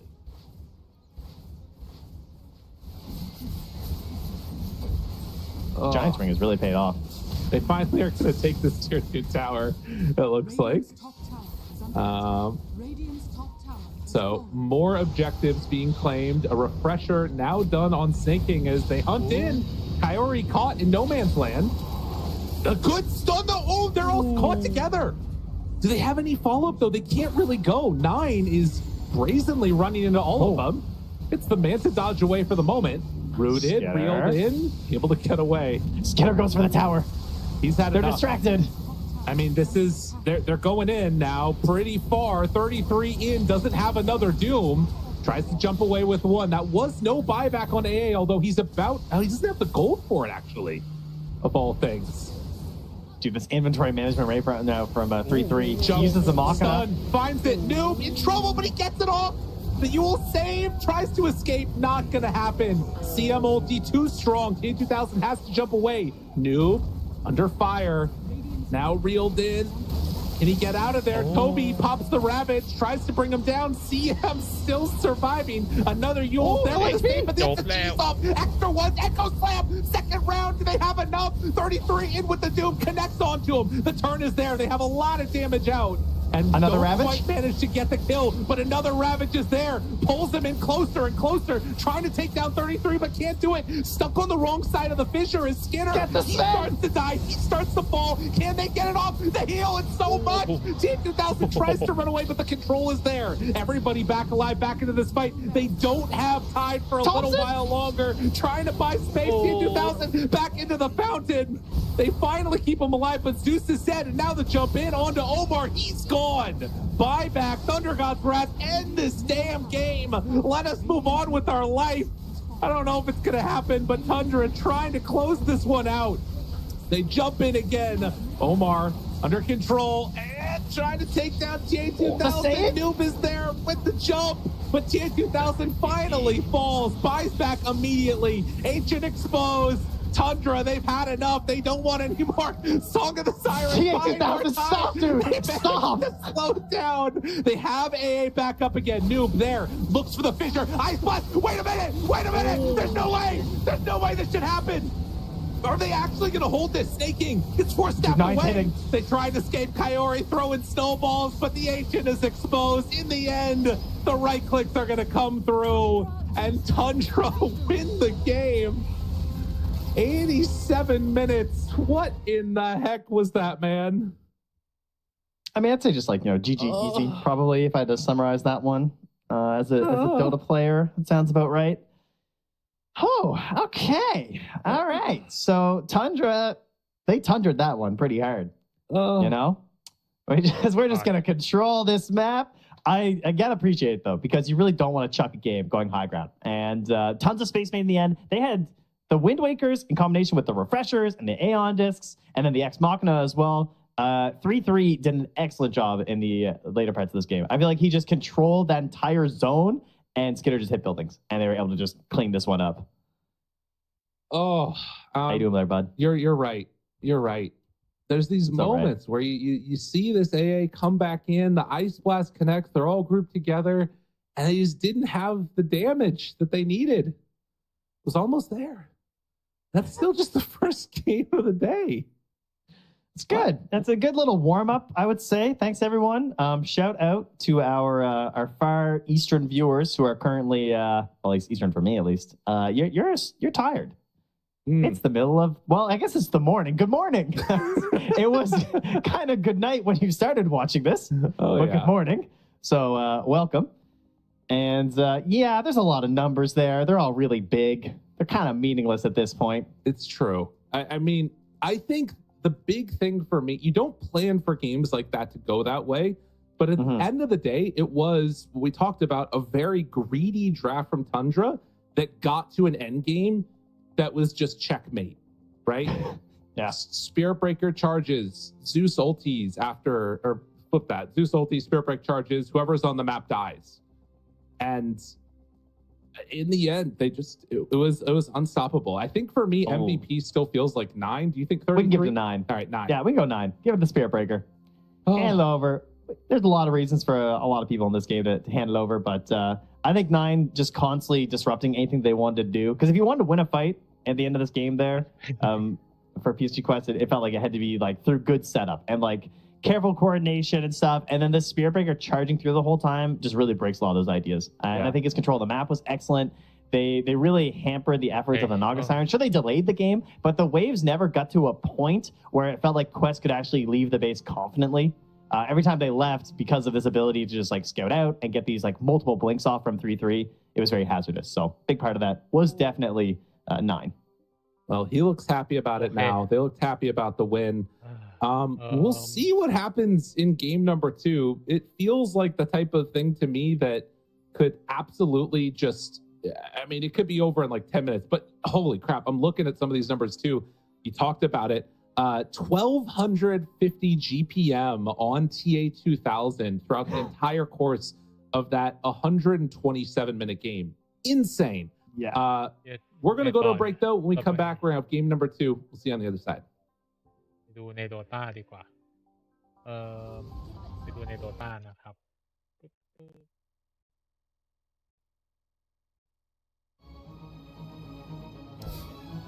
Watch Live เอทารอนจบไปแล้วนะ 2-0 ในอะไรนี่ D4 โอเค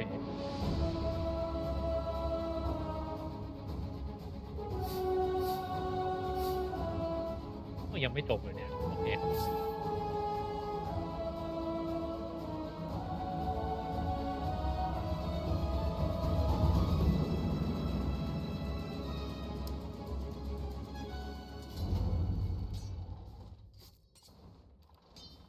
Radiant's middle tower is about to be a pile of smoking rocks.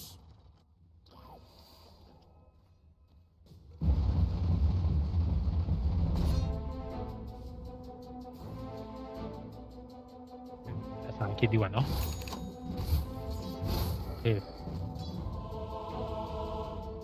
ยาโทโร่โอเคทีสปิริตชนะนี่ก็ใกล้จบแล้ว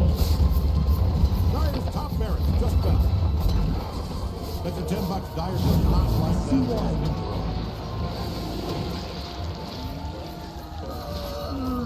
Oh. Tell Dire's middle tower is in trouble for the way it's being destroyed.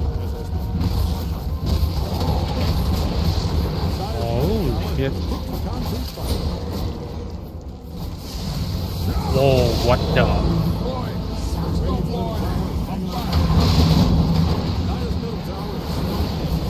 Okay, ไม่รอดชัวร์ Holy shit.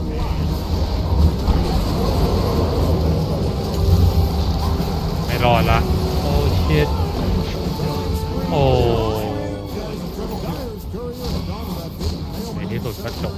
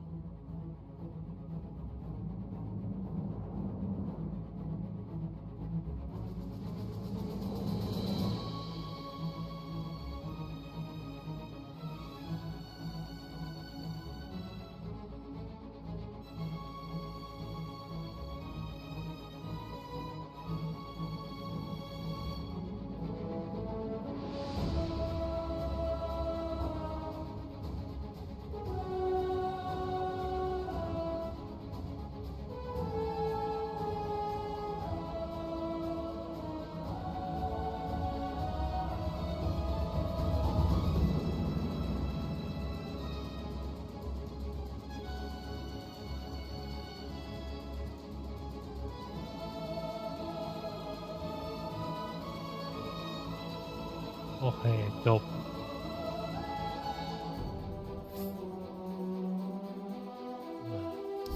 วันนี้เหลือเกมไหนดูบ้าง LTD ไม่มีหน้าไหนดูอินสปิริตชนะ LTD ชนะ2-0พันด้าทางร่อนสบาย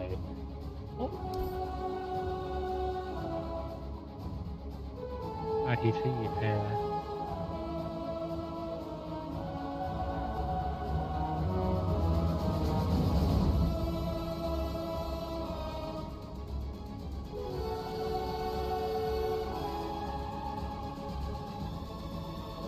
40 นาทีอะไรเนี่ย โอ้ยเจ็ด50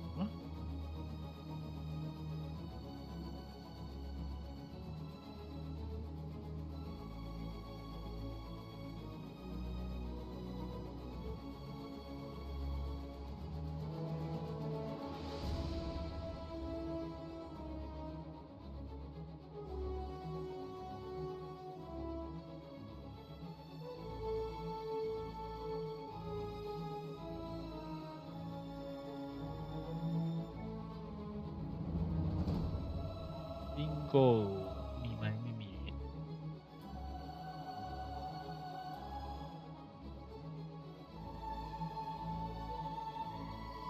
โอเคเดินต่อ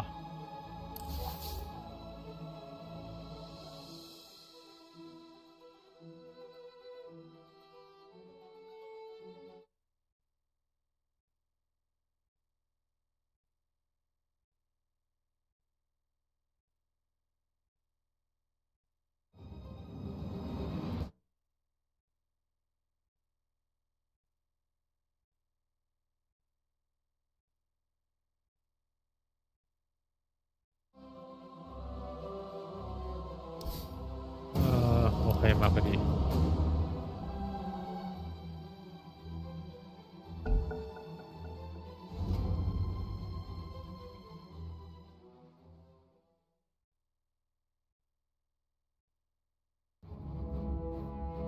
It's your ban.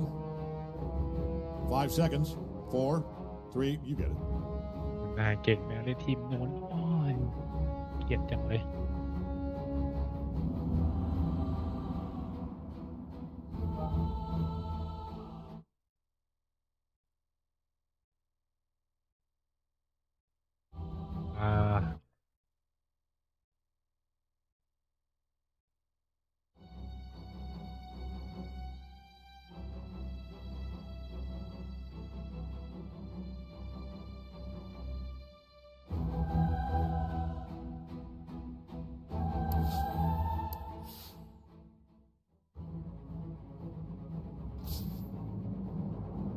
ขอหน่อยนะ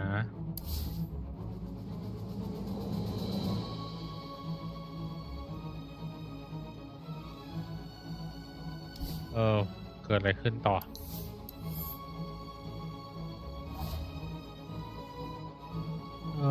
เดี๋ยวไปเล่นดูเอาไปเล่นวอชก่อนละกันปึ๊บโอเค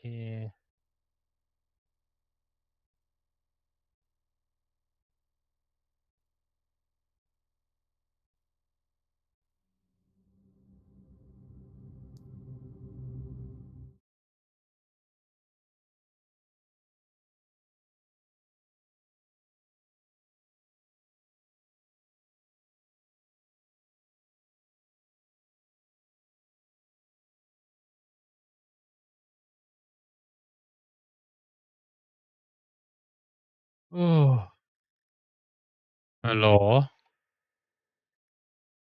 เป็นไงบ้าง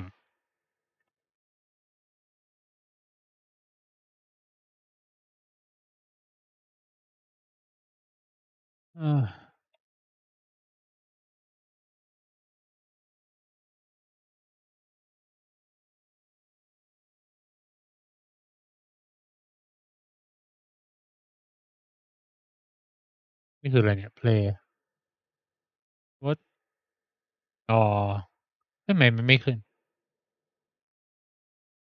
what ทำไมมันไม่ขึ้น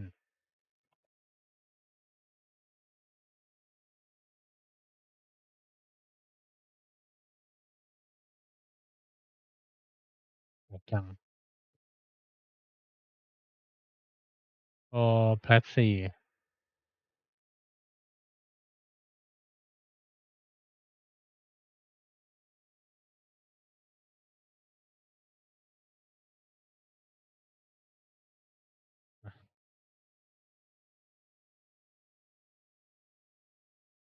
ดูใครดีวะเนี่ย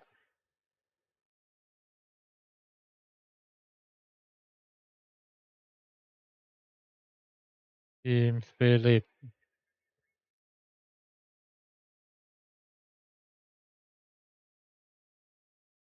Panda Esport โอเค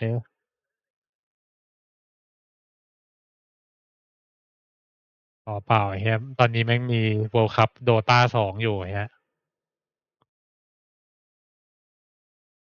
แข่งกันอยู่ไอ้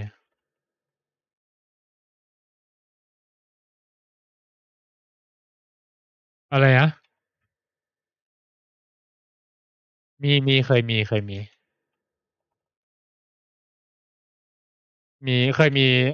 เคยมีคนหนึ่งที่แบบเป็นคนประจำอยู่ แต่ว่าตอนนี้เขาน่าจะแบบเหมือนกับ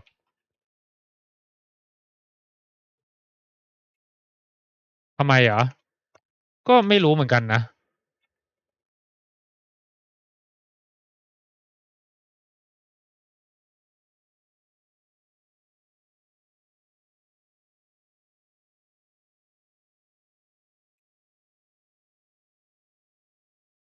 เออ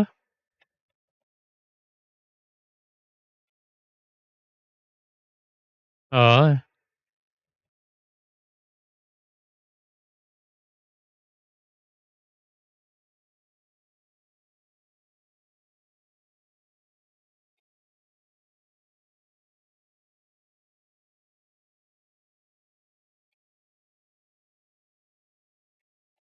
อืมก็สไนเปอร์ตาย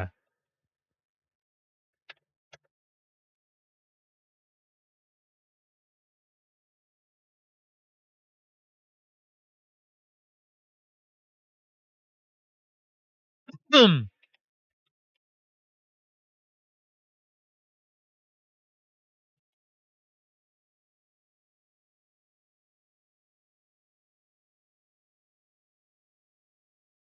อะไรหาเราแมงบาจัด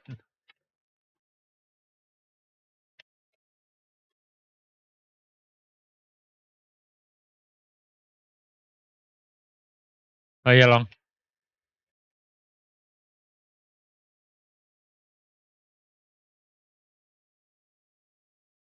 เฮียโดเฮียโหดอะไรหาเราแมงบาจัด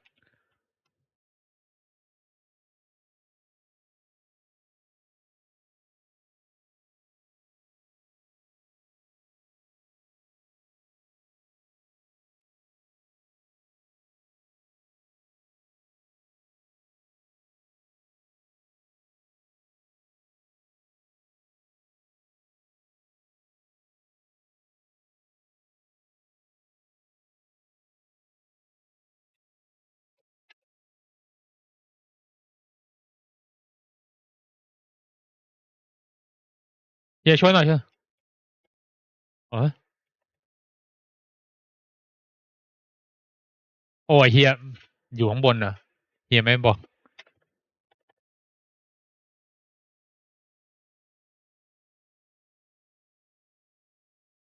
ตายครูแล้ว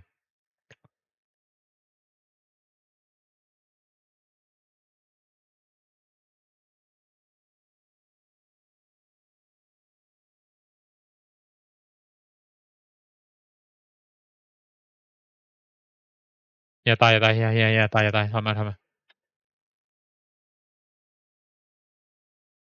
เลย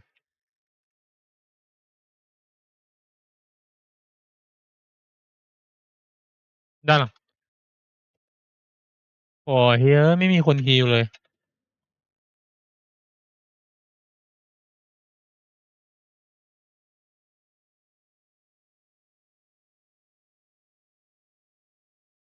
ไม่มีคนเข็นรถอีกเดี๋ยวมันเข็นให้เฮียไป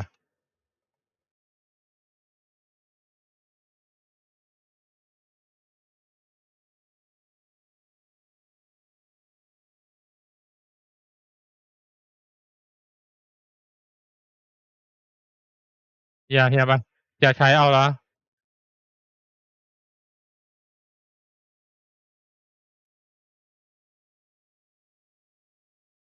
ด้านหลัง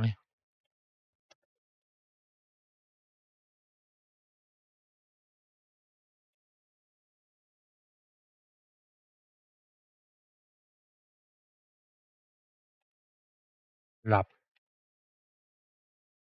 ด้านให้ยากาวให้กาวเ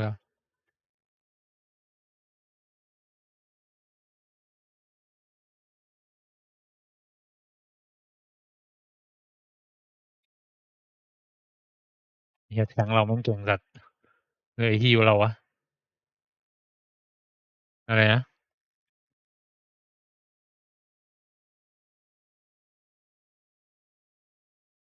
เฮียบอกว่าอะไรนะ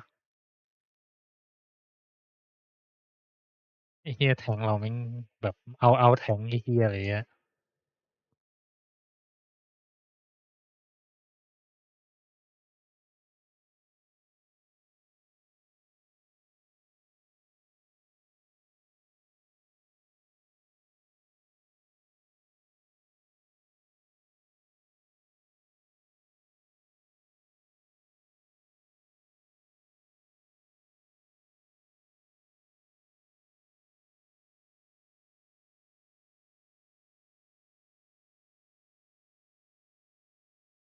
โอ้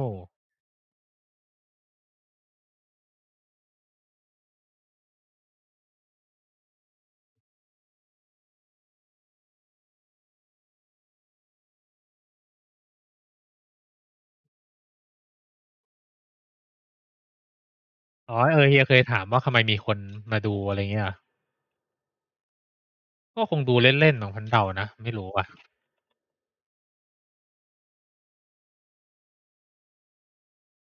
ไม่เข้าใจพันก็ไม่แน่ใจว่ะแบบส่วนใหญ่คนแม่งก็ดูโปรไม่รู้ไหมมาดูเคนจิด้านขวาบนนะด้านบน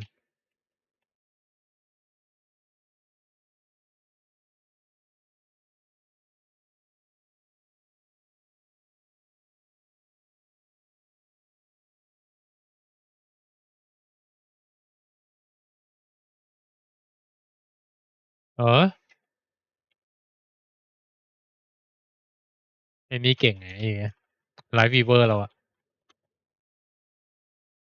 อืมเซฟมันเซฟไอ้นี่เยอะมาก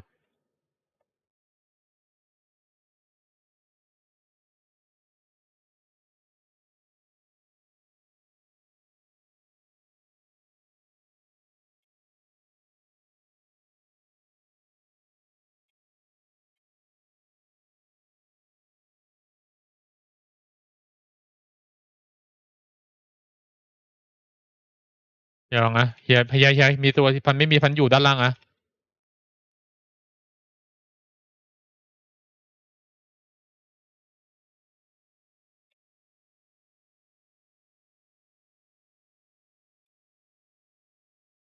อืมเฮ้ยตัว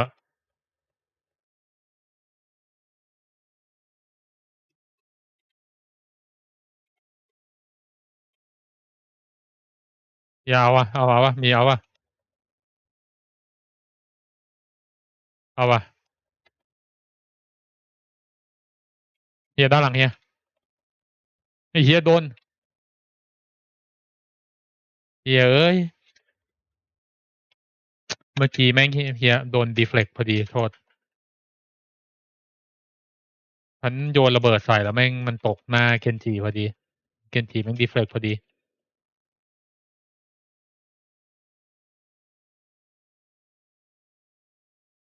อืม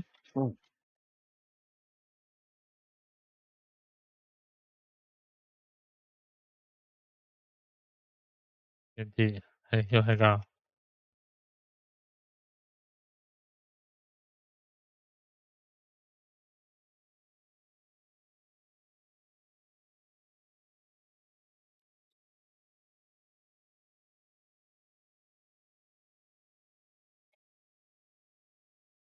เฮียลอง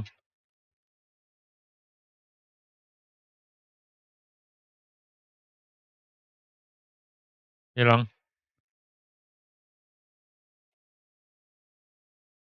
เฮียทำอ่ะ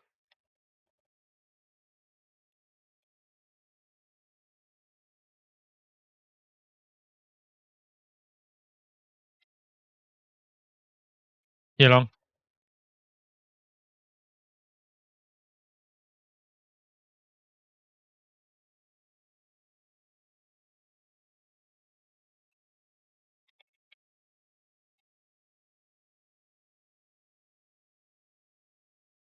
มีรถ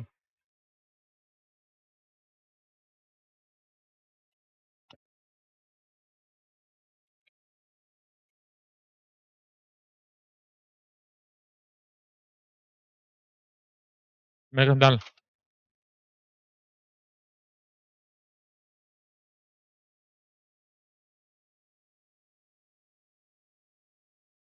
ยิงไม่โดนเลย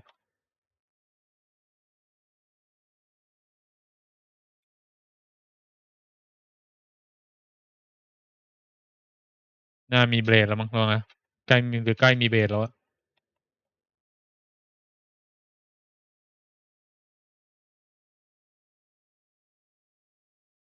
เออ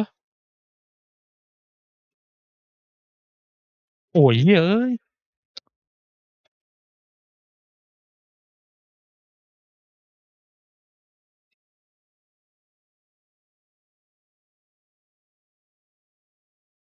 เล่นเล่นตอฟไปฮะถ้าเกิดยิงไม่โดนวางวางไว้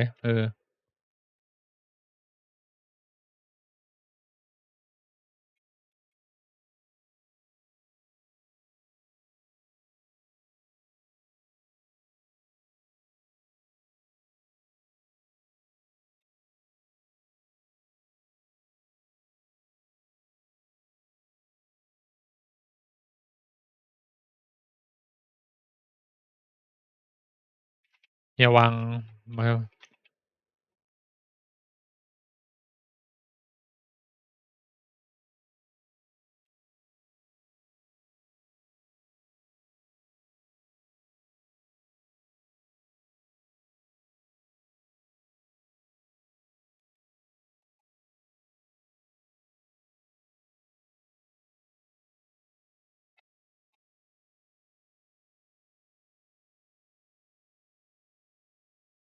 อย่าวางป้อมไว้ไหนอะ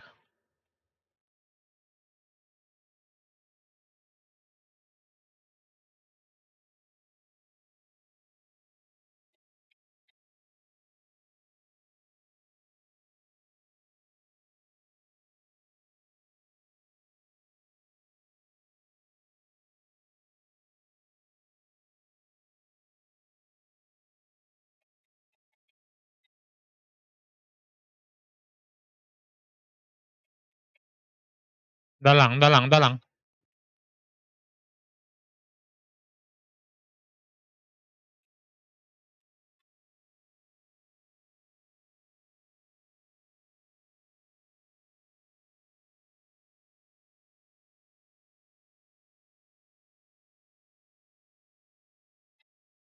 เกนจิเกนจิ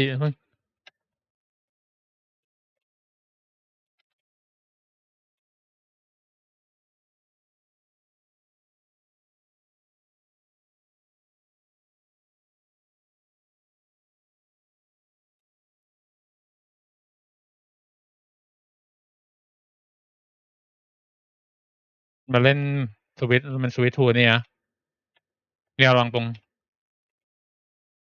เล่นเป็นอะไรวะไอ้ริปเปอร์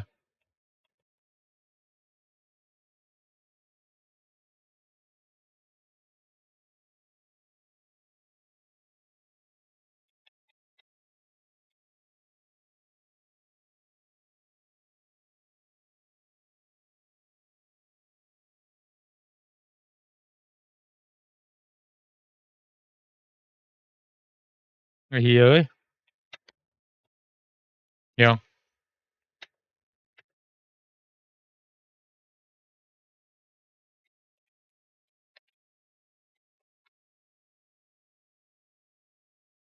เดี๋ยวถอยมาเลยไปเลย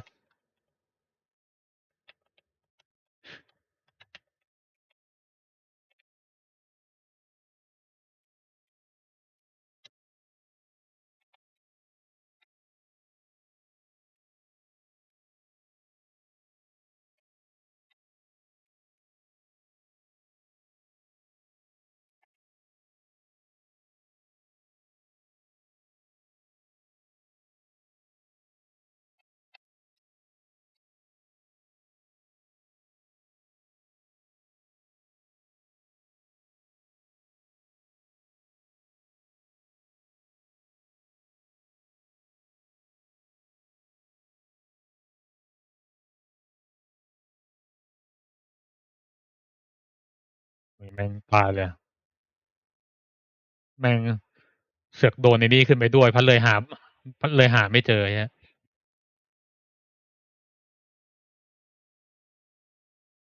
เยสแพลตหนึ่ง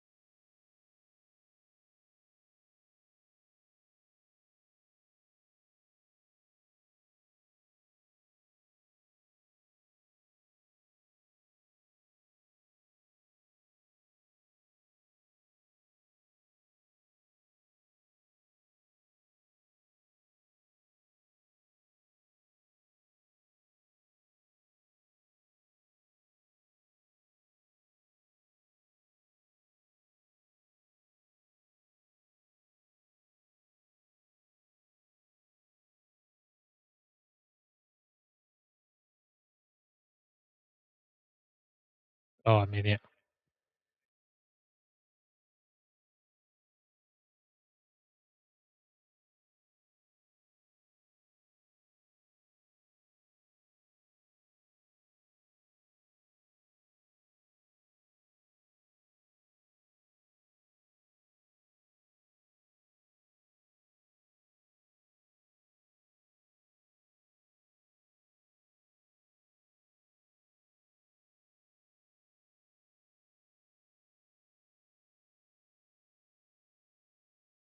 ไหวไหมเนี่ยไม่รอดโอ้ no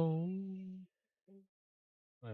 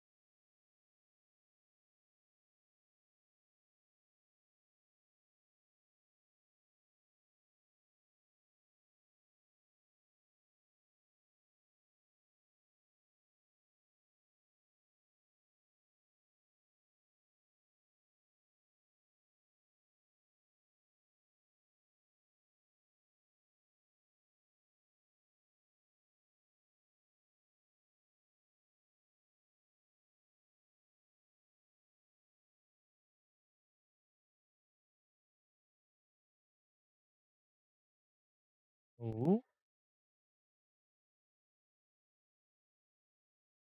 โอ้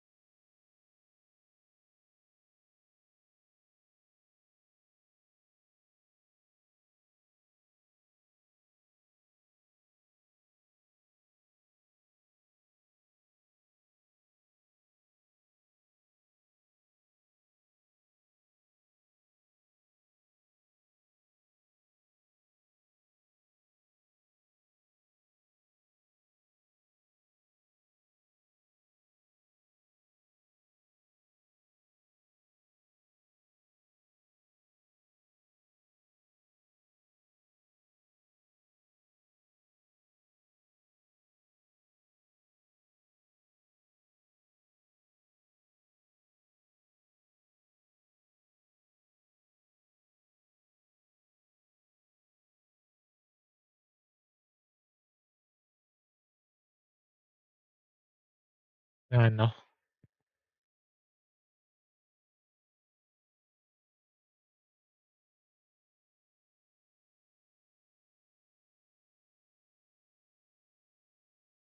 ทำไมถึงเอาไอ้นี่วะแปลกจัง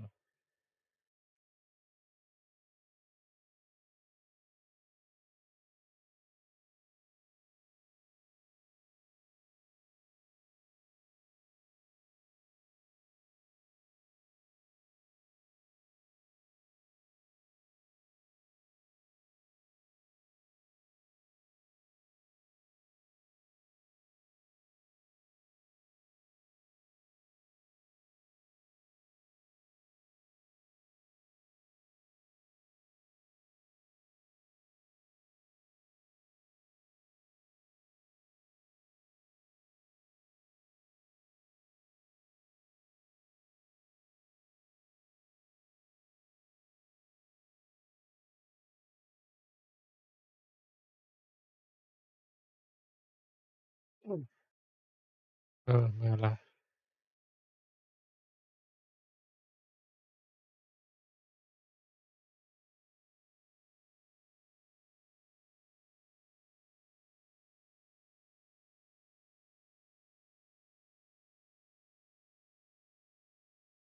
ลัคกี้ไทเกอร์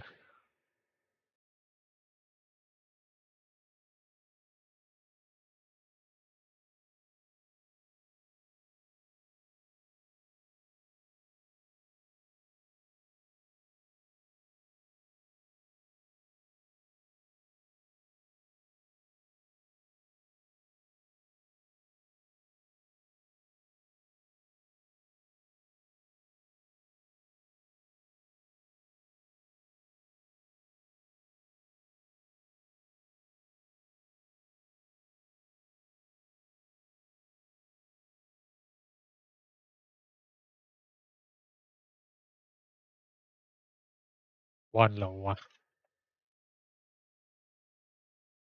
จะรอดปะวะ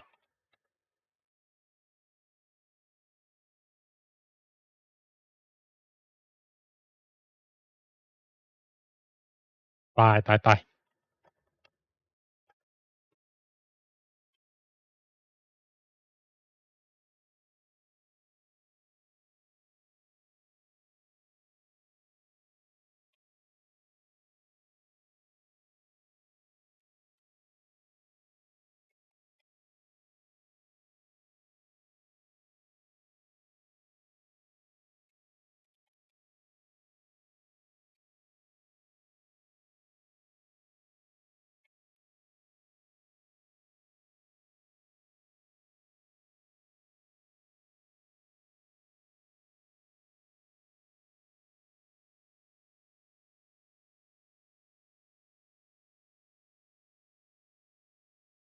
เออเออเฮีย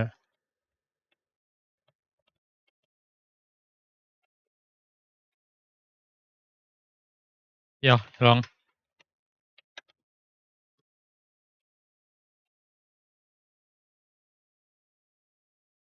เฮียฮิวได้ปะ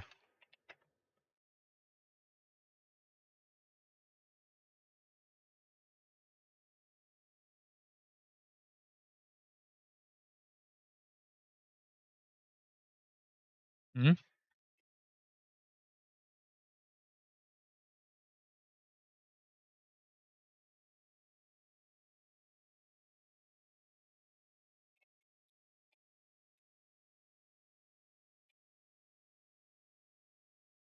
ฆ่าเลยฆ่าเลย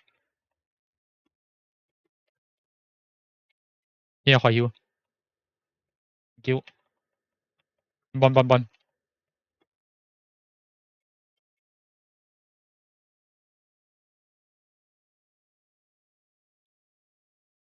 ต้องระวังเบลดน่าจะมีแล้วมั้งทันไปซ่อนก่อนนะอุ้ยเฮียเกือบ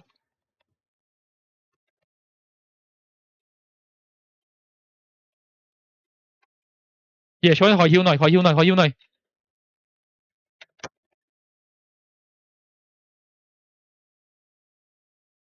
เนี่ยลบสวย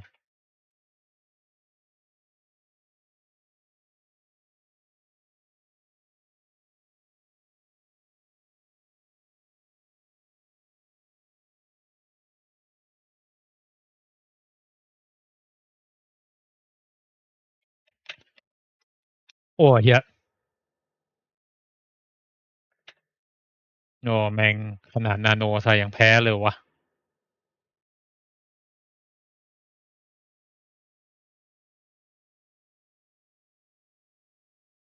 ไม่น่าใช้เลยเสียดายมันเล่นเซน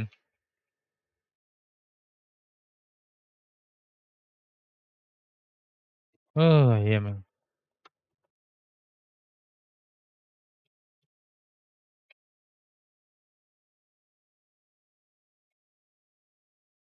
เอ้ย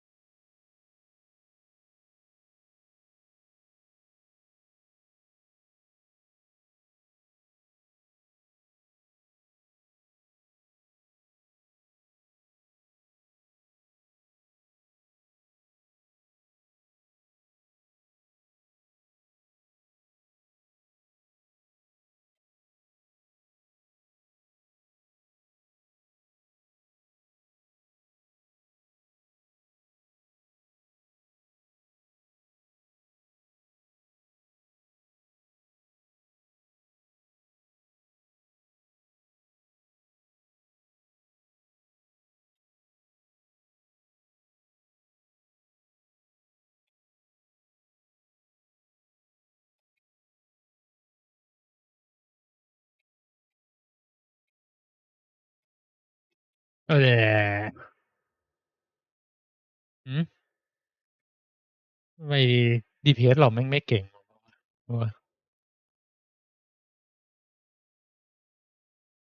ฆ่าไม่ได้เลย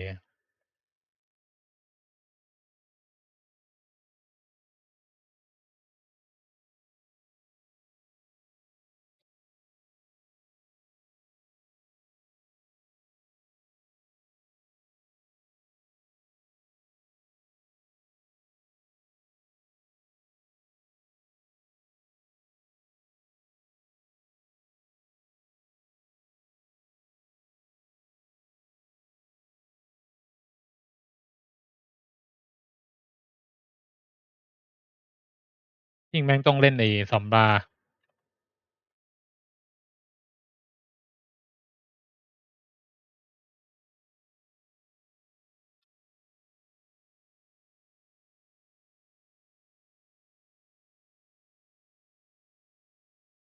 เฮียคอยฮิวเฮียเฮียเล่นเนี่ยโอ้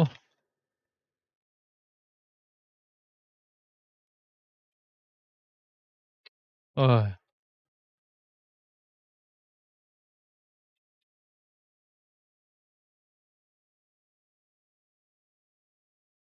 ที่ด้านหลังเฮียเฮียถอยมา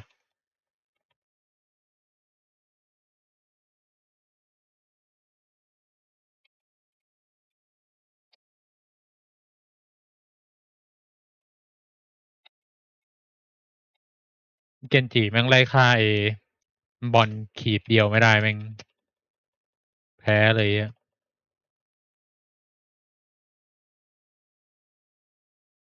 เดี๋ยวมันบอกเลยแม่ง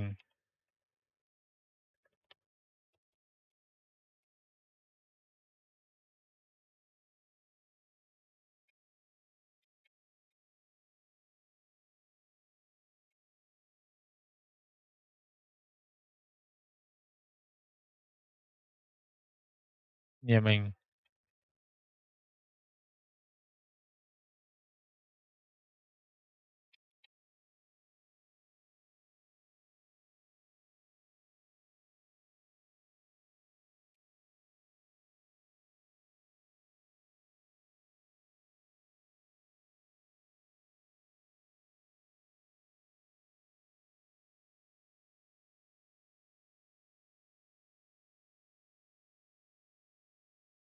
ดูเลยอะ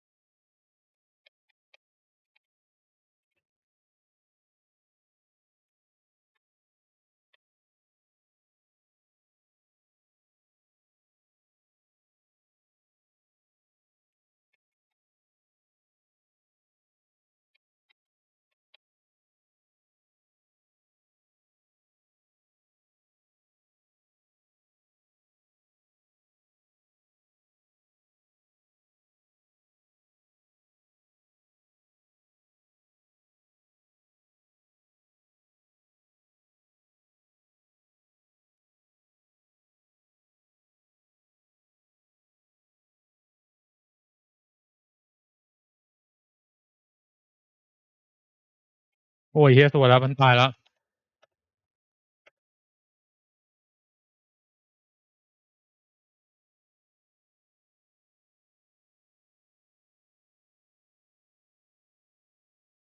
มอร์นิ่งสตาร์แม่งห่วยมากเลยอะ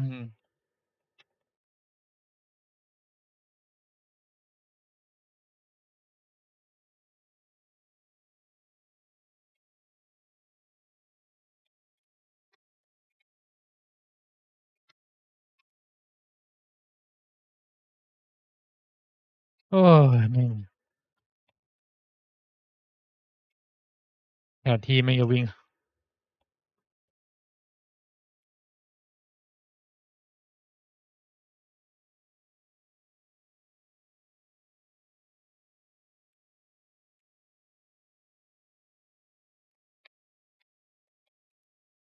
เฮียอย่าตายอย่าตาย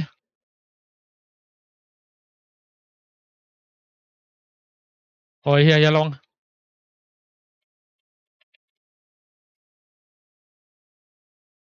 อืม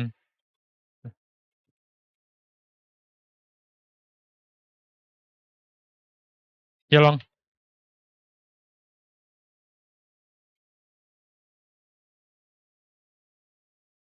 โอ้ยสวยละ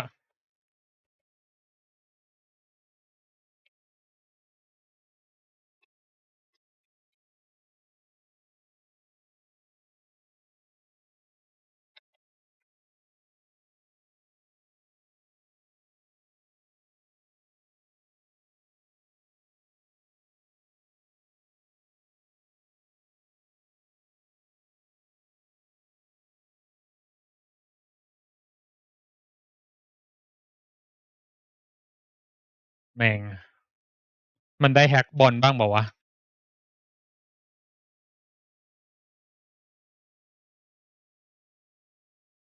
ฮะไอ้เฮียเทเซอร์เก่งแต่ว่าเฮียแต่มันเก่งเทเซอร์มันเก่ง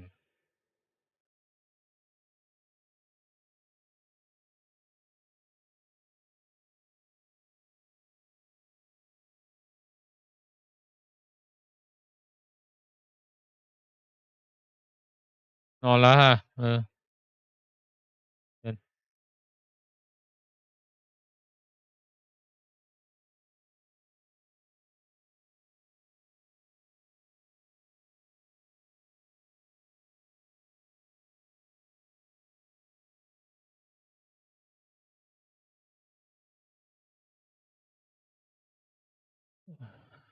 นอนด้วยเลยแล้วกัน